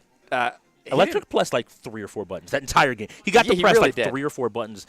And now we're going to... Herb even let him open that one. Yeah, he was like, what do you want to do? Yeah. what do you want to do? What do you want to see? And so I'm expecting to see the Paul here. We saw it from Nexus his rookie season and last season as well. He was happy to play this character, Paul. you don't want it to be his turn too often. He can make you guess, and if you're wrong, you take a lot of damage. And so they're going to call a button check. They're going to make sure everything is good. They're going to swap over here and make sure all the buttons are where they need to be, restoring them to default, making sure things are where it needs to be. And now we have to go and see what is going on. There's a chance for this to be our last game of the half, but it very well may not be. We could see this one go toward the half, and if one of these teams wants to call a timeout, the Ravens do still have one remaining. They could play Rainbow Six before the half. If I was the Ravens, I would want to play it either way, win or loss. I want to get that 15 minutes out before having to burn any more game clock. I'm going to lose the timeout anyway. Nice job using the jab. And Herb low parries that says, do not use slow moves. I can see them coming, and we're back into heat. You're in this corner. You've seen it time and time again. But Nex is finding his opportunities and getting some hits in, but not ready for the throw. Gets flipped over, side switched. You got to immediately translate your brain back. Herb taking his turn, using these big moves to keep the pressure up, and that is a sweep of Tekken 8 with a minute, it looks like, to spare on the clock. I am Herb. Ladies and gentlemen, there's a reason why there's a lot of people in the league that just don't even bother to play Tekken with the guy. You either know it or you don't. I like his new name because every time we see him do something amazing, we can just claim to be him. Yes. We could just say, I am Herb, and then it's a call-out, but at the same time, we do get to claim that we just did something amazing, and amazing is exactly what that was against the entire xGODS. 2-0 this season, last season having a heavy winning record, I believe 7-3 going deep into playoffs. This is a no-joke team, and Herb said, I could do this myself. If they would have put only him out for that roster, they still would have won. So all the other players get to sit back, relax, just wait their way toward the half. And we're going to see if a timeout's going to be called in these last 30 seconds before the half or not. There is more time on the setup timer than there is in the half. I have to believe there might be a slight disconnect as well. We usually drift maybe a minute or so. So if that drift of a minute or so is, the case, then, we might still have enough. We'll see what happens. We will see. We might be heading toward the half. We'll wait and find out if that. I don't hear the buzzer I didn't hear the beep. Yep, the buzzer, as you were mentioning from the floor. So it does look like there's a slight disconnection here. It does look like there's enough time, and I think that was the intention of putting Herb first in Tekken. You put Herb first in Tekken because you are not, A, afraid to lose, or B, you want that to be as fast of a game as possible. Yes. I could have bet you, even if Herb had somehow lost, Flying Kittens was coming in immediately after and was going to look to give as many get as many players down as quickly as possible from here. So now, looking at the side, the xGODS seem to have made some good choices because it looks as though Electric will be available for Rainbow Six Siege here, along with Hassaj, who's also shown himself to be a good shooter. Today, the name of the game has been those rookies. I think as impressive as everyone on the xGODS has been, the two standout names have been Hassaj as well as Sin today. Yes. They've been loud. They've been in the Ravens' faces, not literally, but I think in their heads literally, with the trash talk and just ultimately really pushing their pace. Whenever there's a call out of I'm the greatest and they manage to make a play back, the response is, I thought you said you were great. What's going on? What happened? What are you doing? The trash talk has been pretty heated out there today. Yeah, I think I do have an idea of what I would like for these players as well in terms of if we're talking about looking toward the end of the season. We previously mentioned that Duck Season is one of our rookies of this season. He is up there in contention for that award for us. But at the same time, it's easy for him to stand out on his team because if he's a good enough player, his team that has been up and down, if he's playing well enough, consistently enough, he will show up. And he is. He's fantastic, a great player. But to be on the xGODS, a winning team, and everybody still recognize you as an instrumental piece in those victories, that might be even more impressive. And Sin and Hassaj have been killing it today in their previous games, but it's so easy to tell here. Whoa! Alrighty then, I saw a flash of it as we were transitioning over. Okay. You might have been wondering why I smiled and pumped my fist in the air because I realized that we're on Outback and we're coming back from half to StarCraft. Yeah, you're having a good little back-to-back run here. All right, so we are on Outback. This is, in the Rainbow Six community, this is a heavily contested map on whether people like it or not. There is a big hater fan base out there for Outback, but for those of you who have practiced it, you've got a heavy advantage on it because a lot of people avoid playing it in general. So I'm excited to see their setups here. I would love to see a first defense on that first floor red and green bedroom. I think that it's one of the only first floor objectives in the entire game that's more solid to hold on defense than the second floor, but it's not where they're going to be set up. So the Ravens probably not going to be on the first floor, I would guess. They're going to be up here on the second floor, and it is going to be laundry piano. Yeah, there is a Legion, so going to be able to roam the map, catch people out when they step on his traps that get stuck in their foot. If anybody steps on one of those traps, it will slow them down and slowly do damage to them until they pull it out. So they have to find a safe position to pull the Legion out of their foot. We also see a mute in there who is a character that can jam electronics by putting those stationary mute jammers around walls, around doorways. You could see the drones are even getting fuzzy already from it. Now I want to ask you, I always ask you at the beginning of rounds, with their composition, what is the xGODS plan here? So the xGODS plan right now, it's a very balanced composition, but they're leaning more towards information. So they want to catch these players out of position. They want to open up the map so that they can do their hard breaching, so that they can do their map maneuvering. They can set themselves for success. And how they're going to do that is by tracking these roamers like Legion with the Jackal, and by ringing these phones and causing the players to stop or give away their positions with the Dokkaebi, which is you see on the top left, that white little chibi character face, that is Dokkaebi's symbol, and she can call the entire enemy team. We see that little EMP grenade going out there. There is that is Thatcher's EMP as well. So that's going to help the hard breach. That wall is going to open up. Claymore goes down just in case one of these enemies, one of the Ravens, wants to jump out of that window. It's a popular spot to jump out of because oftentimes players will stack here like we see this Thermite, Dokkaebi. The entire team is over here. If you look in the far back of the map, you can see that Jackal player for the xGODS is roaming around the backside of the map trying to find the defensive roamers. Now we see Hasaj taking a shot, trying not to shoot his teammate, but looking onto the objective right now. He saw where some of these shots were coming from, trying to land some more of these shots now. I think he put down some damage, but his teammates are cleaning up. He is able to down that one and finally finish off the kill as well. They're moving towards his A objective. He's going to plant down in the corner. One of his teammates goes down, but it is still a 3v1. That Jackal is still alive and going to be collapsing in from the backside. So even if they get pushed here, that Jackal still has a rotate. It looks like he's joined up with the team and he goes down, so it's a 2v1 on the objective. We'll have to see. This is locked in, but eventually Electric is the one who is able to take that final kill, playing this Ash. Watches that rotation hole and snaps his cursor onto the enemy. And you see that emerald badge there. He is playing this game in the ranked ladder, climbing his way up through the ranks as well. And what's important here is we play 3 rounds, so now we have to see if their defense is as good as their offense, and vice versa, if the Ravens can maybe put together a little bit of magic. Yeah, I know.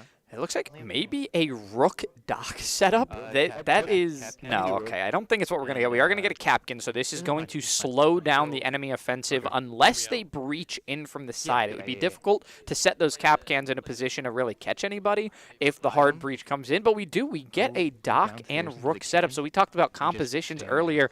Rook puts down vests for his entire team to pick up so that any damage done to their bodies, anything that isn't their head, anything that is not a headshot will do less damage. Every shot will do less damage to the player taking it. Doc, on the other hand, has a stim gun that he can use to heal himself and other players. He can even activate overhealing and give them more health than they originally have. So we'll have to see if they want to get really aggressive and if that's the idea, or sometimes Doc and Rook are used for their weapons to peek early on out of windows and try to get early kills. It all depends what their setup is going to be. This is a really nice camera placement because you can see this window right here as well as the window across it his teammate is on can both be breached in from on the top of that garage.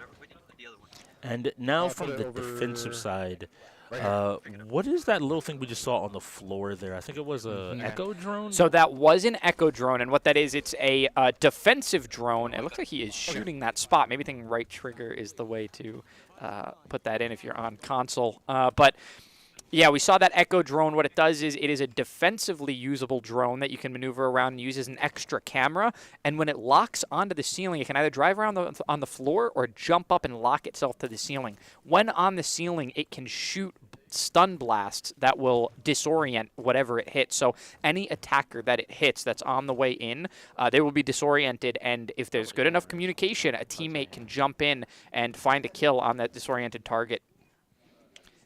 All right, so now we have the fuse. Oh, yeah. Looks like making a little bit of noise. Giving a few candies. Going to shoot out a few of those little grenades that pop out of the other side. It does a lot of damage to the floor.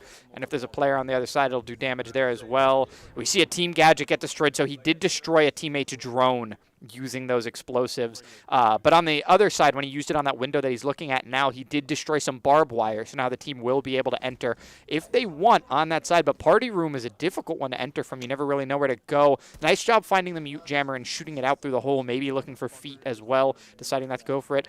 It does create a little hole when you use that fuse that you can look through. He's setting one right next to it now. These fuses can be shot out, so if there's a player there looking at it, you can now see shots coming in from the window behind him, but Vape going to be able to get out, not going to cost him his life. He only takes a little bit of damage. Now fusing a position. Yikes, he's getting shot at as well. Proximity alarm destroyed, so when they do move in here, there will be no more alarm that will go off to let the enemies know that they're there. He's looking for the window, trying to find where these shots are coming from. I got to be honest, I don't know how he's not getting headshot at the moment. And if he knows this map well enough, he's going to know this is a dangerous part to jump in on. I want to give you another quick tip. Electric did pick up a kill early on, finding his second one. The first one was on KIC. The second one is now on Flying Kittens. So two of the primary shooters from this Ravens lineup have gone down, so it's going to be on a lot of the teammates to find a moment. Vape, though, finding a kill immediately and getting his team back in it, making it a 3-3 game. They need to play offense here. They have to get down, and it looks like Hasaj picking up 2 kills, and now I think they should just wait here, play safe, and they find the third one. Hasaj and Electric finding another kill. Yeah, we were just talking about Hasaj, Electric, and Sin earlier. What an impact they're having for their team. Hasaj and Electric both proving it right there. That was a really, really great game from them, just putting the team on their back, getting through that one, using all their team's utility. But Strix, we've made it to the half at a 9-4 scoreline. It's a beautiful scoreline. I think there's a lot from both teams. We had an amazing comeback earlier in the week, so please stick around. But before we fully go to half, we're going to tell you about our PC sponsor, SurfThing. So please join us for that, and then come back for the analyst show during halftime. If he loses this now, I don't even know. All right, calm down, TLG. You just lost to him. Calm down. Stay focused, bro. Stay focused. Going great on his trail. Right now, hunting down that kill from the Bandits. Oh, and there and that one goes in. They're taking this one away. It's 5-2. The first half is really starting to go their way. Yes, it is. Definitely is. This could be a runaway, like you're saying. Welcome to Gracie University, and thank you for checking out our certified Gracie Jiu-Jitsu Training Center in Fredericksburg, Virginia. Whether you're training here at headquarters or at any other certified training center around the world, there are 3 things you can expect when learning Jiu-Jitsu the Gracie way. Number 1, structure. Gracie Jiu-Jitsu is for everyone, but only if taught correctly. Way too many schools have this one-size-fits-all approach. The problem with this is you have people with all different needs being taught jiu-jitsu the same way. So what we've done is spent a ridiculous amount of time creating specific programs for each and every demographic. And the benefit of this is that each person is going to get from jiu-jitsu what they need from jiu-jitsu. Gracie bully-proof, non-violent self-defense, confidence, and character development for kids ages 5 to 12. Women empowered. 20 essential self-defense techniques for ladies of all ages. Gracie Combatives, 36 techniques, no knowledge to street ready in the least amount of time possible. The Master Cycle, from blue belt to black belt and beyond. And in a structured fashion, you guys, to minimize frustration, maximize retention is what it's all about. Now, every single student will get an attendance card. With this card, we will track their progress. They know what they've learned. They know what they need to learn to move to the next phase. Students love this. Number 2, safety. #1 priority. Even though it's #2, it's the #1 priority. Why? If you come to class and you get injured and you can't go to work tomorrow, we're not doing our job. Often what happens is somebody who has very little experience is in a class with people who have a lot of experience. You end up becoming somewhat of a grappling dummy. So what have we done? Taken the opposite approach. So the way it works is in our beginner programs, the basics. You're gonna learn fundamentals. You're gonna learn how to protect your body, protect your partner, and protect your face, and defend yourself. Ultimately, beginner programs, entry level, are for the basic techniques, no competitive sparring, because you're not ready to do that without injuring yourself or someone else. And we will get you ready. And once you're ready, then you will transition to the master cycle, and the cooperative work together, help each other environment will also follow you for the rest of your journey. So even in the master cycle, when it's sparring amongst, training partners who are trying to defeat one another, the collaboration energy is very strong. You're working with each other, not against each other. Of course. #3, street readiness. Now, Jiu-Jitsu exists as both a self-defense system in the highest regard and a recreational sport. And unfortunately, most schools dedicate all their training time to the sportive aspect of the art. What does that mean? That means that somebody could be training for 2, 3, 4 years. More, 10. Forever, and never talk about what might happen in a real fight.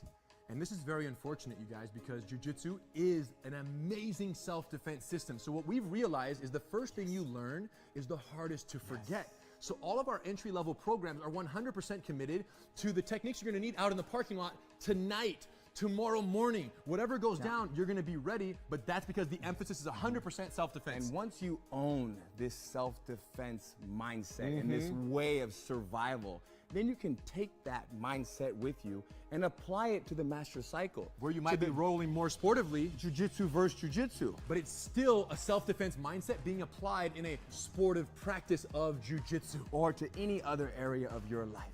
Too deep, you guys. Now, there are 2 other benefits that only exist at certified training centers. #1, online access to your curriculum of study for free with your membership. And #2, free satellite training privileges at any CTC around the world.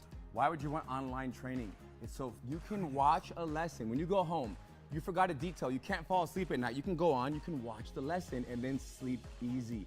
Or you want to come to class the next day, but you don't know the lesson, you haven't learned it Or yet. you want to prepare, right? You show up already speaking the language because you watched the lesson. And we found that students who watch their online lessons during the week, in addition to coming to class, grow at twice the rate of progress than students who just come to class. It's all about time and energy. There you go. So online access and satellite training privileges, which means you can schedule the rest of your life's vacations or business trips around certified training centers, because nothing worse than going on a vacation and not being able to keep up on your jiu-jitsu. Nothing worse than that. And when you do a class, wherever you're vacationing, when you do a class there, what do? You do class number 7, you remember, you take note, and you bring that back and you put it on your card, your attendance card at your school. Home. So any classes done remotely count on your attendance card back home, because the curriculum is identical for all the beginner programs at CTCs around the world. The bottom line is this. You guys need to go to a CTC, tell them we sent you. They're gonna do 10-day free trial. What's the benefit of that? Well, if it's not everything that you've ever wanted when it comes to jiu-jitsu, then you say, you know what? It's not for me. But if it is everything you've ever dreamt of and more, enjoy. We'll see you on the mat. Did you know poor posture while gaming can cause serious neck and shoulder pain? Meet the Volare Pillow. This pillow is designed specifically for gamers. It gives your neck and shoulders the support they need, reduces strain, and helps you sit comfortably for hours. It's extra comfy and hey, you can even pick your style. It comes in rare, legendary, and epic levels. Match it with your setup by choosing from a variety of colors and designs. Don't wait for the next ache to hit. Level up your comfort with Volare. Use code UEL15 at checkout for 15% off your order. Grab yours today and feel the difference in your next gaming session.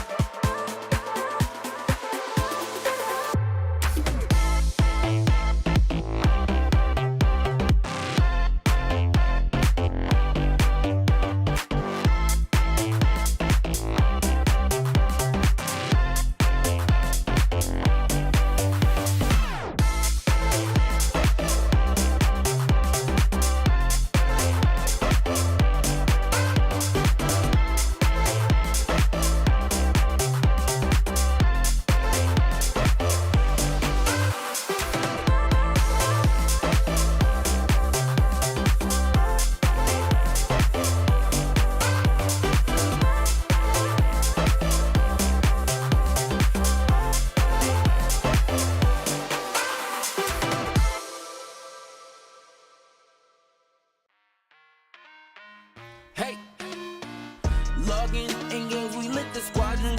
Ballin', dodging, these moves they hit, we got them. Falling, groveling, we lit in any room, server or camp. Know when they see us, we stand. We never lead till we end, lead till we champ. Once we logging in games, we lit the squadron. Ballin', dodging, these moves they hit, we got them. Falling, groveling, so we lit in any room, server or camp. Know when they see us, we stand. We never lead till we end, lead till we champ. Beat them advance. We do we think for them when we in it, we kill it and leaving no chance to hell reclaim. That's not how we move in the wheel of games. Ultimate gamers and still the change, shaking the industry. Plenty G's winning our team, we some killing bees, killing these moves while they still we replenish. We load the artillery, hold the hostility, boosting these trophies we win. We in it all line on the grind, opposition and misery. Leaking they dwell, call us the winners cause we never fail. This is the team that's making a wave on the streams, growing and hanging below. Ultimate endgamers league, 1,000,000 degrees, and this is where gamers go pro. Welcome back from the half, everybody, for this xGODS and Ravens game. It is 9-3. The xGODS are up by a bit more. Oh, sorry, 5-4. 5-4. I know numbers. Yeah. It is 9-4, and the Ravens are down by 5. Quick maths. Yes. This is not what the Ravens thought they were going to be in coming back from the half. The Ravens thought they would be in a different situation. But I think for those who were watching their last game against the Shogun, they knew that there were some weak points here on the Ravens. And when going against a team like the xGODS, they're in a sticky situation. So before we get too far ahead of yourself, I am Speedy, and I am here with Strix right now. We are heading into StarCraft, coming back from our halftime here in the UEL Season 9, Week 4. And it looks like we are on last impact with Dragon Ball FighterZ being the next game. The Fighters are starting to roll. I think so. Are you available? But StarCraft, for people at home, what is StarCraft? StarCraft is this beautiful game where you build a really big army. Now, how do you build this big army? Normally, you would collect resources. We played a little bit different in the league. If you look in that top right-hand corner of your screen, well, top of your screen, you see all the players in right now. But in the top right-hand corner there, you see green and blue. That's telling you that we have unlimited resources. We have all the resources that we could possibly ever need in the world. And now I'm looking, and immediately what I am noticing is it looks like the players are moving out across the map. They're sending tons and tons and tons of workers. And now my question is, what is the plan here? We are watching Hassaj. Took me a second there. Hassaj. Yeah, I always forget how to say Josh backwards. And even funnier, it looks like they may be walling their opponents in. I don't know if that's intentional or what, but it looks like there's going to be a ton of chaos in this game. Everybody trying to get something down. I don't know if anyone will actually be able to move through this area. And now begins the fun with all of these gateways going down, all of these pylons. So these pylons are, think of them like power lines, everyone building something. But what's going to happen here, I'm realizing, is people are running out of space. No one is going to be able to build anything and to be able to compete anywhere without getting rid of some of these units. And yet here they go, they move around. We're watching the side. We've now cut over to Vape. Vape has a few gateways down. And with the gateways down, he's going to start being able to make army units. So to be able to build an army, you need to have a place to create them in, to train them up in. Right. That is what these various... Yeah. And right here, we have... he's building up these armies. Everybody's trying to build an army to be able to take a fight. Everybody at home, if you are wondering, you notice the cameras may have shifted there. We're now watching Vape there. If they're in color matching the screen, that's who we're currently watching live. You can see the arrow also pointing down to him. The gray one up top, X-ray aspect there, we're not currently watching, just a player on the opposing team. And now we see some damage and some fights coming out. It looks like someone's getting into a little bit of conflict, but it does look as though the xGODS have gotten some damage down, and this is mostly coming down to some of these photon cannons. StarCraft is a very busy game, I'll say, in the nicest way. You're doing a lot of things at the same time. It requires you to have a lot of timing and memorization, but also attention. And I'm joined once again now by Elise. Hello, I'm back. Welcome back. So it was a pretty eventful StarCraft game. Everybody ran to the other team's base and wanted to immediately kill them. They didn't want to even really play the whole game out. And so now we're in a situation where both sides are figuring out exactly where they will be able to play. So these cannons are going down, and it looks like everybody's just trying to build up whatever army they can so that they are able to take some of these fights. And now some units are running in looking to be able to fight, and it does look like somebody's already out of the game. I think that might be Stars. A good job by the LAX gods. Havoc to your face is in for this game and is one of the strongest StarCraft players in the league and has found where he likes to play. And I noticed now immediately X-Ray Aspect, another strong StarCraft player, something's wrong. This is something that goes with that mental load where people just need to be able to create these profiles and make sure everything is where they need it to be. So right now we're kind of in the waiting phase because it looks like everybody's built up their basic army, but the X-Gods look like they are getting ready to attack, or at least to start a fight, maybe giving away that they had a secret base someplace by having those units walk down. So now everybody is trying their best to build the best army possible to just take these fights, and we should see a fight here shortly. That's good. I think we might have had a forfeit. Okay. So the it's like it just disappeared. Yes. This is something very specific. So early on, there are tactics meant to catch your opponents off guard. In that case, you can build these little things called cannons that will automatically shoot, as their name, kind of mentions, as cannons. And so they ran a bunch of people into their base and just kind of bullied them out of the game. We're like, hey, I just don't let you play. Okay. And so the Ravens once again got out of the game, realized it was going bad, and just decided to walk away before wasting too there's much that time. strategy again. Preserving those resources when things aren't going to go in a direction they're wanting to. I mean, it's bold, right? Because, like, on the other end of the entire match, are you going to have wished you did differently in those games? I can tell you there's a lot of teams that ultimately end up feeling like, oh, maybe if I hadn't forfeited, or in a close game like we saw earlier this week, maybe playing out a game, even if you lose it, and buying yourself 10 more minutes is the difference between a win and a loss. Possibly, yeah. Or again, so I earlier talked about how, like, preserving those resources can be really great to protect the mental fatigue of your team. But to flip that, right, if you consider, do I want to exhaust certain players on the other team? And so is the forfeit always the best choice? Or even if I know I'm going to lose, but by staying in and pushing the other team or exhausting a player on the other team, does that also work to my benefit too? It's the million-dollar question. Sure, I think, yeah, what's right? I think there's a lot of benefit in this game to doing that. I think especially for the X-Gods in a situation where they're winning now with a pretty comfortable lead. I think they'll continue to put pressure down onto the Ravens, constantly just saying, hey, are you good enough? Are you able to keep up? Can I convince you to maybe make a mistake here or there? Yeah. Can I also make different so if I have, right, if I'm, as a team, if I'm sitting with a little bit of a comfortable lead, what am I doing what am I, doing as a strategy? Am I playing different people because I could risk a loss? Am I saving, somebody for the potential of a different game to come up on the wheel that I want them for? Like, walk me through what I might be doing as, the coach or some of the leadership in the team making these next plays as the next games come up. If I was the LAX gods, I would be looking at the situation and doing exactly what you said. I would be wanting to pick my players. Maybe there's a player that's weaker in some aspects, but I know that they need a little bit of practice on screen. I could give them that time and that freedom knowing we have the lead while also burning as much time as possible. I don't necessarily want to play as much stuff. I know a lot of teams in the league becomes a whole conversation about people being like, well, I win the wheel, so I want to play every single game.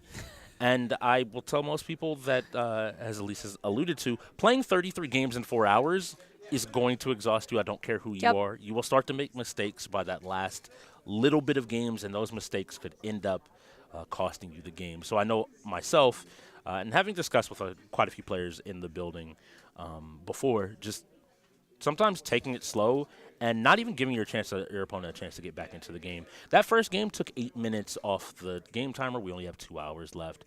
And so now the Ravens are playing every game for speed, and the X-Gods are going to look at them and be like, I'll take 4 minutes every single game for the rest of the game to get in here and to burn a little bit more time. Interesting. Thanks for that. I think that it really comes down to the leadership on teams as well. Yeah. And, the confident players, and it's very weird to say the confident players. The confident players will say, because I win everything, I should play everything. And then I think there are people that are not unconfident, but more, I mentioned the strategy aspect. Wow. They are hopping into Dragon Ball Fighters. That is true. Okay. Yeah, the music came in, and this is the big fight. So we're seeing it once again between the two main fighters. KIC and X-Ray Aspect here will be starting off. Dragon Ball is very different than some of the other fighting games. Much like the anime, the TV show, very fast-paced. Multiple characters flying around, things exploding, and keeping track of exactly what's happening is even more difficult because you are reacting in even less time than you might have seen in Mortal Kombat or in Street Fighter. You just don't have the same window because people aren't necessarily just standing on the ground. Usually these go with anime fighters where you're able to dash in the air and move around just a lot more quickly. That's interesting. I wouldn't have, just from watching it, right? Like I would not have known that tiny little detail that it's actually happening at a much faster pace. I feel like even just from watching Mortal Kombat earlier, like to my eye, I feel like I'm watching a similar, pattern in movement to understand that there's a bit more of what I'm hearing, even like a technical difficulty. Like that reaction time is just a bit more intense. It's a bit more intense and requires even more coordination. Sure. Because comparing this game to, you mentioned Mortal Kombat, all three of the characters are individually controlled by a player. So each one on each side is one individual player that you have to coordinate those same reactions with in real time. In this case, KIC is showing that he really is very good at this game. He has his teammates there to help him out a little bit, but he wants to win each and every single one of these fights himself. And so in these moments, you normally see a lot more interaction where teammates are saying, whoa, I need to get out. I'm hurt a little bit. Let me recover. And have a time. And you can see Flying Kittens there on the bottom just laughing and enjoying himself as he watches his teammate just win the game, taking minimal damage, only 1 or 2 hits. The Ravens getting a quick victory. Very fast. But as you mentioned, right, there were some people like I think you said Flying Kittens, very comfortable in that position in that game, and that shows, right, just very quickly, also very comfortably, just like he's sitting there watching his favorite TV show. Yeah, he's like, oh wow, this is great. This is great, and I'll do it again all day. And that's exactly what the Ravens also need. I think finding wins like that, I don't want to say people lose confidence, but you start to question it at the very least. Absolutely. Yeah. Well, and I think, and this will be very interesting. I think we talked at the very beginning about how I think we actually said the Ravens, tend to feed off of that momentum, as a lot of teams probably do. So it'll be very interesting to see like what this does for the confidence or that momentum building in these next couple of games. I mean, obviously it comes down to what game is being presented to them, but it'll be interesting to see how these next couple, with that nice little boost and an easy, what looks like an easy, casual, laugh it off kind of win. Yes, and the entire team now is going to try to bring that home. Yeah. Because now for Checkmate Showdown, the entire team is going in. Normally a 7v7, it'll be a 6v7 in this case, because they are missing a teammate. Right, they're down a team. Yeah. Which, I mean, what is? In your opinion, right, what's the risk? What's the, like, what am I, again, going back to it, what am I considering that I'm down a player? Like, how might that change the strategy I have going into this game where the other team has everybody? So we've seen a few teams play with 6 players, in some cases 5 players. And usually it's so that you can get players into the best position possible as often as possible. Because we use lineups like baseball lineups, so every single player has to play before you can use somebody again. So those grayed out icons will not light back up, not be eligible until, in the case of the Ravens, Vape and Koza there on the far end both go in. You can put have a situation where maybe someone only knows, I'm going to be generous and say 10 of the 33 games. Sure, yeah. But you can more often have them available for those games by quickly getting to those, what we call resets, where you have everybody available and put them in a position to really show off and bring their strength. The xGODS, I think, have a strategy closer to the modern league's approach to it, which is we need to find 7 players that can play a majority of the wheel. Yeah. At that point, you can't have a bad game roll. You can't have a bad lineup if everyone's prepared to play everything. But that requires you to obviously get the players. Right. And then one avenue that I actually will probably talk to you more off screen a little bit about is players and teams need to work on player development just as much. Sure. Because you can bring a player in, and if you recognize how to scout and how they work and how to develop a player, you can take someone from 5 or 10 games to 20, 25 games. Right. And get them up that level. But a lot of players right now, I think, would prefer to be like, oh, you already know 20 games? Okay, cool. I'll take you. But we see rookies here in the league this season performing really well. So maybe the xGODS have found that strategy.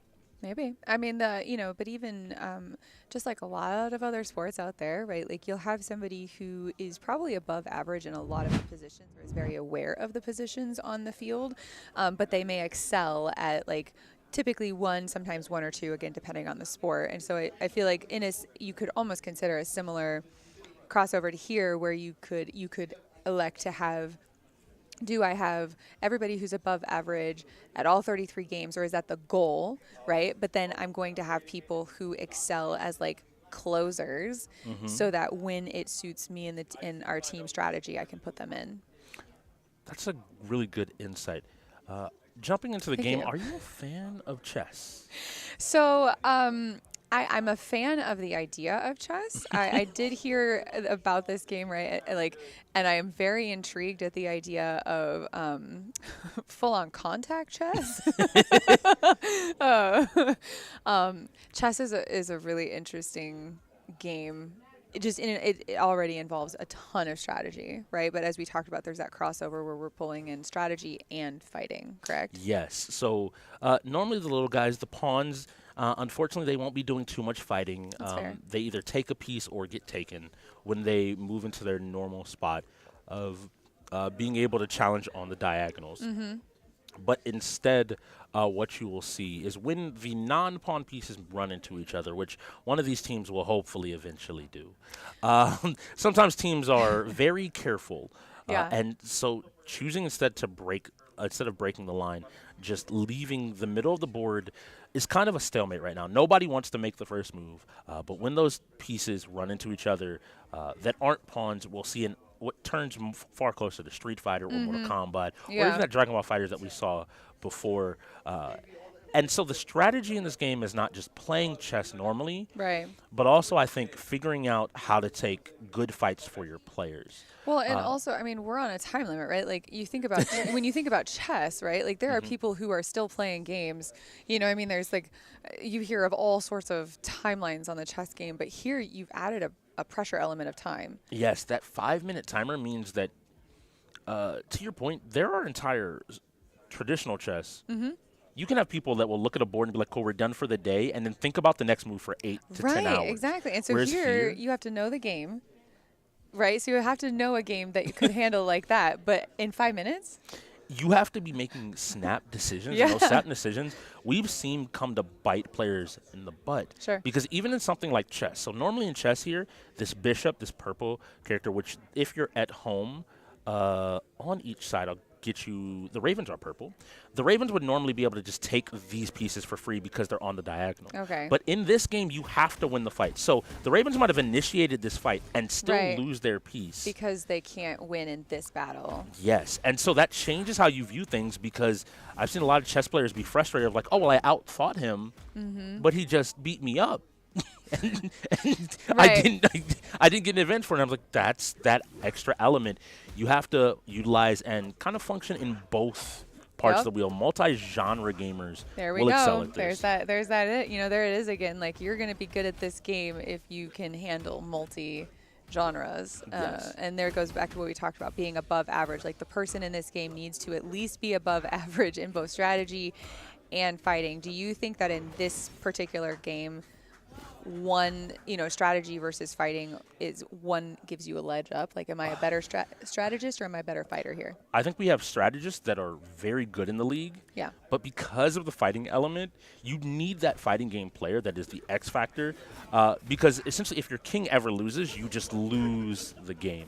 Sure. So you need at least one person that you can rely on to defend themselves. So in the case of the bishops, This is a character that's meant to go in and rush down. So both these players want to be close to each other and to really put the pressure on and be the one leading the dance. This is why you see both of them constantly willing to like throw out another hit or throw out another button. I do think, though, ultimately fighting wins out a little bit in Checkmate Showdown, but I think that a smart player, because the pawns don't interact in the same way, if you can ever get a situation where your pawn is next to one of these pieces, the pawn doesn't fight, it just takes the piece like traditional chess. Yeah. So I'm actually going to put a call out to the people in the league. I would love to see some more people that play a little bit more traditional chess and find those opportunities to maybe win without always having to just straight up fight your opponent, put them in a position that's awkward, and you can win otherwise. Interesting, yeah. Well, it's interesting just like watching, as you meant, like the layering of those skills. Like my brain is sitting over here thinking about, you know, the problem solving and who am I outside of like playing this game? Like what am I doing in my, you know, my other life? And I feel like there's a lot of that problem solving, the managing, what am I thinking? Project management, the mental skills to think several steps ahead, right? Obviously, there's that reaction time, business negotiations, and contracts and stuff like that. Like, how does that transfer? You know, from a business perspective, I think chess is always, I think, taken that as the general comparison of business being very much a chess game, but this extends it to, I think, even further. Knowing who to send into a negotiation, for example. Ooh, very not good, yeah. Not just the fact of, like, negotiating itself.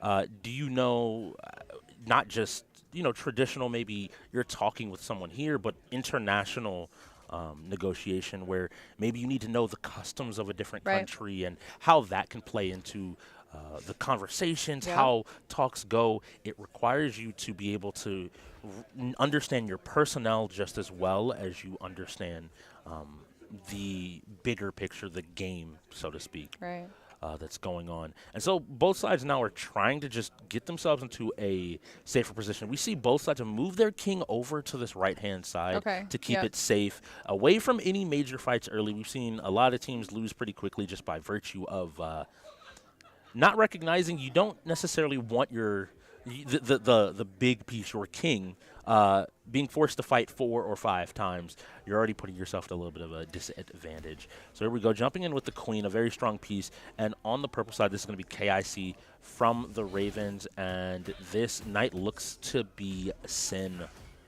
from the xGODS. Okay, so both sides are looking and playing and trying to jockey for a little bit more position. Just a win here and checking. And this game is very different. So in its fighting, even though there is fighting aspects, there isn't that low option. Like some of the other fighting games where you have to stand down. You can only be hit either from somebody jumping at you and you not blocking, or just not blocking in general. So you have to find your openings a little bit different. And how you think about the game changes, because now you're trying to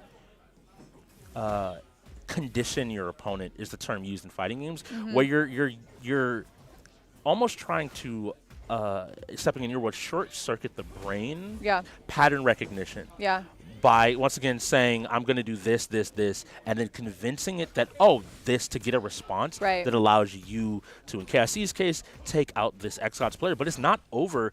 We see they're willing to keep fighting, and I hear some yeses from the floor. It seems like they are happy that they're taking a fight. They've taken a couple of the xGODS already out of the game while keeping their pieces pretty safe. Now, I'm wondering, the xGODS elect to go immediately back into another fight. Now, it looks like Sin's actually coaching. So this other bishop is going to be either Nexus or AJ, maybe looking at Tier 1 versus Tier 1. And I think that is always going to be the pressure of, who am I sitting across from and can I beat them? And in KIC's case, I think a lot of people will be looking at him after the game. For lack of a better way, you being the Tier 1 puts a little bit of extra pressure because people are looking for you, and just like that, he's out of the game with just a few combos. Great job there coming out from either Nexus or AJ. And so now we're back to this board state. It's very interesting as well because my team learned about this on the first day, but a little bit of panic ensues when people are making moves because the game is going to start. And so very quickly, depending on what piece you're playing, someone can be like, oh, you're fighting. And you have to sit down and really get your mindset. Oh, right away. Yes. Yeah. You don't have any more space to kind of like, oh, yeah, I'm just, leisurely having that break. No, you kind of have to be locked in, kind of you were mentioning before. Yeah.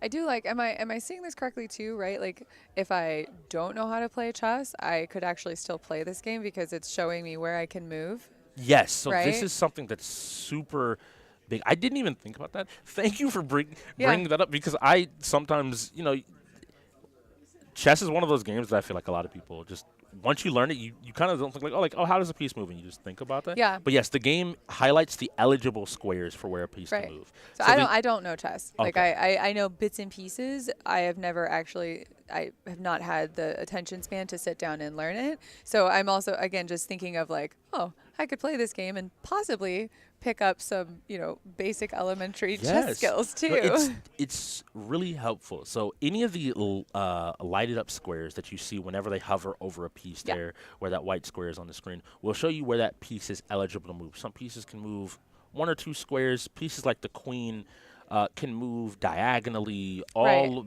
up, down, all across the board. You see the bishops normally used on this diagonal is going to step up here, but he's going to put himself in a position where he has to fight. So he's going to need to fight this rook. I mentioned Miss in Street Fighter.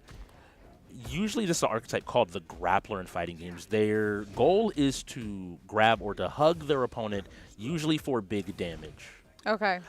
Whereas on the other side, we already mentioned this bishop wants to be really quick, be in your face. He's kind of like, in this case, it's the gnat and the fly swatter. One is trying to just get 1 or 2 good hits in to do a ton of damage, and on the flip side, the other is just trying to get whatever damage is possible. You can see the grab here that will end the game. Those are the hugs that you want to avoid wherever possible. Right. Just because it does so much damage. And we saw the Ravens, again, they're stepping up aggressively. They want to keep putting pressure on. But the xGODS are, you brought this up before the game, they're showing me they want to pump the brakes. They're like, no, we're not going to play this fast, crazy game. We're in control of the situation, of the game. Let's keep it slow and let's keep it calculated. Right, which, as we talked about, right, might be an opportunity for them as a team to, I guess I would say almost play. It's not leisurely, right? But at the pace that they've been playing in some of these other games, it probably feels that way, which gives them the ability, hopefully, to be, again, taking a pause, regulating that, breath control and that stress management, which is going to be helpful down the line in maybe some of the future games coming. Yes, because we do have an hour and a half still left to play. I think it's a great strategy. All right, so let's see. Stepping in, they're looking again here, playing more chess. I know that I believe it is Sin and Havoc. They work together on this chess. They both have played chess and are both working through the strategy. One of them doesn't have the brunt of trying to play the chess portion of the game. And so what they're doing is instead of taking maybe some of these bigger fights, they're trying to pick apart their opponent's board. Yeah. And I didn't hear, I guess, a button check called, and so it looks like the game is going to just be run over. This is one of those things that happened in week 1 that a lot of teams I know are frustrated about. It could be also, I just realized this, that they are playing with 6 players. So because this is a 7v7, each player plays with a piece. It took me a second looking at their roster to realize, like, oh, so what's they going went on? after the rook that didn't have anybody on it. So they get that free win, and now they have to make the decision. Do you choose to take the fight? If you take the fight as a player from the Ravens, you get what's an ultimate. It's a bigger ability that does a ton of damage. Right. And here we go. KSC unfortunately not hitting that. I know he's been working on a combo from there that does a ton of damage, as we saw him kind of doing Dragon Ball, and now just looking for his opportunity to get some damage wherever possible, and we should see a pretty big loop. But using what is called a burst to escape the combo, similar to Mortal Kombat. Now he is on the defensive, but ready to challenge each time. KSC doing a great job. Hasn't taken any damage. As I say that, immediately gets hit. There's a little bit more wiggle room in this game in that you have to lose a full bar to not get it back. After each fight, you refill the bar, so he's still effectively at full HP, and they've managed to take out, in this case, Sin on the queen, so they've evened up the board state a little bit. Which what I'm hearing is that they have the person in the position of king is really strong in this game. Yes, you want traditionally your best fighter to be on the king, because the game can end in a moment's notice. Right. You want to. It's interesting that they're opening up the board, maybe trying to force fights now. They realize that they think they're a little bit stronger, and now who is that sitting down? That looks like Vape here on the night, gonna sit down. This is another one of the famous matchups from, and using this ultimate immediately just to get some damage out. So regardless what happens, he took a few health bars off of this Rook player, and it looks like this has to be Hassaj just trying to get as much damage in as well. But this is a traditional matchup, the zoner versus the grappler. One wants to be on the other side of the screen, but we see Vape kind of recognizing maybe that his opponent is a little bit less familiar than he is, and just using pressure, that ability to read the situation and read that he's more comfortable than his opponent is. Not playing the matchup the traditional way, but finding an effective way to still play it and to win. Yeah. Putting the Ravens up another piece. Each movement is really good here. The Ravens are finding their footing and starting to get a little bit of steam, and are moving up the board. And I don't want to say too much. There's the quote-unquote caster's curse, which is a little bit scary sometimes. I like avoiding not to trade with a piece here, and now instead just moving this Rook to meet up with the piece. Right. You can't take that because they have to be aware of all of these pawn plays, and instead moving in front of his pawn to force a fight. Now they're saying that, hey, Vape, get as much damage as you can. And this time it is X-Ray Aspect who is just looking to get his combo. So each one of these stomps pulls him a little bit closer and sets up the ability for him to get a combo. He should be able to get big damage here. Wasn't able to, but follows it up. Reads that his opponent wants to keep pressing buttons and keep putting on the pressure. And this should just about finish up the game. One more hit from Vape, and that's it. Good job getting some damage out, bringing him down to 800. But X-Ray Aspect making sure he doesn't lose too much as the game continues. So now the pieces are disappearing. There's only a few left. And so we should be seeing maybe our crescendo, maybe the end of this game here soon.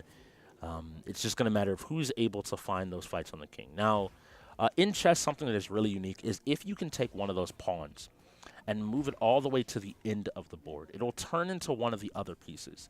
In this game, I like to think of it almost as you can revive one of your players if you're smart enough in how you play the game, because you can set them up to be able to come back if you can get one of your pawns across.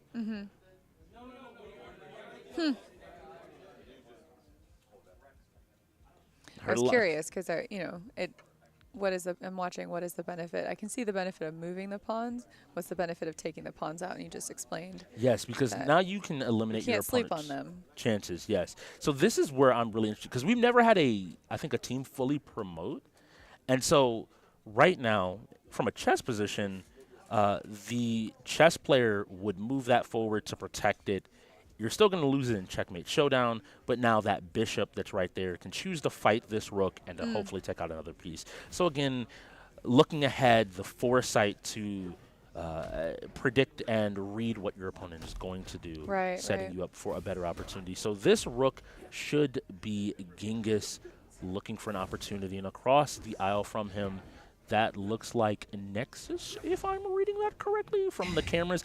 The xGODS are far more collectively in their cam. No one person's in the center. And so it's a little bit difficult to tell exactly who is where. Doing a great job here, and a good job jumping to avoid the grab, being aware of the possible options his opponent could have, but a big use of the ultimate to try to end the fight out here. He managed to get a touch, isn't able to find a combo. We're going to see a jump. Yes, we saw the jump there. He's now done that twice, so I want to see him maybe be aware of that and challenge himself with an air grab. If he jumps up at the same time, he can dash across the sky and grab his opponent, but his opponent's not going to give him a chance by taking him out. So a good job there by Nexus to keep his team ahead in pieces on the board in the game. It's really interesting. I mean, I will say, right, there is definitely a different pace happening here, just in the sense of, like, this is strategy at a different level. And so to continue to try and regulate your focus, right, because you're switching, strategically gauging moves, several moves ahead. What am I going to do? And then also switching over to fighting. But just overall, like, we've been in this game, the pace is a little bit slower, so it's going to be really important that you're keeping your energy regulated, that you're not dipping too far into, like, taking a break. Because it could feel like I could sit back and, take a breath, and then I'm going to get caught up in a fight and get my butt handed to me. And now we will see. So this is either Herbs or Kitten. They're both going in here, but it looks like the xGODS have found their footing. Nexus once again sitting down and doing a ton of damage, taking a lot of initiative here. Both players have used their burst. It looks like Purple's is almost back up. You can see it as a lightning bolt up there. The lightning bolt, yeah. Nice job blocking the ultimate, so avoiding really big damage, but still they have to find a way to open up their opponent. But it looks like the LA xGODS have done just that, getting another combo, and now both sides are down to about 25% health. Don't think he has the damage, and he does. He escapes sure death by avoiding that combo, catches him with a hit. Isn't going to be able to find a combo here, but he uses the super, uses the armor to go ahead and take just the out right time. This other player, recognizing, like, hey, that is also the benefit of starting a fight. You get that kind of last-ditch effort to step forward and fight and win the game for your team. But again, you also have to understand in that, like, you have to be watching what your moves are doing while also being aware of the health you have left. Because what it looked like what I just saw, and I don't know because I'm not them, but being able to understand that I can take a couple of hits to look for my opportunity to get out of it and then save that boost until it serves me to knock the other opponent out. Yeah. That's really good awareness, because I think that is the xGODS strength there. They are playing some of the most strategic 2 games this week, actually. We've seen a far more chess game of Checkmate Showdown than just a lot of players have traditionally just turned it into, I want to fight you. This is fun. And now you see an opportunity here, trying to put the pressure on and trying to just create some space, maybe trying to move away from the king or trying to bait them in to a more dangerous situation. They're just trying to keep their king safe, because I think they believe that if they can get maybe 2 fights with the purple king, the Ravens king, they can find a victory. But you see now this pawn moving up the board. Yeah, they're moving the pawn. Oh. But this entire time that rook has been waiting traditionally, and you see him step back. So this is the foresight to realize I don't need to bother with it until it moves a little bit further away. But a good call out here, you either have to move your king or you are giving up, and sets up a fight here. So if this is a good fight, they could win the game here. This is going to come down to how quickly Havoc is able to set up, sit down, and get ready to play. And it looks like he is ready to play. And this knight here is going to be, I believe this is Vape once again. Okay. Is got to find an opportunity, or Koza. They're going to have to find their opportunity to win. Nice throw into damage. Good job using the burst to avoid. He has ultimate, so even if you lose this fight, your job here is going to be able to get as much damage as possible. You just want to be able to touch the king enough and get some damage in. And a nice job, Havoc being smart to burst there so he doesn't take any extra damage. Nice job using the super to get a big chunk of damage. He's below half now. If he can just manage to get a little bit more damage, but the king does have a counter. Havoc looks like he might survive this fight, but 34 health means that it's not just over. But doing a good job of bringing him to the halfway mark means that in the world where KIC as well as Havoc are the last people left on the board, this fight is going down. But KIC is very quickly putting himself in a position where he will have to take this fight. They're moving away as best they can. They're just trying to step around him and move him in a position that's really interesting, because this is something that's really small. A lot of players don't know there is a 10 or a 20 move rule in this game. Okay. Where if you don't take a piece or don't do anything after 20 moves, as it pops up here, he manages to catch him, and here we go. KIC is looking to end the game here. is not trying to deal with these other two players. Both sides trade, forces out the burst. That's already a good thing. So if Havoc gets touched again, he's in a position to lose the game. He has to block out the entire game and ends up getting hit. Now let's see if KIC can finish out this game. And I think this loop is going to end it. And that is a Ravens win as we hear the floor erupt.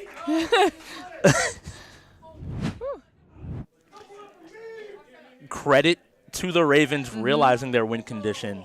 They got themselves an advantage, and then I think that was the first mistake of a move, or maybe they thought they could get away with not moving away. They had to constantly move away. I was going to say it was really smart.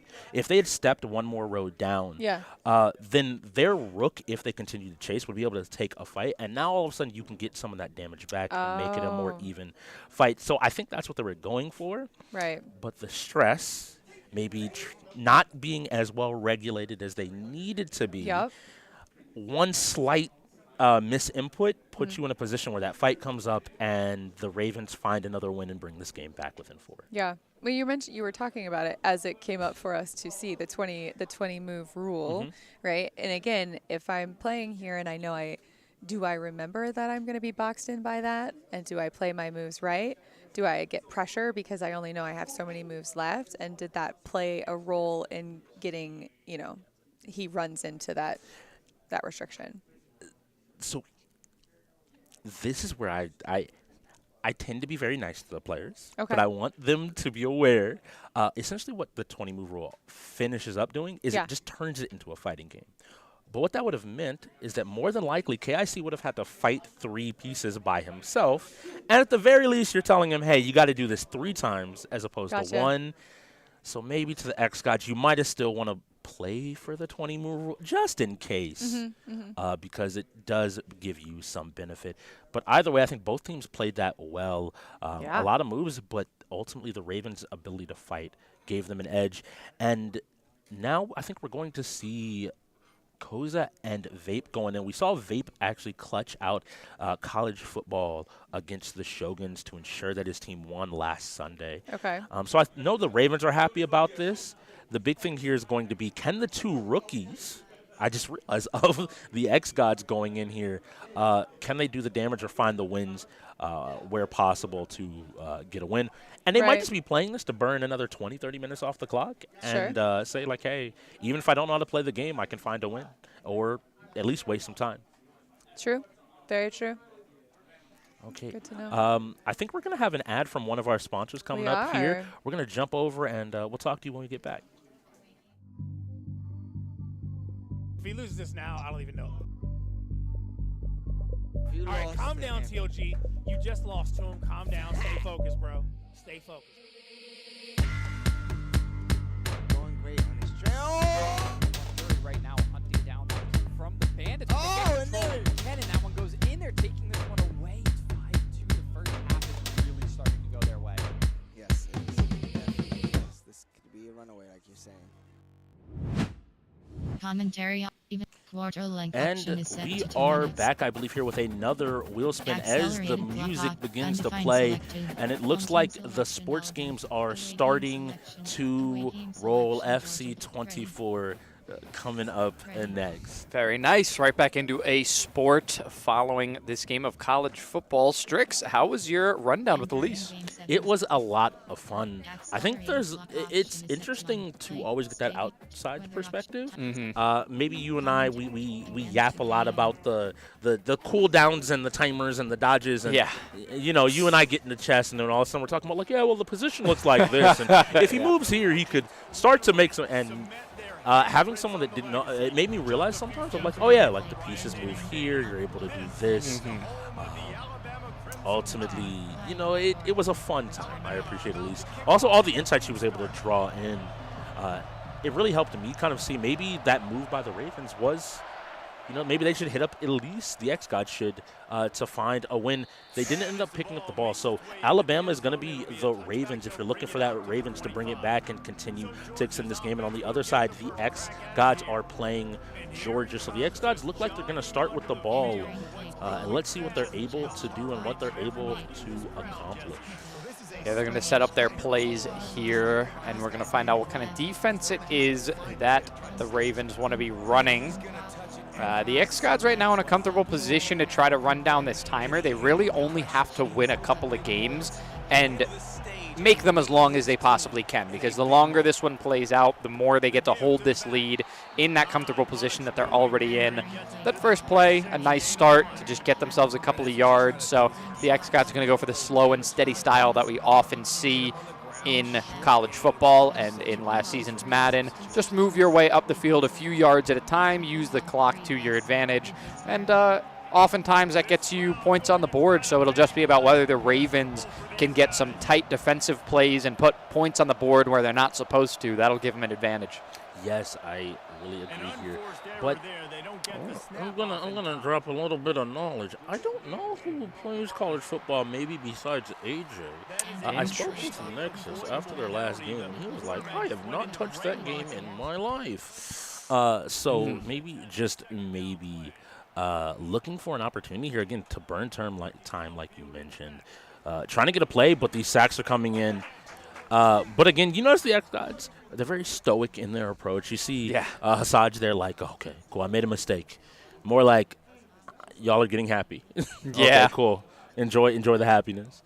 He'll be very calm about it. He's not going to take anything to heart. He's had plenty of plays this game to get himself going, and you can actually see that AJ is there coaching them in the middle, so he's between the two players. Your inclination was probably correct. He may be calling the shots for this team. He does get the ball out of his hands, but it's not going to connect. It's going to come up short. I know in the chat right now, all of the NCAA players are looking right at that pass, being like, I would have picked that off, and it would have been a touchdown. That would have been mine. But kicking the ball away and just going to continue to burn clock. But they're going to be so close here. And they pick the ball up because they touched it. It will give the Ravens position on, looks like on on the xGODS 30. There we go. That's how you say that. Football has some very interesting terminology sometimes. Yeah, the xGODS getting hands on after that punt, maybe not the best idea. The further back that one goes, the better it is for the team. Maybe the idea was that they don't want anybody breaking away on a punt return, but with it bouncing behind the Ravens team like that, maybe they should have just let it go a little bit longer. But either way, we'll be dropping all the way back to the 45, past the 40, trying to get to the 30-yard line, but we'll get stopped short. Even so, it's almost a first down already. And we've seen him play this game 3 times, and every single time he puts on a show. My guess here is going to be that Vape is on that quarterback position. Not really a guess. I know that the Ravens trust him wholeheartedly in this game. And on the other side, you're going to be seeing Sin, the young rookie looking to make a name for himself in this game. Yeah, it was a slow start for Sin on that quarterback position with the xGODS, and he's going to be able to pick up, I'm sure, in this next possession, but he did start off a little bit soft. You can see that the rushing yards are negative so far for the xGODS, so that's unfortunate. I think that's a crime, what we just saw, but that's okay. He'll that mascot will make up for it later. Oh, the elephant. I didn't think about that. Oh, yeah, no. that is there's only the base of the trunk has any kind of structure. The rest of it is just, you could just whip a bunch of people in the face as you're running by, just catch them in the wind. But it's going to be a first down here for the Ravens and some as they make it past the 20-yard line. And that looked like a knee popping out of place as he went down. Yes. The Ravens seem to be aware of this, though. Vape has, most importantly, been using a lot of run plays and staying in bounds. He wants this clock to constantly tick down. We've seen people play 45-minute games of Madden before here in the league. This is college football. We've lowered the clock down to 2 minutes of time. And so now players are they have a little bit less time to play around with in-game, but this plays to the Ravens' benefit of ensuring that this doesn't go too long, because too long of a game could harm them. We see another run play. Once again, he feels confident to be able to get to this outside edge, isn't actually able to make a gain of anything here. Instead is going to repeat with 2nd and 10. Yeah, I'm noticing that he isn't cutting in at all. He kind of wants to run it to the outside as far as he can. I think it's more consistent yards that he's going to be getting as opposed to trying to go for any kind of wild play. But there are opportunities for him to cut in at certain points, and he doesn't. He kind of just runs it toward the edge until they finally meet each other, the defender and the running back, just find each other and get the tackle. But they're really not that far away. They do have space to work with. He does cut in that time, a very nice cut, and he makes it past the 10-yard line, almost to the 5. They are in position to score. And I love what Vape did there. He picked a play that allowed the xGODS to read what he's going to do. That triggers a response from AJ. AJ's like, hey, bring your defenders around this edge. You saw everybody shift over to that left side. Vape being aware of that, by the time he got there, you mentioned he's been going to the outside edge, finally decided to cut up, making them bite on this fake of like, oh, I do this every single time, right? Yeah, I'm going to go out here. And now reaching 1st and goal, we get another run play. Ends up running into a teammate, but still ends up making a little bit of progress towards the goal line while burning the clock. This is important because at the end of the half, the Ravens will get the ball back again, which will allow them to essentially run the game to completion, if at all possible. He needs to make a touchdown. He managed to get out with 1 second left. The foresight to basically make a play saying, I'm either getting this touchdown and the half ends, or I'm getting out and I get one more play. Now, the safe option here is to take the field goal because you know you're getting the ball back. I think they take the field goal. They don't worry too much about it. You see, it's a little bit tricky with the angle of where it's headed to. They end up getting it. Let's make sure this isn't wide. It goes through. Good field goal. 3 points. The Ravens are on the board.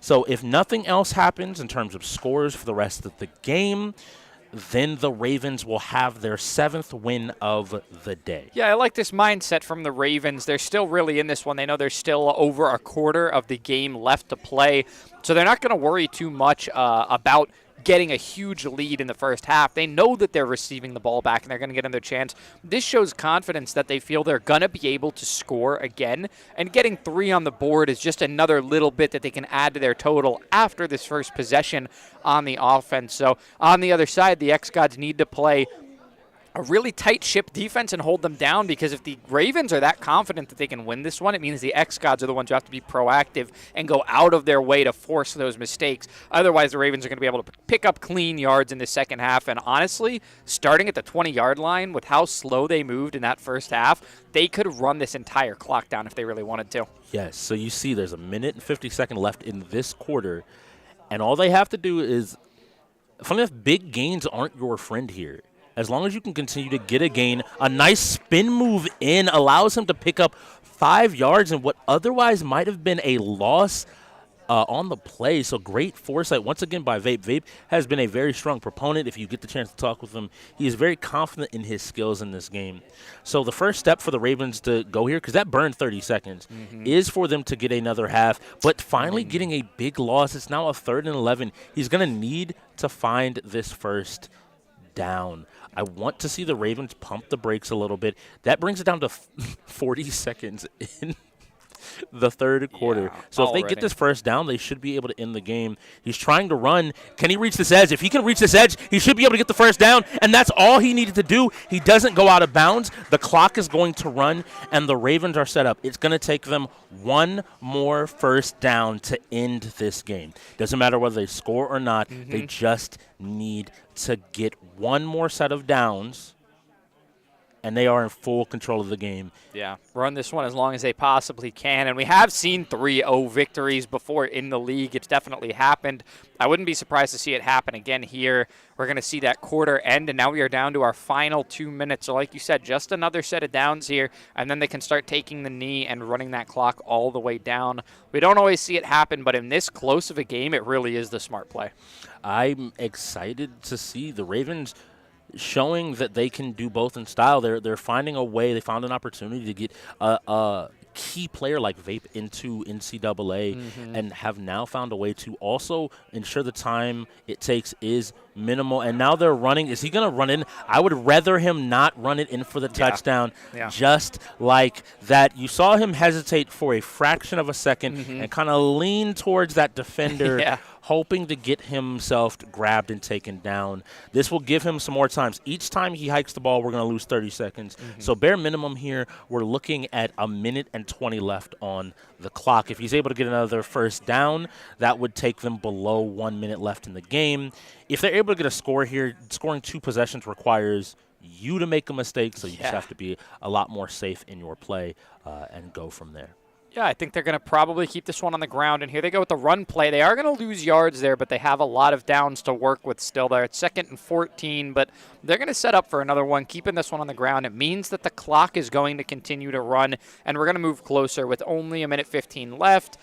And we are going to take a timeout here. No surprise there. A stoppage of the clock is exactly what the xGODS need right now. They need enough time to work with to be able to come back. So they need to guarantee that they're going to have enough time to make this stop on this set of downs if the Ravens are going to keep it on the ground. And I think this is really funny because I was waiting for it to immediately happen, but buying a little bit of time, they do have the time to stop the clock 2 more times. Vape once again pulling defenders out and then running slides to stay in bound, protect the quarterback. There's no fumbles here, and we're down to that minute mark. Never mind, they call a timeout a lot quicker this time to ensure, once again, like you said, as much time as possible. Now, this is important. If they don't get the first down, you probably have to kick the ball away, and you open yourself up to a single mistake. The easiest answer here is to get a first down. He's being pursued. Luckily, he manages to get away. He's moving with his feet, and he might be able to get this first down. That will seal the game for the Ravens. There are 4 downs before you have to turn it over. All that matters here is each one of these plays will take 30 seconds off the clock. Even with the ability to time out and pause the clock, you're under a minute. Any 2 plays, just run it, and whatever happens, happens. I think Vape now, knowing is going to let the clock run down as low as possible and then maybe try to finish this off in style with a touchdown. Running out, getting a little bit more yardage. Now with 40 seconds left, we can see if the xGODS decide to call another timeout. They do. They're buying every second they can, getting this down. So 1 hour left in this game, making sure this is a 10-minute game of college football. Yeah, unfortunate situation for the xGODS to be in. They weren't proactive enough to make anything happen like we talked about at that halftime of this game of college football. We're going to see this running back go to the outside once again. Does cut in that time. Lands in the same place they started, but they're not going to worry too much about that. 3rd and 5 with only 15 seconds remaining, and there are still 35 seconds on the game clock. They don't have to call this next play. The xGODS want, they would want it to end, but rather than giving any more possible, calls in here, they're just going to let the clock run out.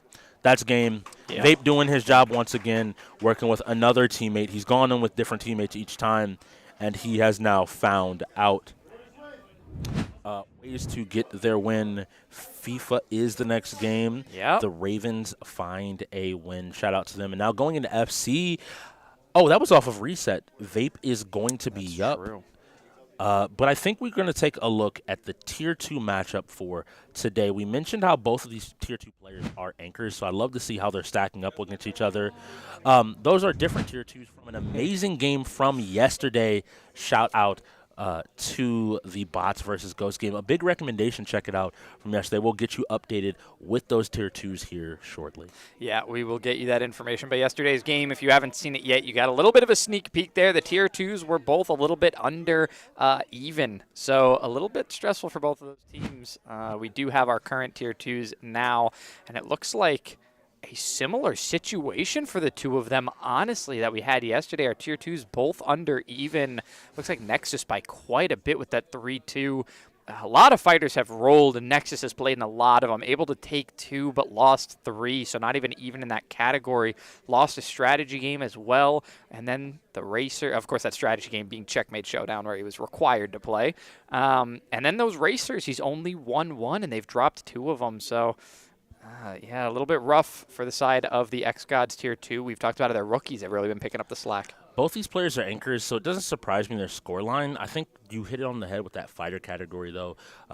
For someone like I Am the Herb, he would have loved to see it. We're going to head on over to the Tier 1. Shout out to Nexus, a.k.a. Gojo Satoru, out here doing the pose. But here on the Tier 1, young Jack Harlow there on the left, AJ Lil Blue, while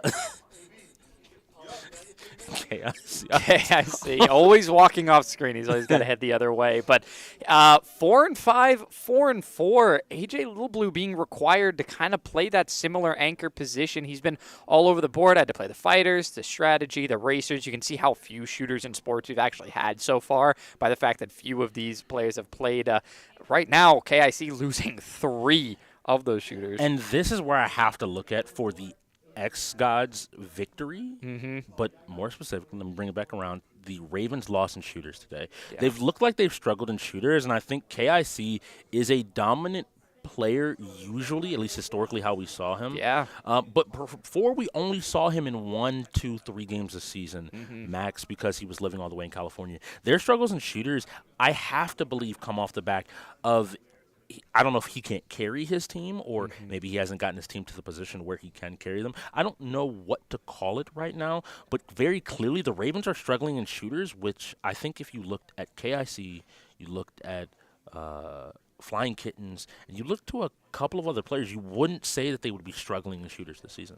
No, definitely not. I think the Ravens have a good shooting core, and the xGODS as well have built a great core for shooter games. I think they have a more well-rounded team, which is why you see all 7 of them actually playing, whereas the Ravens didn't feel like they had strong enough position to play 7 players. That you lose out on a lot when you don't have that 7th player, and it's really showing now. I think the biggest impact is coming out of, surprisingly, not the Tier 1 or the Tier 2. On the xGODS, the difference makers have been Sin, Electric, and even Hassaj. All 3 of them have been bringing the heat in this game, and they probably have the best scorelines on their team, if I had to guess. I was looking through the stats this morning, and that was the thing that surprised me. Just how many of the xGODS records collectively rival some of the Tier 1s in the league. Not their tiers, but each one of them has records that are competing with other Tier 1s on teams around the league. F1 being the next game might just be something to the xGODS benefit, but they got to get through this Ravens team on FIFA. FIFA being one of the games that I know the Ravens love. Herb being one of those players, he really does enjoy it. They've gotten better and better over the seasons and really become a dominant FIFA team in the league. On the other side, Electric and Nexus going in. Nexus, importantly, was, I believe, Sports Rookie of his rookie year back in all the way in Season 7, and has always been a strong sports player and has stayed paired up with AJ. But now we get to see a game. So in the red here, what you're going to be seeing in the red is going to be pass to Herbs, and in the purple will be and a nice pass, moving the ball up, trying to find the shot. Wasn't able to. We are playing on a map with no walls, though. Yeah, we're playing no walls. That's very interesting. We talk about in FIFA that in this Volta game mode, there's the option to play with walls and no walls. It seems that the xGODS aren't really going to care too much playing on that that France national team. It is Paris Saint-Germain, PSG, on the side of the Ravens, who are now going to score as well to even it up 1-1. So we won't see as much high-octane gameplay. There will be a little bit of stoppage in between. Sometimes this ball will go out of bounds and be stopped for a moment. But these teams so far doing well to shoot on target. A nice fake goes for the goal on that one, but it bounces off the shins of the goalie, and it'll be returned to the side of the xGODS. And now we see them once again moving forward, trying to get good kills, but each one going out of bounds. I think the decision of whichever team picked no walls, they were smart to do so, because it seems like you're ensuring that neither side is able to get really any momentum. With walls, I feel like the ball is constantly in motion, and you don't have those breathers as often. You need to get this ball away, because if you lose it, that's an open goal. He tries to flip it back, isn't able to do so, and the Ravens manage to regain control, trying to look for a shot. Don't end up finding it. Never mind. They go up 2-1. It's Herb tapping it in off the side of his foot. I was going to mention how Koza's the one on the team with the footwork, but Herb getting the job done. Now it's going to be Herb moving his way back up again. He takes a fake, and the shot will go a little wide to the left. You know, if that was a regulation goal, I think that might have found it. Oh, yeah. With enough space. Koza with some great defense. Looks like they're going back to a little bit of street fighting. But after the round, much like Street Fighter 6, the xGODS came up with the ball. Yeah, we're going to see possession for the Ravens right now. It's Herb with control of the ball. You see his teammate there, Koza, in the purple arrow. Now the one with the control. It's Herb coming in off of the side, bringing it back to the half just a little bit, flicking the ball all the way across the court. Going to fight for control here, and he's got a shot at the net. He does take it, and that's in. They skipped the animation immediately, jamming on the buttons, but that one was in, and it's a 3-1 lead for the Ravens now off of another goal from Herb. Is this the first sign of frustration we have, and some very good defensive play to ensure no goals were taken, and really moving this ball around and popping it up to stop any forward momentum? Now Herb in a one-on-one situation. Nice job bringing a player back to cover that goal. I don't know if he was trying to sell it. I don't know why he fell. He was not near anybody on the field, but I need to see the xGODS start to come back. This is one of the first times I feel like the Ravens have been in full control of a game today that wasn't a fighting game. They weren't able to find that goal. Yeah, Koza puts that one wide, unfortunately, and now it'll be Electric with control at the mid. And it's Nexus that takes the shot off the pass and puts it in the back of the net.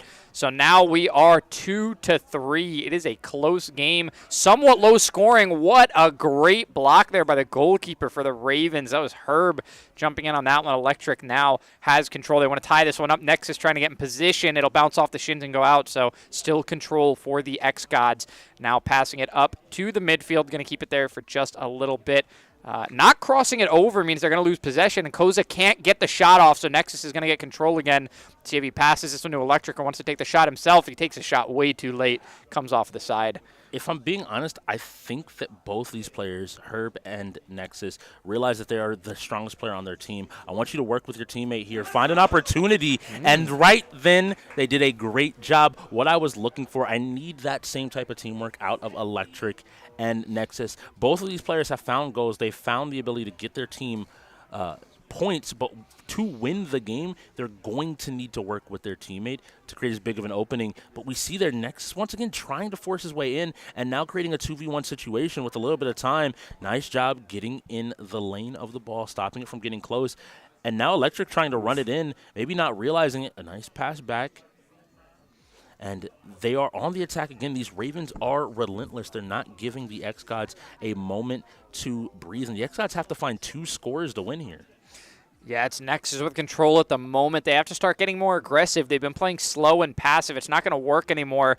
Nexus maybe sending it to his teammate. No, Electric going to shoot in from the side, not landing anything. Koza gets control, and he is fighting for it. Keeps it for just a That's bit. Gotta be a foul. No foul? No foul on that one. So right now it's Electric passing it into Nexus, who takes a hard shot from close range and puts it right in the back of the net. We are at a 3-4 game. The xGODS are trying to come back.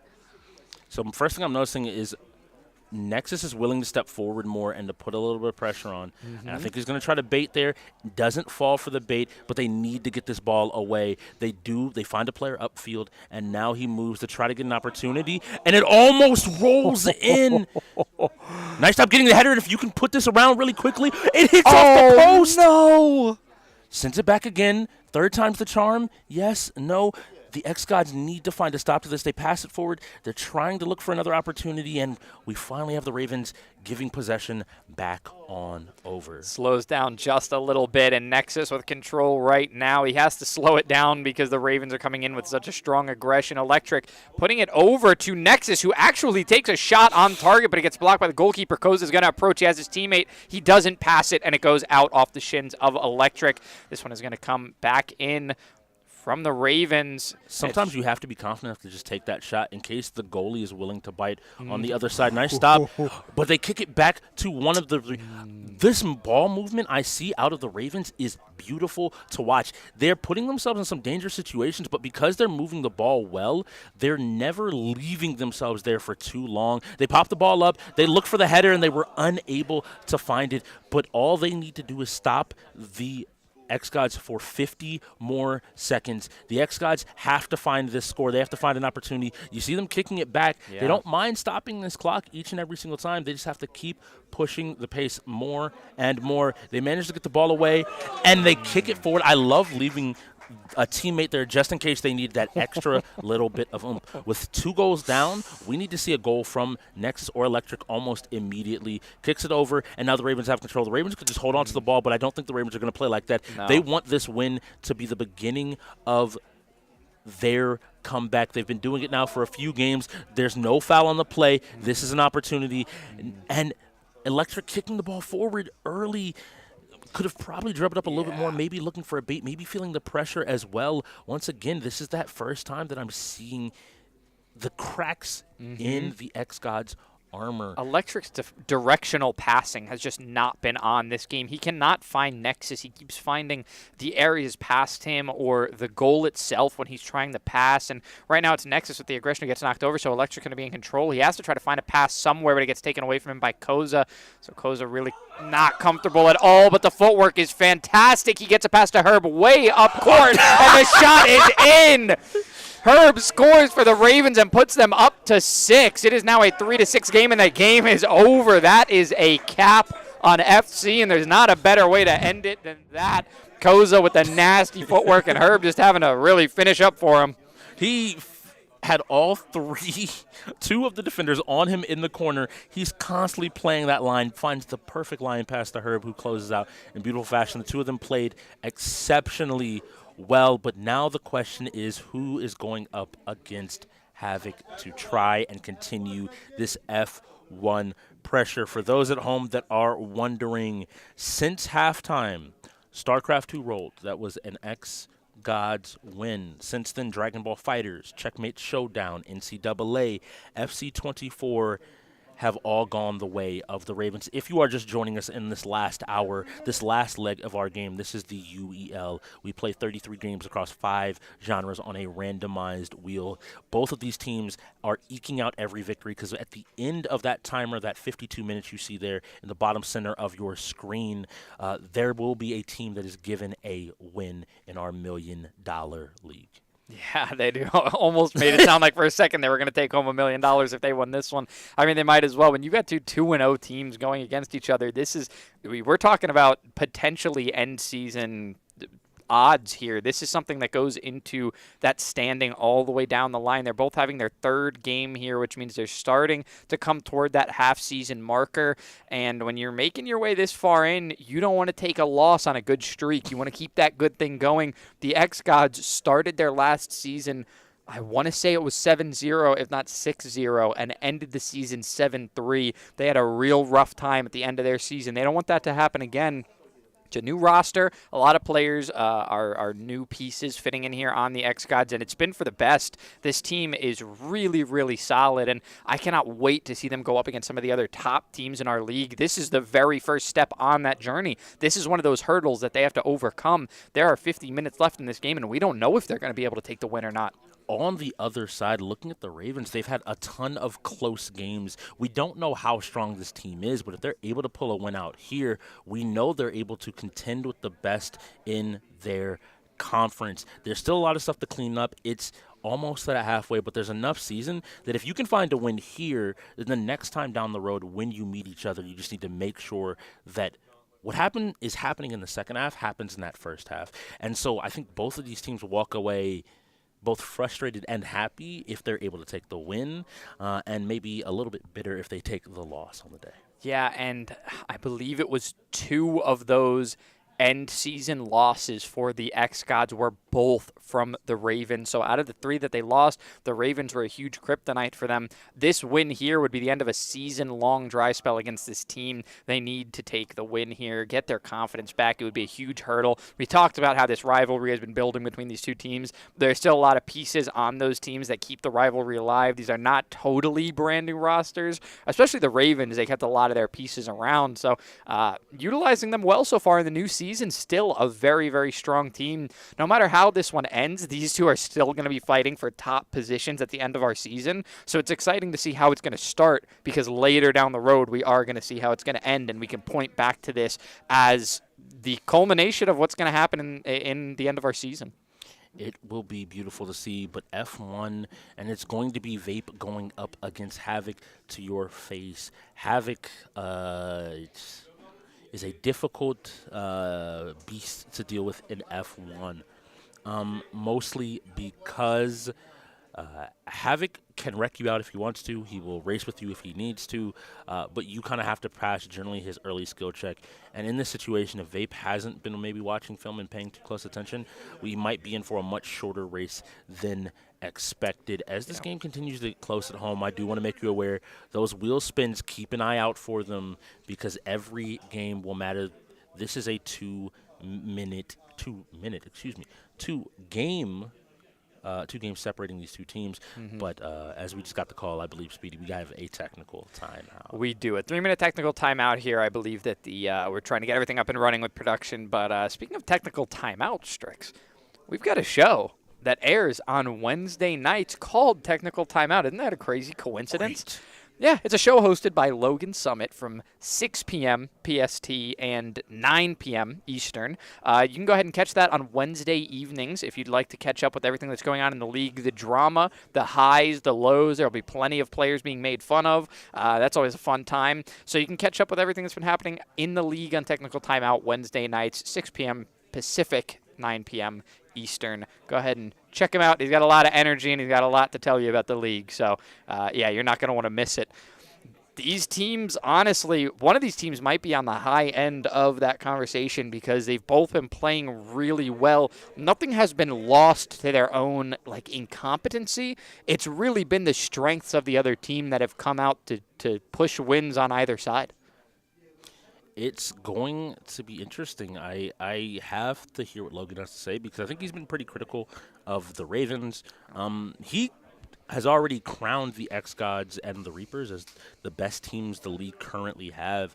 So I think after maybe they take their first blow, I want to see what maybe he has to say about it. Maybe he has some insight that we don't. He did speak with their Tier 1, AJ Little Blue, on one of the early episodes. Yeah. So, definitely finding the nitty-gritty going down in the league. This F1 game is going to be important. This technical timeout is being handled. But from your perspective, Speedy, we've seen a lot of games this week. We've seen a lot of close games this week. Comebacks and nail-biters. What is your takeaway from this Ravens xGODS game? It's the third in a row that we're seeing come this close. We're in the final hour, and we still don't really have a prediction who's going to win. A 2-game separation isn't enough for me to say that the Ravens are going to lose this one. I do think the xGODS are in a good position to give themselves a 3-game lead here. Having this 1v1 game with Psycho in on F1, we saw Vape play this game last week. He had a really rough start, and he couldn't fight his way back into it. Vape will just unexpectedly be good at games every once in a while. You never know where it comes from, but he'll just suddenly be playing a game that you never gave him notoriety on, and he'll be crushing his opponent. And it came out of nowhere. The only thing I can think of that we would even give him the most credit for would be that college football that we just saw him absolutely kill it in. But he's got so much up his sleeve. He's a really solid Tier 5 player, one of those ones in the middle of the pack that you can always rely on in team games. It's in this 1v1 that I'm really curious to see if he can hold his medal this time, I guess, because last time, just off of a bad start, he really threw himself out of control and he could not bring it back. So I'm hoping that this time he has a better start or is better able to adapt to what happens to him, or even maybe something happens to Psycho and Vape is able to take a lead, but he has to keep a cool head either way. So 1v1s are always fun because we get to dissect players individually, and I'm sure Elise would have a lot of fun with this one as well. So we'll have to get her input on that at some point. Yeah, Vape, Psycho. I want to say that the xGODS have a good chance at this one, but Vape could, you never know, he could always pull something out. He is a really, I was almost said complicated. I meant to say talented. I maybe have some internal thoughts about Vape, but yeah, it is complicated. It's a back and forth. Sometimes we see Vape at his best, and sometimes we see Vape struggling to keep up. This game, I think he's been instrumental in some of the wins that they really needed. So I would say he gets a lot of credit on this one. Yes. He is a sophomore, so I'll give him a little bit more of a pass. He is starting to come into his own. He was a rookie last season and was traded around a good bit. It wasn't like a clean, just I play for one team the entire season. Started off on the Gorillas, and then we're now moved on over to the Ravens. It seems to be his home, and I think they have found how they want to utilize him and develop him. And the next game up is 2K. If Vape is available, I have to believe they sent him back in. And we should be in for a treat, though, because with a full reset going from the xGODS, we 5 should laps. see some talent. All right, so let's see. Bottom POV is going to be Havoc. On the top is going to be Vape. So you're looking right now, Vape has taken an early lead and holding his lane, and Havoc just seems to be biding his time, not worried about rushing this race heavy. Havoc in his very first game ended up going in for a racer right at the end to clutch, and I think Havoc made the correct decision. Vape going a little bit wide, now needing to pull back in, and now is right next to, no, there's still some cushion. Okay, but I think Havoc is on the hunt. He's looking for Vape, realizes just how close he's gotten there. Vape has to be worried about penalties as well. Yeah, they're still on the same line right now, too, holding together. So there's really no significant lead for one or the other, even though there's a couple spaces between them. You see Vape even dropping back to 9th there. So only 5 spots between them, which is this entire line, but that is not good. When you're back in 14th place, you don't want to be getting past. This may be 2 passing on the inside. No, it's only going to be 1, but contact with the wall is going to give a second. So now 16th place for Havoc. Vape dropping back to 10th, but it's not as significant of a loss as Havoc just had. This is going to be huge. Both players are having pretty significant collisions. I think that's due to them kind of being stuck with this pack and trying to jockey as much as they can to stay in or out of range of their opponent. At the end of the day, if one of them does DNF, that instantly is a win. So I think Havoc is far more willing to let Vape take situations like that where he luckily doesn't end up putting himself out of the race, but he does take a little bit of damage to the front end of his car. Yeah, Vape needs to keep it cool right now because he hasn't taken any significant damage that's going to slow him down or ruin his steering or control.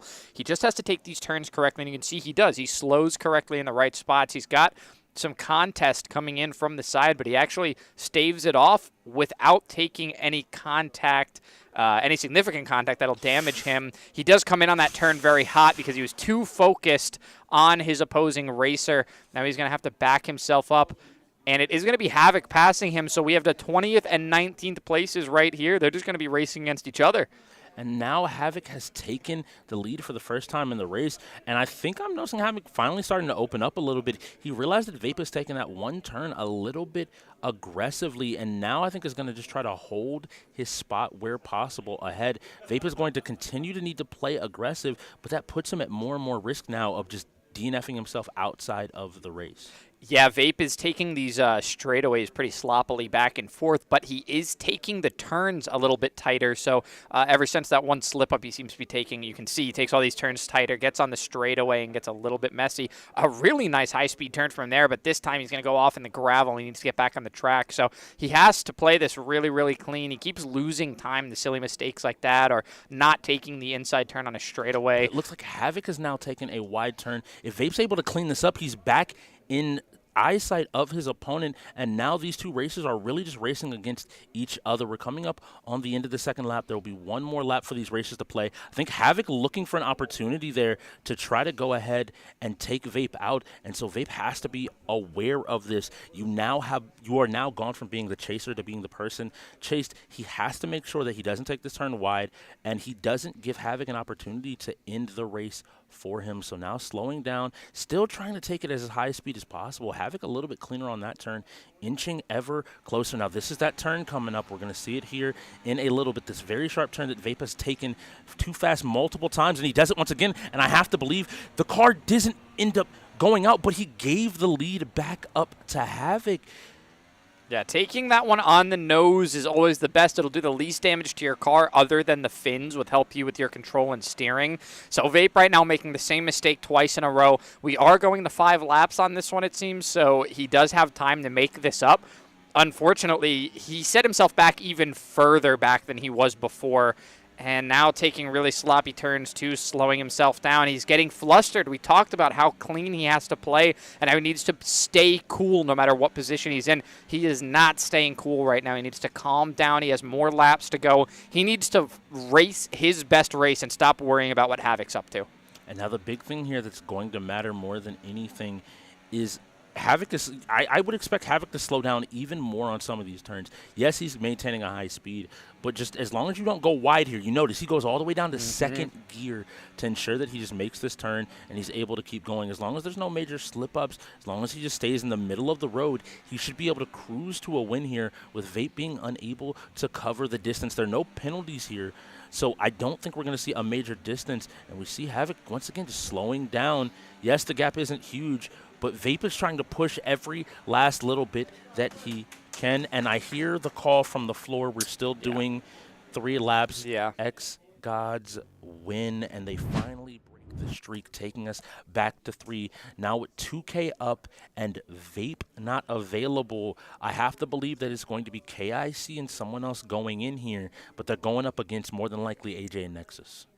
Yeah, AJ and Nexus, a really strong tag team from our grand finalist team last year. That is a strong sports duo to be going up against. And with the xGODS just taking another game to push their lead forward, I would be really nervous if I were the Ravens that this is the one that spun. It's so difficult. If the Ravens can find a way to win this, I think, like, normally, I know for I don't want to say I know for a fact, but I'm pretty sure you would want KIC Vape as your best 2 possibly to be here, to be able to take a win and to continue your pressure. You've only gone down by 1. It's still a 3-point game. It's still within reach. There's still, funny enough, I think a couple of fighting games. Skullgirls, Blaze Blue left on the wheel as well. So if you can find purchase in any of these games, you could find an opportunity to continue to put yourself into these games. On the other side, the shooters need to roll for the xGODS. They want to extend this. If they can get it back up to 4, maybe 5, I'm feeling a little bit more comfortable regardless of what rolls for this next 38 minutes. Yeah, there are still 38 minutes left in the match. That is enough time. I remember we were averaging about a game per 10 minutes on Thursday. It looks like this one is moving at a similar pace, honestly, maybe just slightly slower, but I do still think we can get 3 games in. There's just enough time for the Ravens to tie this one up. I say if they end up losing this one, they're going to have a really tough time clawing it back. Then they're leaving it up to chance. They're leaving it up to what spins on the wheel, not that they have 3 games no matter what it is to come back, but rather they have to make up 4 points, and it's all going to depend on how long the 4 games are actually going to take. And that's where you never want to be. You could have a racing game like Forza, and this game could be over. They have some huge maps on that game that have, I believe, like 8-minute, 10-minute laps on it individually. Oh, wow. And so you do not want certain games on this wheel to end up rolling in this moment. And, yeah, a lot of this could come back to you need to clean up that first half. If y'all had played a little bit cleaner in the first half, you would have been able to ultimately take a win and find purchase. But now we're going to see these teams. We'll get the rosters in for you as we jump in, and things are going to be coming in close. We got to see. I want to see who each person picks. And here we go. Don't call me a prophet. Well, Speedy. there you Skullgirls is up, and I have to think that KIC is going to finish this and immediately go back in. And it'll be a quick one, too. Skullgirls will be a quicker fighter. And it's going to be 2v2. But it'll be a quicker one of the fighters for sure. We're just going to have to see how this 2K game goes, because if we get into NBA here and this takes too long, this could be honestly, this one could eat up a lot of the clock. We were talking about what games spin later on. This one can be one that eats up the clock depending on what the scoreline is, who gets through these points quicker. Now, I want to give, for xGODS fans at home, I want to give you a little bit of positive news. This is the first game off of a reset. This means the xGODS will have full choice of who they want to go in for the next game. And the question is going to have to be, do we see the MK1, the Tekken 8, Checkmate Showdown, the Dragon Ball Fighters Ravens? Yeah. Or do we see that Street Fighter 6 that died by the Blade xGODS? Well, Genghis is still there for the Ravens. He has to go in. So he's the first one that has to go in, and then it'll be up to who they choose for his teammate. I have to believe it's Cassie. Yeah. Unless someone else has been practicing significantly, I know that Cassie has been putting a ton of time into Skullgirls more recently to get himself into a position where he's ready to fight and compete. But we'll see here in a second. I don't know the xGODS. The xGODS have been pretty quiet about what they're practicing, how they're practicing. I even had a joke one of these recent days where we have some promotion chats in the Discord, and they don't always promote that they're specifically streaming just in case prying eyes might want to come by. Yeah, so for this game, we are going to have the xGODS playing MJ and Abdul Karim Jabbar. And then on the side of the Ravens, we will have KIC playing Curry and Flying Kittens playing Embiid. So this is going to be big. The big question here is KIC is going to need to find shots. If he's able to find these shots, that first one's not a great tone setter. He has to find these shots to be able to keep his team in the game, because I'm telling you right.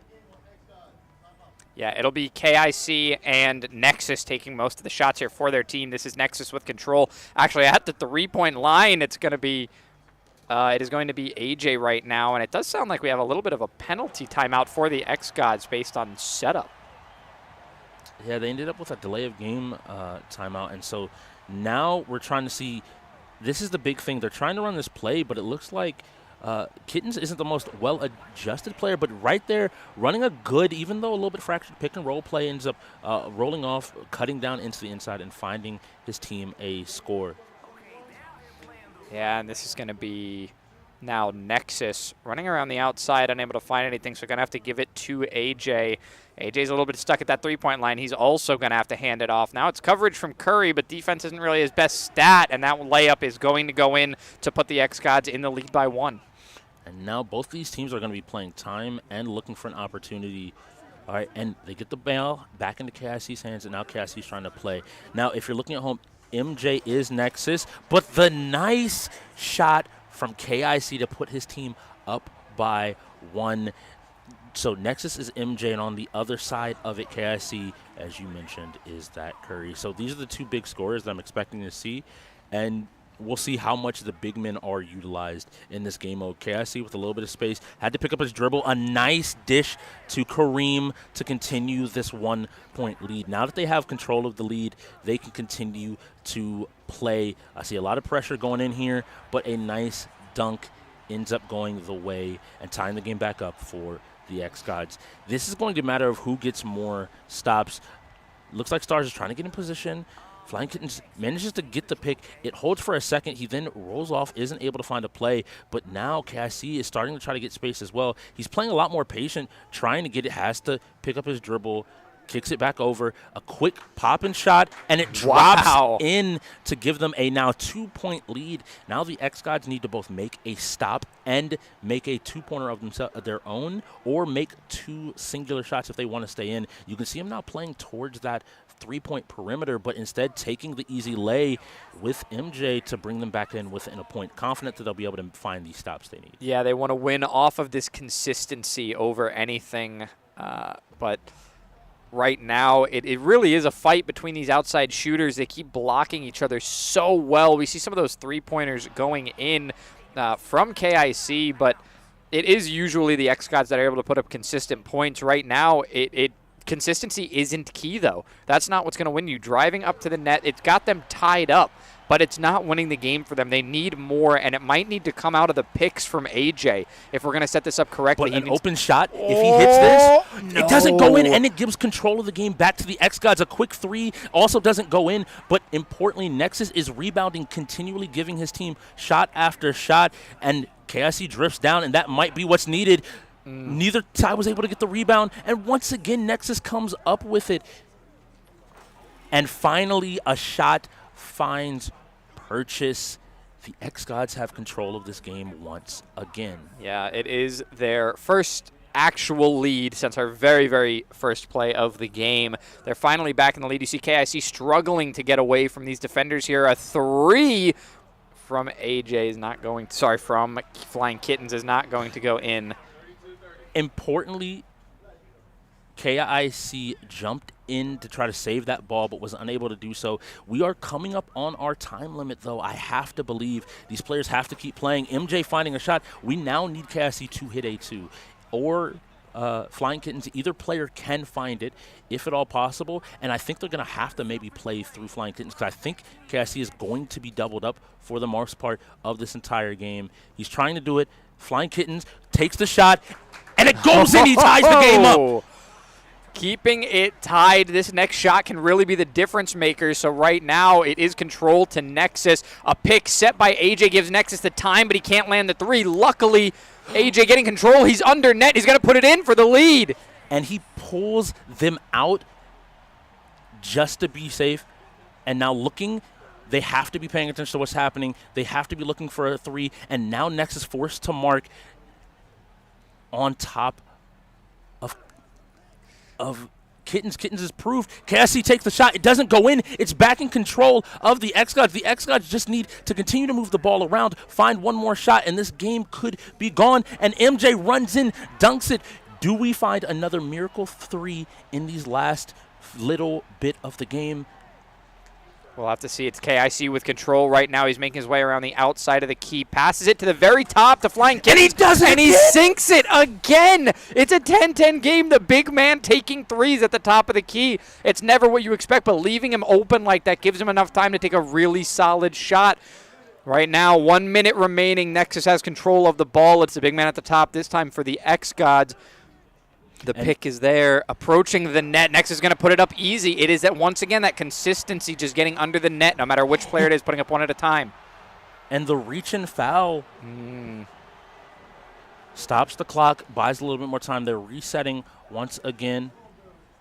And Skullgirls is going to be the next game. KIC looking. They're now playing man defense. They have to touch both of them. We don't have a whole lot of time. They have to be aware. He cuts off. He gets some space. Throws it to Kittens. Does Kittens just choose to tie it up? He manages to tie up the game. So this has to be the last possession of the game. If they stop it, maybe we get another opportunity. It is a tie game, but this is MJ.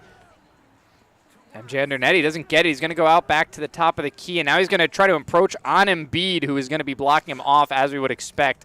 Jordan at the top of the key. This is Nexus. He doesn't go in for the opening nose. He's going to get blocked off. So a nice pass to AJ, who puts it in and gives them the lead. And is at the end of the game. It is. The xGODS take that win. And now the Ravens are 4 games down. We're going into Skullgirls. If Ravens can take this, they'll still only be down 3, but we only have half an hour to go. A lot of heroics coming out of the Ravens there, especially out of Flying Kittens, managing their shots. It notably came down to giving possession control of the game back up to the xGODS, who was then able to just play the clock. It was a super close game, a super close situation.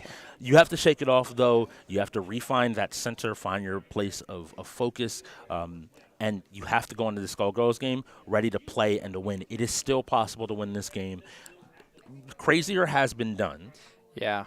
But you have to just take it one game at a time. I would have really liked to see KIC perform a little bit better there, or maybe we can put this on Kittens for not setting picks correctly for him. I'm not sure who it was, but KIC was playing Curry, a notorious three-point shooter, and he landed as many threes as his teammate on the big man, Joel Embiid. You shouldn't be landing as many threes as your big guy. They each got 2. That was an 8-point total out of what we would call 2-pointers, because it's that street game mode. But from the 3-point line, they both only hit 2. We should have seen more out of KIC. If you're going to choose Curry, that's what you have to go for. Play somebody like Jordan, or, I mean, there's a lot of other players you can play if you're really going to just be going for failed layups. And the Ravens do end up calling a timeout here. They want to preserve as much of this game clock as humanly possible while going into these setups and through these games. They want to get in the Skullgirls without it burning too much time. I agree, and on the flip side, I have to look at AJ and Nexus. They've played together now for 3 seasons. The two of them worked well together, even having a big man that doesn't have an outside shot like Kareem. They were able to utilize it. Even MJ, who we saw AJ, Nexus take a couple of threes, but didn't really find anything. No. But they were able to find opportunities to give themselves these consistent 1-point shots after 1-point shots, get these defensive stops. The other thing that I think I will call out, I think Flying Kittens was great offensively, and this is not going at him, but more the coaching staff of the Ravens. The big man position is far more important, because what really killed them, to me more than anything, was how many second chance points the xGODS were able to get, because Nexus was dominating the boards. Every single time we looked up, a ball's bouncing off, Nexus is there, kicks it back out, they reset the play, and they go once again. Time and time again, each and every single move ended up playing into their favor. But now you change, and just like I thought, KIC is going in. Yeah. So he has a chance to kind of clean up that last game, but the xGODS finding 2 important wins here in these last 45 minutes is essentially eliminating 15 minutes on the clock for free. Yeah. For lack of a better way of picking up wins pushes them further ahead. It makes the Ravens, they have to climb such a huge mountain now, and as we spin this wheel, and it looks like we're landing on Apex. So heading into a shooter, which is a really contentious category between the two of these teams. That's going to be a tough one. It may go the full distance, which is 8 minutes. So I don't see either of these teams being able to really dominate the other. We saw in Halo it was pretty back and forth. There was a lead taken by the end, but there was life in both of those teams. Now we are heading into this fighter that the Ravens have to get through first if they want to take a win. And I see Havoc blocking it out. I think Havoc just willing to take as much time as possible here in the game. They sent both Havoc and X-Ray into this game looking to find a win. And KIC is going to continue to put the pressure up. Skullgirls is a game that he can find his wins and find a quick turnaround for his team. The issue is he cannot fluster himself. He can't open himself up because he could die just as quickly. But here we go. We see the touch, and the combos are starting to come out. Each one of these hits should turn into huge damage, and he should be able to take out Havoc's first health bar. Goes for the reset, and that's 1 health bar down. He just needs to do it again without getting touched. Havoc now starting to hit a few more buttons. Looks like he's found some life and is ready to keep playing and go for bigger and bigger wins. Havoc doing a great job, but KIC, every time he goes on offense, is checking Havoc. Havoc realizing there's a gap there and now starting to fight back a little bit more. Nice throw to continue to get some pressure, but now doesn't have his head, ends up pulling it back. So each one of these characters, Annie is notorious for her pressure, one of the simpler characters, but is able to pump out damage with some of the best. Miss Fortune has I don't want to call it a complex mechanic, but she can lose her head. She can throw it at you, which takes away some of her moves. You have to be aware, but this is what I meant when I said KIC can deal some damage as long as it gets to hit. You have to guess right every single time he jumps at you. The throw could turn into a combo. He isn't able to find it, but he's continuing the damage, and this should be the end of Havoc. That's one character down. He lost half a bar. That's good to see. And now it's going to be X-Ray stepping in. He is looking to take out KIC here. I have to believe they put him in here to win this as quick as possible and to put out as much pressure as possible. Yeah, he's sitting himself down, and it was smart by the xGODS to play Havoc first because it means this one isn't going to end too quickly. He, like you said, he was putting a lot of blocking down. He was making sure not all of those shots connected. He ate up probably 2 times as much of the timer as he could have. But now X-Ray Aspect sitting down, it might bring them to the rest of the game. They might have to go through not only KIC here, but if you could take a win then against Genghis as well. We'll just have to see if KIC is as strong against this experienced fighter X-Ray as he was against Havoc. So Peacock throws out a ton of items. And navigating this becomes incredibly difficult, and X-Ray, I have to believe, has put in the time and energy to ensure that he is ready to do so, is able to navigate this pressure, or X-Ray is able to put it in place in a way that he's not able to cross the screen. What's important here is this is a 3v1 matchup. What this means, this goal goes because you're able to pick your team, is there will be 1 health bar for both players. Okay. KIC will deal significantly more damage than X-Ray, but X-Ray has the benefit of being able to lock KIC down more and more. KIC is looking to get a touch and turn that damage into big opportunities. You can see off of just him touching that assist how much damage Big Band took, but now every one of these hits, it looks like X-Ray is just trying to get a little bit of space, call these assists in, and nice job using H-Breast, and now is where you have to deal with the pain.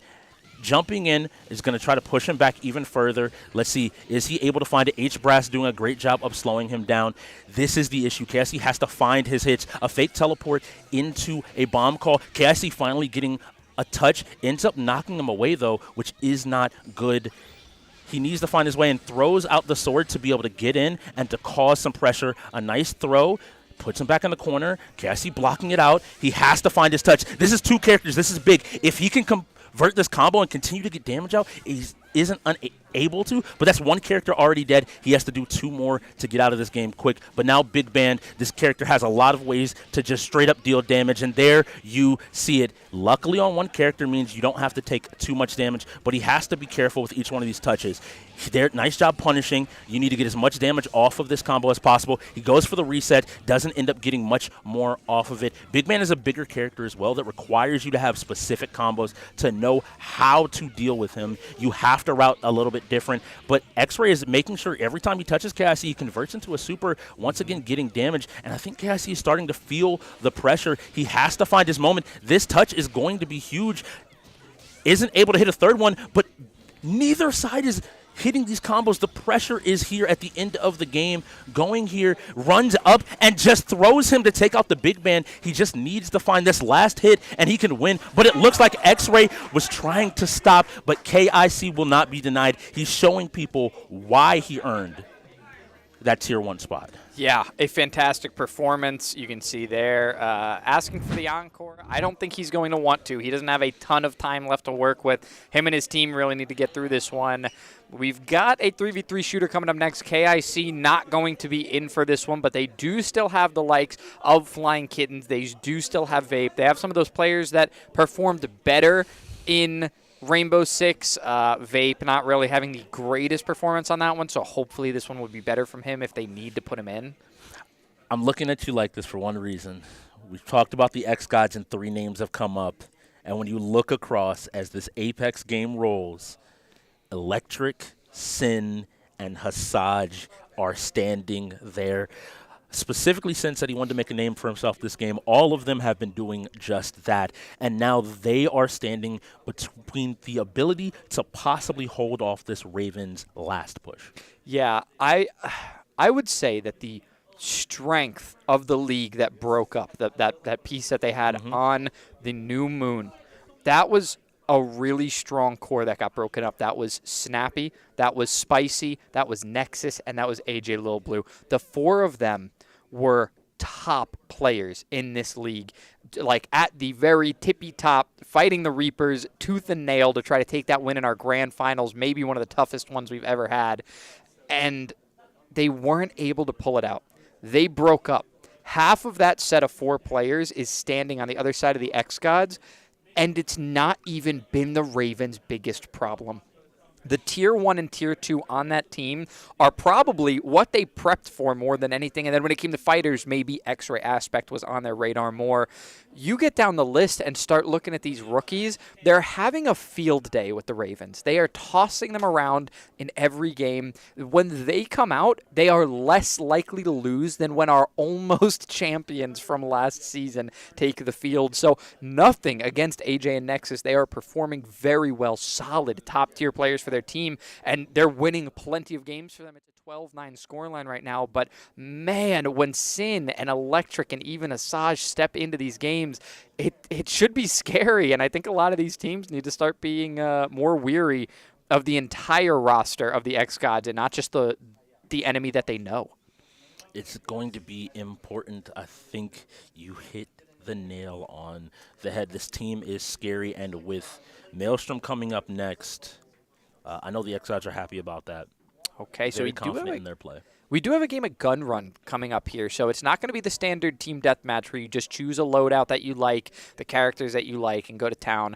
It's going to be, for those who play shooters, gun game. It is the same as Gun Run. It's where your team is, well, it is a little bit different, actually. So rather than you having to get the kill to move up, your team has to get the kill, and whichever player gets the kill gets the new highest weapon. So with this Hemlock being the first weapon, it's not the R301, but it's a solid weapon to start with for your team to stay on for a while. We see a trade comes out early on, both teams moving up to the Havoc. So, and it's actually the Havoc right now in the hands of Hasaj, who's going to move forward on this Bloodhound. You see him putting out that scan, trying to find the position of this enemy team. He's going to climb into this smoke as well. You can see that Bangalore punching the enemies down, getting a kill, and it looks like it will be the Nemesis that player moves up to.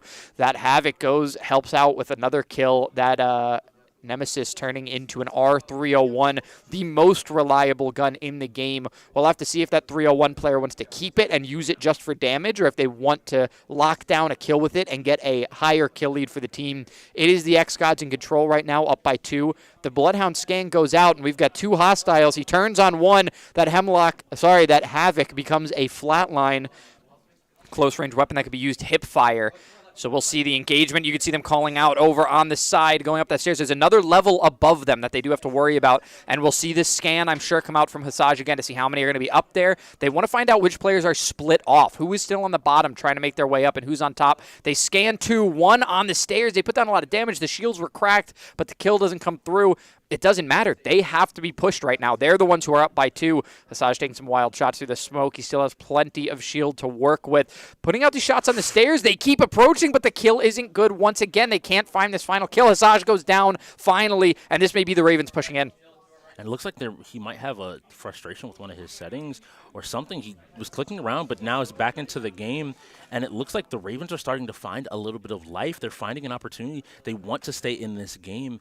And each one of these fights matters. They aren't committing in any singular fight for a spot. It looks like they baited them into this middle building to almost create a fish in a barrel situation. Yeah, they're locking them down right now. 3 hostiles detected. They know the position of every player, and they're all surrounding right now. They don't have to take the fight just yet. Now they're going to be scanned right back. The shots are coming in, though. It was a quick engagement. We do have a significant lead, 4-weapon lead. Now it's 5 for the side of the xGODS. They take that long-range fight and win it. Now they're being approached, but the Ravens are down a man. This is a low-health Bloodhound. Hasaj doesn't end up dying, but the Bloodhound goes down on the Ravens side. It's only 1 left for the Ravens right now. The xGODS scan him. They see where he's even rotating to. They don't have a man to take him out, so he may make an escape. But with the R99, the flatline, and 1 other weapon in the hands of the xGODS, they have a solid lineup to take the next fight. And as soon as they start to get an advantage, it looks like as though the Ravens, every time I'm about to say it, it looks like Electric comes in, is trying to clean up, help his teammate. If they're able to kill all 3, they're emboldening the league even further now. And here we go. Each and every single one of these movements matters because it seems like this is just the wall the Ravens have to clear. Yeah. These 3 players have found the weakness. I was wondering just if shooters were their kryptonite this season. Their team has to figure something out because right now, Electric, he was not a starter on New Moon, but he was a veteran that has been there for months, for years, for seasons, and he had been known for his ability to shoot. And right now he has shown that he is able to bring that to the table. Every 2 kills, I feel like I see another kill go down. He's pursuing, finally gets traded out, and there can't be that much time left on the clock. No, trying to take that fight from a distance, probably not wise. He does have that Mastiff that is a very, very strong shotgun that he's working with now. They want to take a close-range fight, and it looks like they want to play the outside of the map. You notice they're not moving in towards that center point that they were at before. Moving his way. Oh, no, I'm sorry. They switched over when they were in the same position. We're actually watching Sin now, who has the EV8. This is a semi-automatic shotgun, so can put out a lot of damage quickly. The Mastiff, on the other hand, being a shotgun that puts out a lot of damage per shot, but has a lower fire rate. The engagement comes through, and the Ravens were able to find a kill. They're closing the gap, but we have to see where they're going to go for. 1 minute left on the clock, Speedy. We do not have very much time to play. They have to find every single one of these kills. They are so far behind. I believe they need 6 kills in this next minute. They need Hasaj has the 30-30 repeater right now and his ultimate. He's going to be able to track these players on the Ravens, but at the same time, if they try to engage, Hasaj can just nail these shots from a distance. They cannot engage on these players with shotguns without having to go through the barrage of fire from Hasaj. They did a great job smoking them out, stopping them from being able to control this area, this distance. We only have a couple seconds left. This is way too far of a lead for the xGODS. They just have to survive this. They're even going to find kills. We are done, and those shots from Hasaj will be the finisher. That will close us out, and the xGODS take another win. It's a 13-9 game, and we have 18 minutes remaining in our match. I think that was lock and key. I have to agree with Maelstrom being the next game. This game has drifted just out of reach. To the Ravens, you played a ton. 2 incredibly close games, 1 against the bots without Billy, notably. That was something that everyone wants to bring up about that game. And then 1 against the Shogun. You managed to pull it out, but it looks like the xGODS are here to really, truly define themselves as the team from the Southern Conference to beat. They were able to go the distance. They took some of your games, At the end of the day, I'm looking at Street Fighter 6. I'm looking at Die by the Blade. I'm looking at Need for Speed, where they elected to play the cops. Yep. I'm looking at those as wins that could have very easily been yours. And it's like, and then the only other thing I can say is y'all have to get your shooting game up. You lost way too many shooters. I believe they lost every shooter today. Every single shooter that was played, they lost. They didn't even win Overwatch, did they? Overwatch, they lost. They didn't even win Overwatch. Halo, they lost. Yeah. Rainbow Six, they lost. Apex, they just lost. Yeah, that's going to be a Ravens timeout coming in as well. They're going to set our timer down a little bit. They've taken this timeout to save themselves just a little bit of time in case they have a shot at this one. But Maelstrom is not a short game. This is Maelstrom, honestly, I think you were alluding to that earlier when you mentioned we have such little time left and Maelstrom's the last game. That was the exact point that you were making. We just don't have enough time to get through this game and still have 3 more for the Ravens to come back in this one. So we're going to have to see if they can close up this score line and if they're still going to solidify themselves as a threat to all the other teams that have to come up against them, or if the xGODS are going to kind of shut them out and show them that they're not number one because they beat the Ravens. They've been number one since before they even had to see the Ravens. Yes, they're defining this. I think they do have stuff to still worry about. Yes. Still work on. Yes.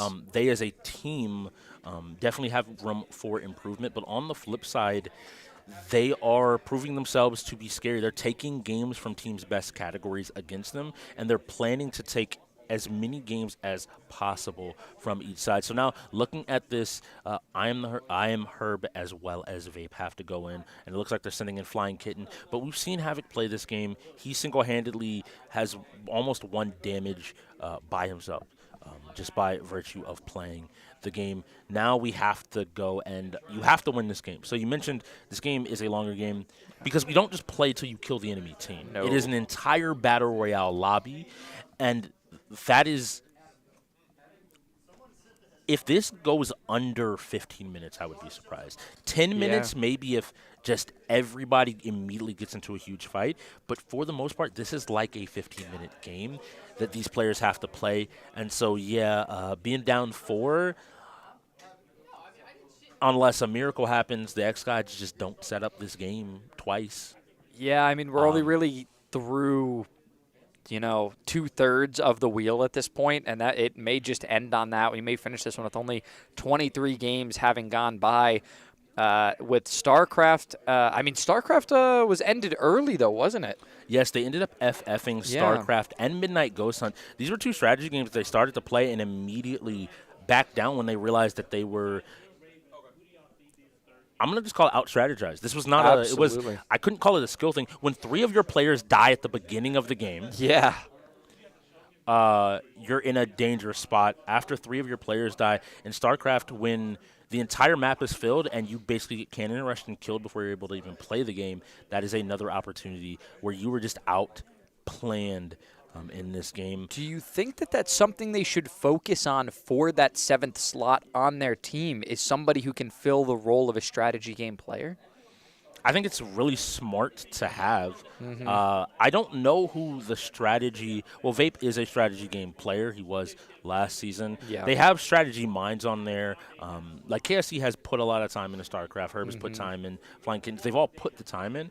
I don't know who their specialist is. Right. But I think the bigger concern for me, even than strategy, is that on paper, they should have a stronger shooting lineup. Yeah, and shoot, exactly. I have to keep coming back to that. I would over-strategy because at the end of the day, the xGODS, I think strongest strategy teams are the xGODS and the bots in this league. After that, you can start to bring the Reapers in. The Reapers are always, they come up with creative strategies, not for in just the games, but UEL as a whole. And then from there, it can start to get a little bit murky because it depends on the personnel. If those are the teams you're losing to, if you lose to the xGODS in strategy, I think it's a bigger statement that you're losing in shooters as bad as you are. Yes. Because maybe I'm proven wrong. Maybe 3 games from now, you and I are sitting on a desk, and we're like, very clearly the xGODS are the best shooting team in the league, hands down. But even in their other wins, they haven't looked good in their shooters. We do have a technical timeout going into the next game. Yeah, I do think the xGODS have become a stronger shooting team now that they have some of those really talented shooters. A lot of esports players do come in having background experience in shooters. It's usually either that or fighting games, but the xGODS are kind of finding their way and being a well-rounded team, thank goodness, and they're showing now that that's going to bring them to victories over some of the best in the league. Speaking of best in the league, we have the absolute best PCs you can ask for here in the league, our SurfThings, and we're going to give you a little bit more information on what they are all about. If he loses this now, I don't even know. All right, calm down, TOG. You just lost to him. Calm down. Stay focused, bro. Stay focused.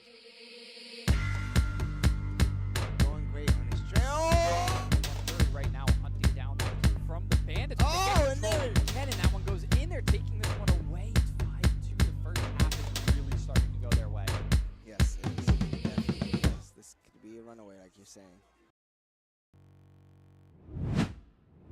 SurfThing.com. Head over there to grab yourself the only Endgamer approved PCs. They work for 33 games across 5 categories for our league, so they're bound to work for you too.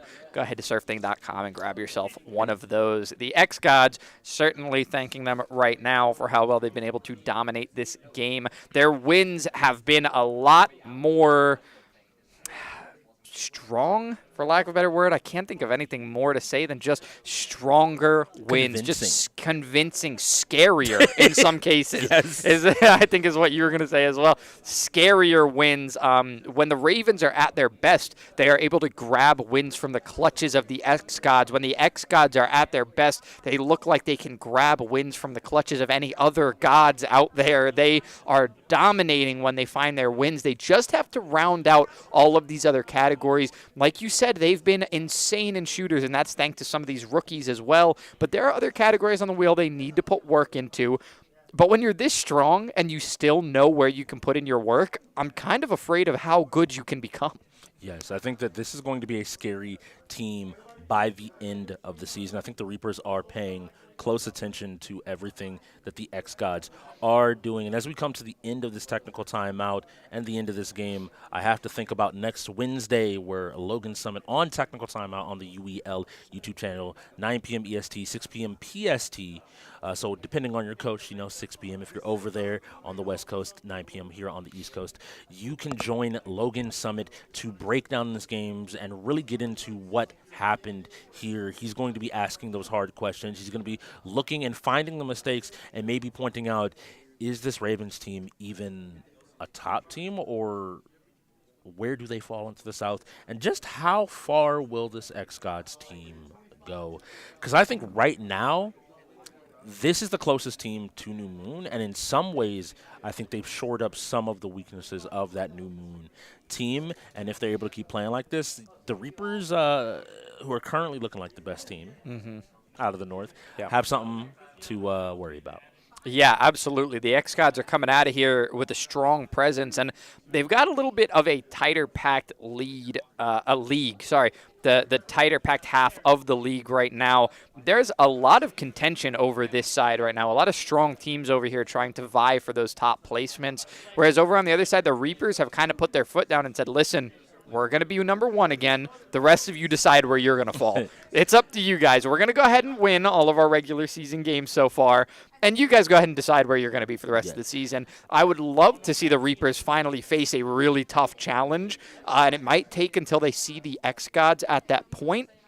But who knows? Anything could happen. There's a lot of teams in the league that can upset because, like we're seeing with the Ravens right now, the Ravens are only 4 points behind, but I'm wondering if that has anything to do with what has spun, because they have lost games to the wheel and won games to the wheel, and some of them in their favor, some of them lost, but it's those middle ground games that the xGODS are easily picking up that are showing the Ravens' weaknesses. And if other teams can exploit those weaknesses from watching this game, they're going to have a dangerous path forward through the rest of the season, having to dodge other teams that have already scouted them.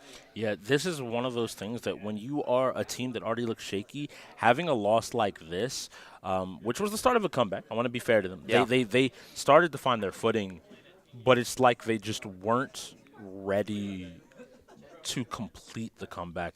We saw the Bandits at the start of this week on Thursday managed to do that very thing. They went down 1-5, 1-6 at the beginning of the game, managed to turn it around going in, and that was some luck.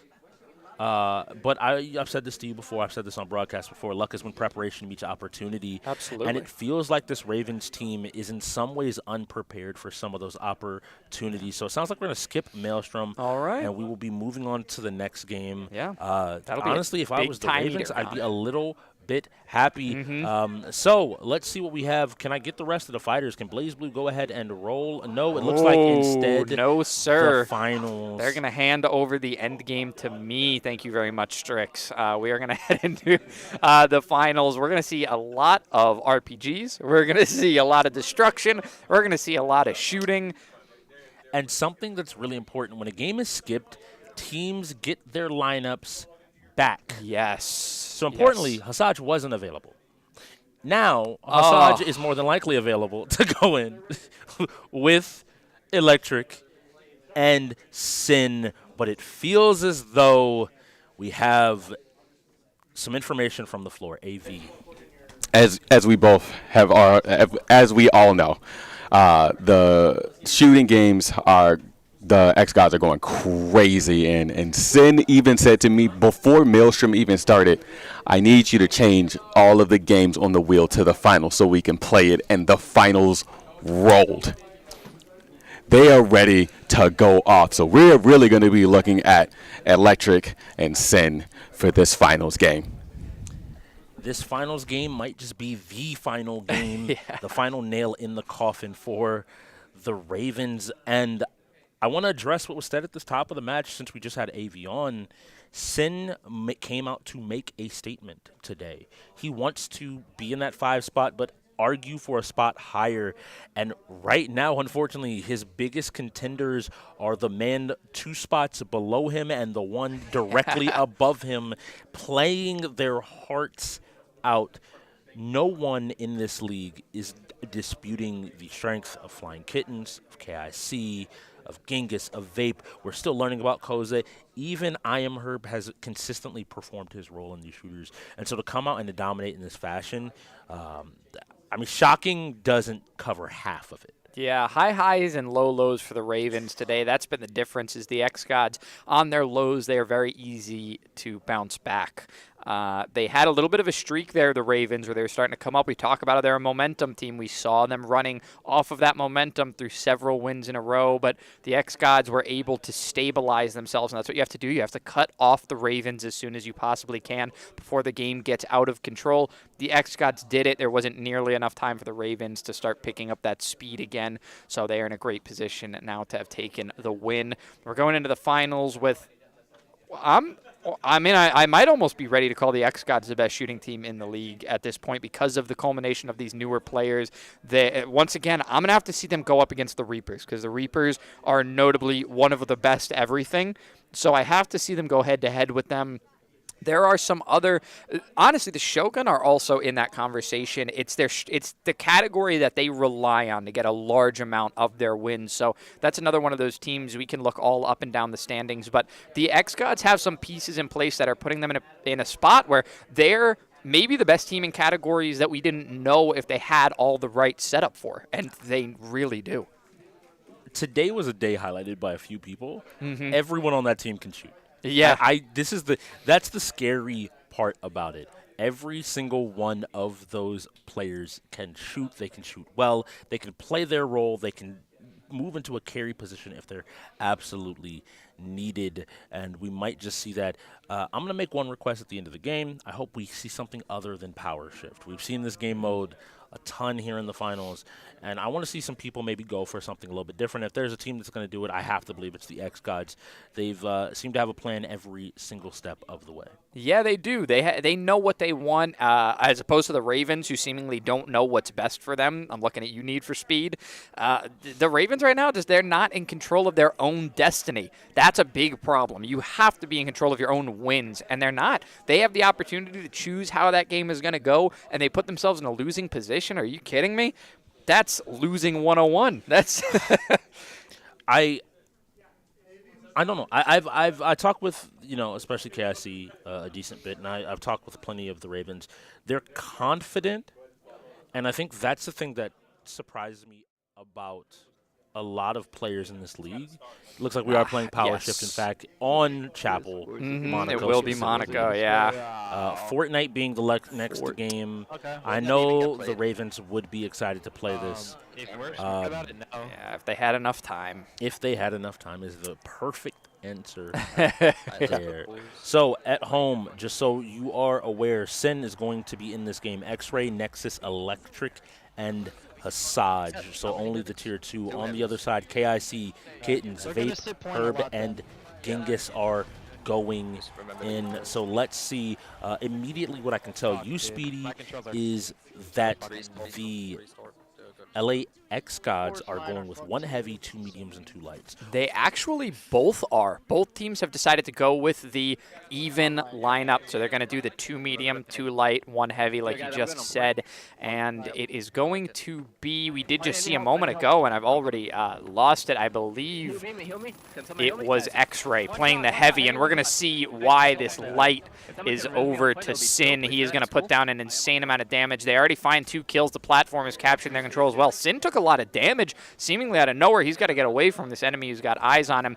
Takes that jump pad, wants to re-engage using the grappling hook instead of the dash. Gets behind that opponent. Not able to really land his shots. Needs to reload. He's at low health, and the melee is going to kill him, or that may have even been a sniper shot that hit him from close range.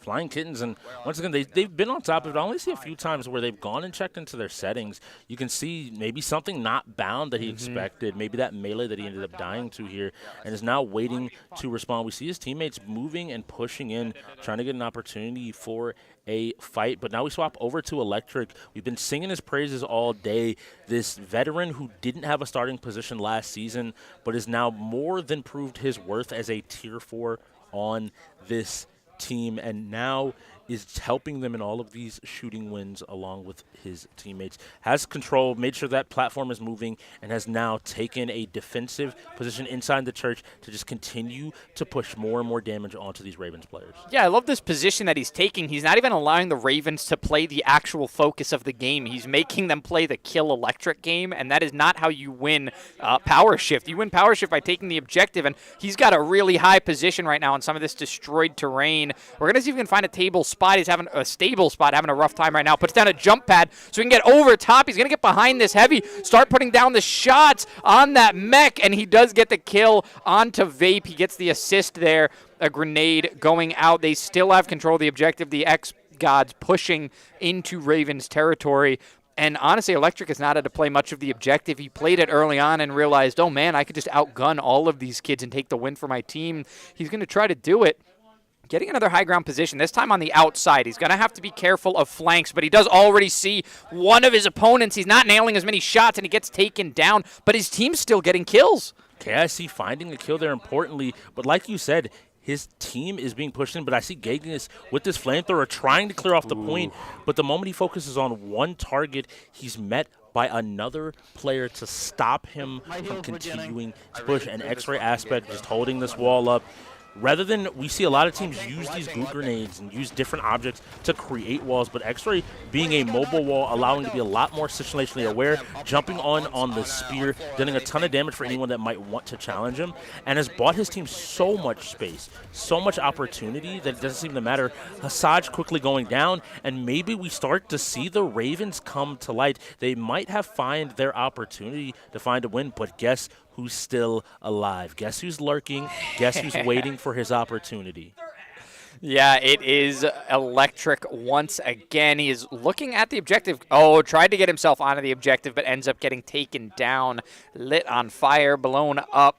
His health bar absolutely melted. And now we see Herb landing his shots. Finally, that kill comes through. He gets an assist, but let's be honest, that was mostly all his. Goes straight to healing his heavy on the objective as well, swapping between his teammates. Being a great team player here, helping get the kill and then going immediately to supporting his team. Gets one of those goo grenades a little bit too far. It's going to land on the outside, but that's all right. Just a little bit less flammable objects on the objective actually never hurts anyways.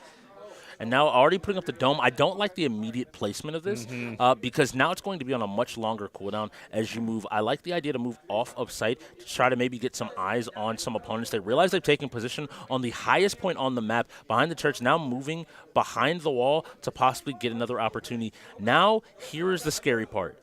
This can go two ways. You either have a win or you've made a kill box for yourself. I need the Ravens to continue this push, but they have to have people challenging around the site. 3 of them are here. That means 2 players are trying to deal with an entire team by themselves. And now we are on to Genghis, and you see the world exploding around them, all crumbling down just as the Ravens thought of how this game would go comes tumbling down as we hurtle towards our conclusion. Yeah, the xGODS were in control objective-wise for most of the game, so they do still have this in their favor. The Ravens had a shorter amount of time with it, so they weren't able to push it into xGODS territory. And now Electric here getting himself set up. He does have that AK, but unlike Herb, I don't see him taking super long-range fights. He seems to know that he's, with this AK, a medium to short-range shooter. More in that medium range, honestly. Meant to get down damage before the engagements, just like that, right onto the high ground. And he's even going to engage. So you see him taking down that short health bar of that light there. Flying Kittens going down before the rest of his team. It's traded out, though. It's 1-for-1. And right now it seems to be revives and kills going the way of the xGODS just by a bit. They may still be even for the moment, but Electric does not want to die here. He's going to get a couple more kills. He is controlling this objective with his weapon. Plenty comfortable in this situation. Let's see if he can get another one on this heavy. He cannot. Runs into the mech that is Vape, swinging around the spear, taking out all who decide to step onto that point. But Electric, I think that's the perfect name for him. Every time he starts to move and starts to play, he seems so calm, but every movement is a shock to the system of the Ravens and is bringing his team more and more life in this game. It does look like the Ravens have control, and we see their Tier 1 KIC now on the point. Now, the big thing here is they're going to have to push their way through, and it looks like KIC wants to jump through, but all of this rubble causes him to bump his head, and as this platform moves through, you don't have the ability to look higher to get a vantage point. You do have the ability to light yourself on fire by jumping onto the edge of that point. And now still just trying to get out, trying to survive to a turret. Meanwhile, guess who's lurking in the corners just out of your line of sight? Here he is again, Electric, putting down all of the damage. He already took out the Tier 1 for the team. He's going to try to take this firefight, and let's see. He's got an explosive barrel in front of him. He suicides himself to take that kill. You can see he takes himself out with his enemy. He does get revived, however. The revive comes through, and he's going to take this fight with his teammate. Help to get the kill. He is still running here with Hasaj. This team working very well together, but now they have to focus the objective. It's no longer on the Ravens side of the map. The xGODS are now defending their side of the map. They have to end this one quick. We saw this before. Teams have managed to come out to early leads, but something happens, something clicks. The Ravens are putting together a win, but there's one man looking to stop it. A heal beam drops onto him, and I'm telling you right now, Electric is the catalyst. If there's a xGODS win in this game, it is going to be Electric. We see Flying Kittens take him out. He's trying to make sure that no one else can argue with him. But guess who's here? The other name that we've been talking about. Hasaj is sitting on the point. He's pushing it back. I hear calls in every direction. This is the chaos. Genghis going down. There's 2 minutes left in this game. It's far from over, but all of these players, I think, are on high alert trying to just find the kill. Hasaj is tucked away in this corner. Yeah, we can see that they're coming up on the midpoint of the map here. Obviously, that destroyed chapel there, using not a goo grenade, but one of the map barrels that was sitting on the objective to just cover their back a little bit. All they need to do is get an advantage here from the objective. And if they can get these kills, they're going to be able to push into Ravens territory. That's all they're going to need because we have a minute 30 left in this game. It's going to be low gravity, and sitting here at the chapel, they're going to be able to get up really high on this map. So much damage coming out on Hasaj, but they're not able to finish him. He goes straight on the offensive. Flying Kittens is now dead, and it is a more comfortable position for the xGODS as they take the lead. We may see the Ravens drop back, but no, 2 of them go down before they can leave. and they are down 3 at the moment. Those players have to come in on a respawn. We can see these gas barrels dropping. You do not want those to explode next to you. They will start to gas you out. You will begin losing health in the smoke clouds. 1 minute remaining. We do still have low gravity. We'll see if any of these players are jumping up on the high ground using that boost pad there. It's Asajj that's going to be holding the objective, which is interesting because he is not the one playing the heavy for his team right now. I'm sorry. Yes, he is. It's hard sometimes, so trust me, I get it. Low gravity still active, gives them the ability to really clear these vantage points from a long distance away. But we saw the last time on this corner was where the Ravens found their opportunity, and landing on fire seems to be electric. Now he is on true Overwatch, floating above the point, landing each time and just jumping back up one more time. Genghis has gone down. Vape, I believe, has to fall. And with their chances and 15 seconds left, the Ravens' last opportunity, possibly at a win, we have to see in this game. He's just floating above the world, looking down, contemplating his victory. Yeah, right now he's getting away from that platform. He does not want to die. Oh, my goodness. He's able to land that shot from afar. He should be helping his team close this one out. Is there any control for the Ravens right now? I don't see the enemy, but it seems like they have a little bit of control. He's getting shot in the air. Electric needs to focus that target. And they do take the win. That is how they're going to come close to closing this one out. The xGODS going up 14-9. And we do have Fortnite coming up next and enough time for us to get through and play it. Importantly, it is 5v5 now, so Flying Kittens will be available to go in. If they want to put a ending stamp on this game, I think winning Fortnite is it. You will have taken so many games that I know that the Ravens are proud of. They are proud of Need for Speed. They are proud of Overwatch 2. They are proud of Halo. They are proud of Street Fighter 6, Rainbow Six Siege, 2K, Apex, Finals. These are all games that I know these players care about. They know they can perform in. And of all players, Flying Kittens knows he's one of the best players at this in the league. Last time he played, he got 8 kills by himself of the 10 needed for a victory. And so now I have to see, do the LA xGODS want to play? Or where do they want to move to from here? Yeah, this would be a cap on the game no matter what. So they either lose it and it's 14-10 or they win and it's 15-9. I don't know what else you would want to do. It would be pretty good practice in Fortnite, truthfully. If you're looking for a game to get real-time experience in, this is a good one to go for because it's probably, if I had to guess, the xGODS going to be their weakest shooter. It's the only third-person shooter, I believe, that we have here, unless you count Reinhardt holding his shield in Overwatch. It's so hard for me, though. After their performance today, Asajj, Sin, or Electric, one of them plays Fortnite, and they play it with building. I have to believe it at this point. Even going into some of their previous games, they were willing to play against Flying Kittens, so I have to believe, unless it was some of those old New Moon players that aren't here anymore, they have to still be willing to take on the challenge. There is enough time on our clock for this game to be played, so it will be played unless one of the teams have decided that they are done for the day. The Ravens, they're too proud of a team to do that. They're not going to forfeit a game and walk away. They're going to walk out of this game with their head held high, beaten, battered, and bruised, but at the end of the day, they know they came out and played. It'd be interesting to see what their responses are.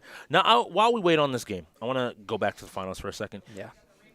Comparing the two comps, do you find more benefit in double light, double medium, one heavy, or double medium, double heavy, one light in that scenario? I think in the game that we just saw, the movement was the key to success. We actually saw, it sounds like we have an xGODS forfeit, so they're not willing to go into this game of Fortnite against the Ravens right now. They just don't want to play it. They're going to let the Ravens go up to 10, hit that double digits. We're going to get another wheel spin, and we may get another game, but there are no more timeouts. Not going to get another wheel spin, so with no more timeouts. It's under 4 minutes, so teams don't have to start. That'll be it, so that's the game. game would go ahead. All right. And be ordered. I don't know. I heard a call of asking, do they want to call a timeout?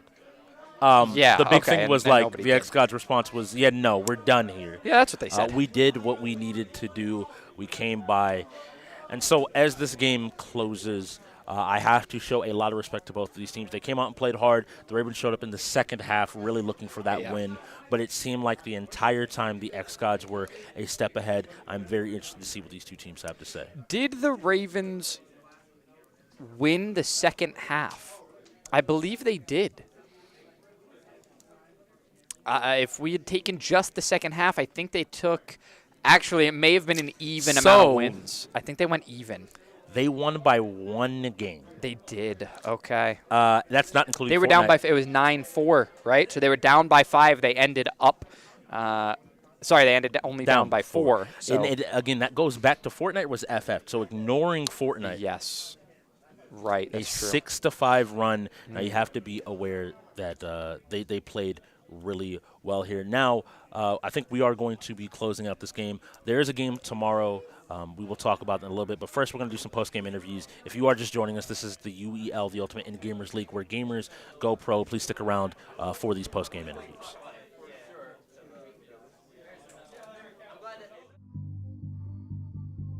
If he loses this now, I don't even know. All right, calm down, TOG. You just lost to him. Calm down. Stay focused, bro. Stay focused. Going great on his trail. Right now, hunting down that kill from the Bandits. Oh, and then and that one goes in there, taking this one away. It's 5-2. The first half is really starting to go their way. Yes, it is. Definitely. Yes, this could be a runaway.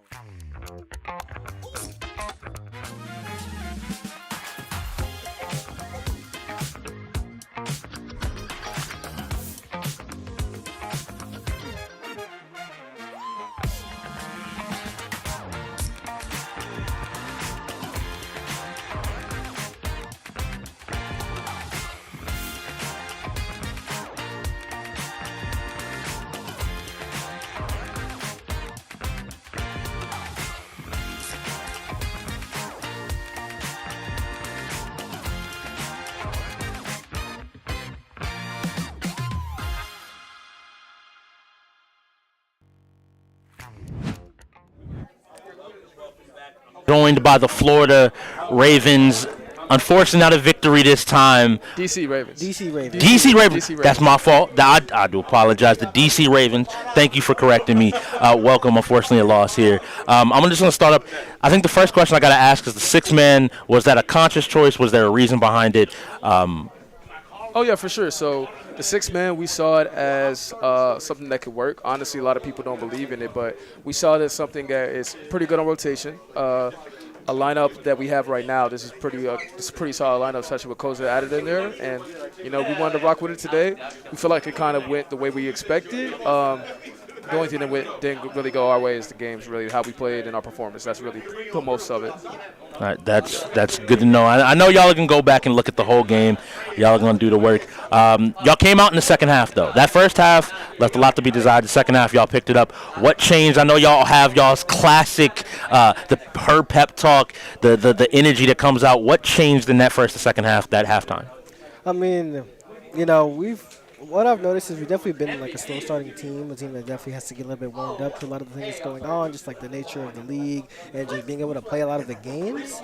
So it does suck that a lot of the times we do end up being a slow starter, but that second half when we're finally warmed up, we know what we need, we look at the wheel, we see what's left on the wheel, we dominate a lot of the wheel that's still left, and like when we just get in that mindset, it's just, we just kind of just get rolling. It's just a mindset thing at the end of the day. That makes a ton of sense as well. Was there anything that did catch y'all off guard today? Was there anything that maybe you weren't expecting when coming in today? As far as off guard, their skill kind of really didn't. That didn't really catch us off guard. Really, what caught us off guard was some of our own performances and some of the things we kind of let slip. Like Lumina was a slip due to our setup. Street Fighter, that's a slip. I say mostly because of me right there. And then there's like a few little onesie-twosie things that we definitely know we need to tighten up. Things we were expecting to win, we didn't take today. Okay, that makes a ton of sense. I'm going to ask just the general thing. All the fans, people at home watching, if y'all have anything to say, either one of y'all, both of y'all can get the chance to say your piece. And thank you again. Hey, I appreciate everybody for watching, especially all those back home. I appreciate all y'all for supporting me and supporting the grind. Yeah, for sure, man. Shouts out to the Supreme team, man. Shout out to the Supreme stream. You already know what it is. Shout out to mom and dad. And you know how it is, man. Appreciate all y'all. Thanks for the support. All right, and thank you all once again. I'll let y'all go ahead and get out of here, and we will see you again shortly stream for another interview. Have a great night. Birds up. Herb plays Baraka. Wow. Yeah, he definitely knows his combos. Did you know poor posture while gaming can cause serious neck and shoulder pain? Meet the Volare Pillow. This pillow is designed specifically for gamers. It gives your neck and shoulders the support they need, reduces strain, and helps you sit comfortably for hours. It's extra comfy and hey, you can even pick your style. It comes in rare, legendary, and epic levels. Match it with your setup by choosing from a variety of colors and designs. Don't wait for the next ache to hit. Level up your comfort with Volare. Use code UEL15 at checkout for 15% off your order. Grab yours today and feel the difference in your next gaming session.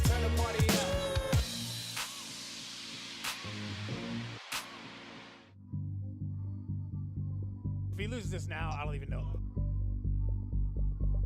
All right, calm down, TOG. You just lost to him. Calm down. Stay focused, bro. Stay focused. Going great on his trail. Right now, hunting down that kill from the bandits. Oh, and there. And that one goes in there, taking this one away. It's 5-2. The first half is really starting to go their way. Yes, it is. Definitely is. This could be a runaway, like you're saying.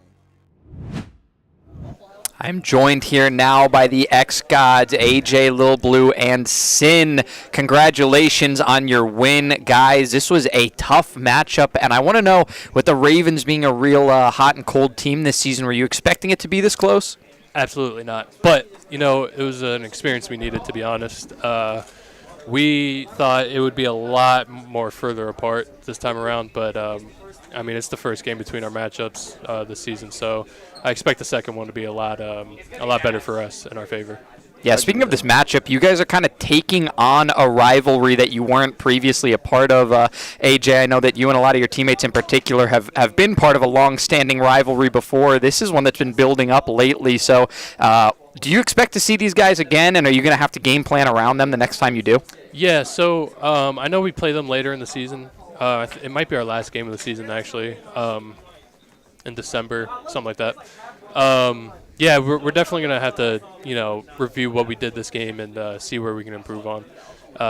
You know, there's some kinks to fill out, but I think we'll do it pretty well. Now, barring that Fortnite forfeit there at the end, you guys took every single shooter off of the Ravens. They are no slouch of a team when it comes to shooters either. So give us a little bit of insight, especially you, Sin. You were a big highlight player for those shooters. What was it like playing against that Ravens team, and how hard did you guys have to fight for those wins? I'm going to be honest, it wasn't really that hard, especially in Overwatch and then the finals at the end. Our team, I mean, I've been playing with us for a long time. We're really strong together, especially in our shooters. One of our biggest games that we hopped onto when the wheel was released was the finals, so we were really hyped to see that roll. But, like, that's a huge category for us, and it's also probably one of the most fun that we've ever had. I mean, we play these games even in our off time just for fun, and even in the off season, we were playing Siege and a bunch of different other shooters like Valorant, just to, you know, that's just our team game for ourselves. That's just what we do to have fun and relax, even though Valorant's a trash game, but, yeah. Well, you guys are maybe the only team in the league that utilizes your rookies the way that you do. You guys put a lot of weight on them to take wins, and it pays off. You guys definitely had a significant impact on this game. So from both of you, AJ as an experienced player and Sin, you as one of the rookies, what have you guys seen in the rookies this season? Sin, you and your teammate Hassaj as well. Basically, what's going on with you guys? Like, how have you come out this strong already? What's the training been like? Yeah, it's been really hard and definitely really tough on us to make sure that we're up to speed with what this wield is. Coming in, I know I had a little bit more of a head start than Hassaj. I've been playing with TKG, Team Eclipse, and New Moon since the second season of the UEL in general. So I have more of a concept of how to talk to these guys and how we've been playing for a long time. But Hassaj has come out and really been able to, you know, vibe with our team and be able to actually be here and play here. And it's been fun. I mean, I think it shows today that we're able to play with what I would call the big dogs, 4-time champs such as AJ himself. And, you know, we're holding our own. I'm glad that we are. Our box scores show it. Our team shows it. I think we complement our team, and our team complements us. That's great. I'm really glad to hear said. that. Oh, my God, yo. You guys took a really tough win here today, but you did solidify yourself as maybe the top team in your conference, so you have a lot to fight for from this point forward. We wish you luck in the future and can't wait to see you again. Appreciate it. Thank you. Free XL. Oh my God. Plant. So now we're watching Mr. OG on the flank. Herb's down. Ooh, him's down too. So that is, you can get to level 30 and have both of your guns maxed out already. So Yeah. I think it depends on what kind of loadout you're gonna be. Who is this Baraka? This is Herb. Herb plays Baraka. Herb plays Baraka. Wow. Yeah, he definitely knows his combos. The frames are crazy. He's got. Let him get up. Oh my God. Plant. So now we're watching Mr. OG on the flank. Herb's down. Ooh, him's down too. So that is, you can get to level 30 and have both of your guns maxed out already. So Yeah. I think And those were our post-game interviews powered by SurfThing PCs. Once again, thank you for powering the UEL and us today. But we have come to another close. Speedy, thank you for being here at the UEL. Always great, a pleasure working with you. Wow, I can't speak. There's a lot on my mind. That game was action-packed. But you at home, I want you to rest up and come back here bright and early tomorrow at 2 p.m. EST for the Paladins versus Click. This will be the Paladins' second game, Click's third game after their loss to the Reapers. So both sides looking to show a different form than what came before. And it's been a banger week, so we hope to see you there. Once again, that's 2 p.m. EST right here on the UEL Esports Twitch channel or YouTube channel, whichever one you prefer. See you then, and thank you. Remember, this is the UEL, the Ultimate Endgamers League, where gamers go pro.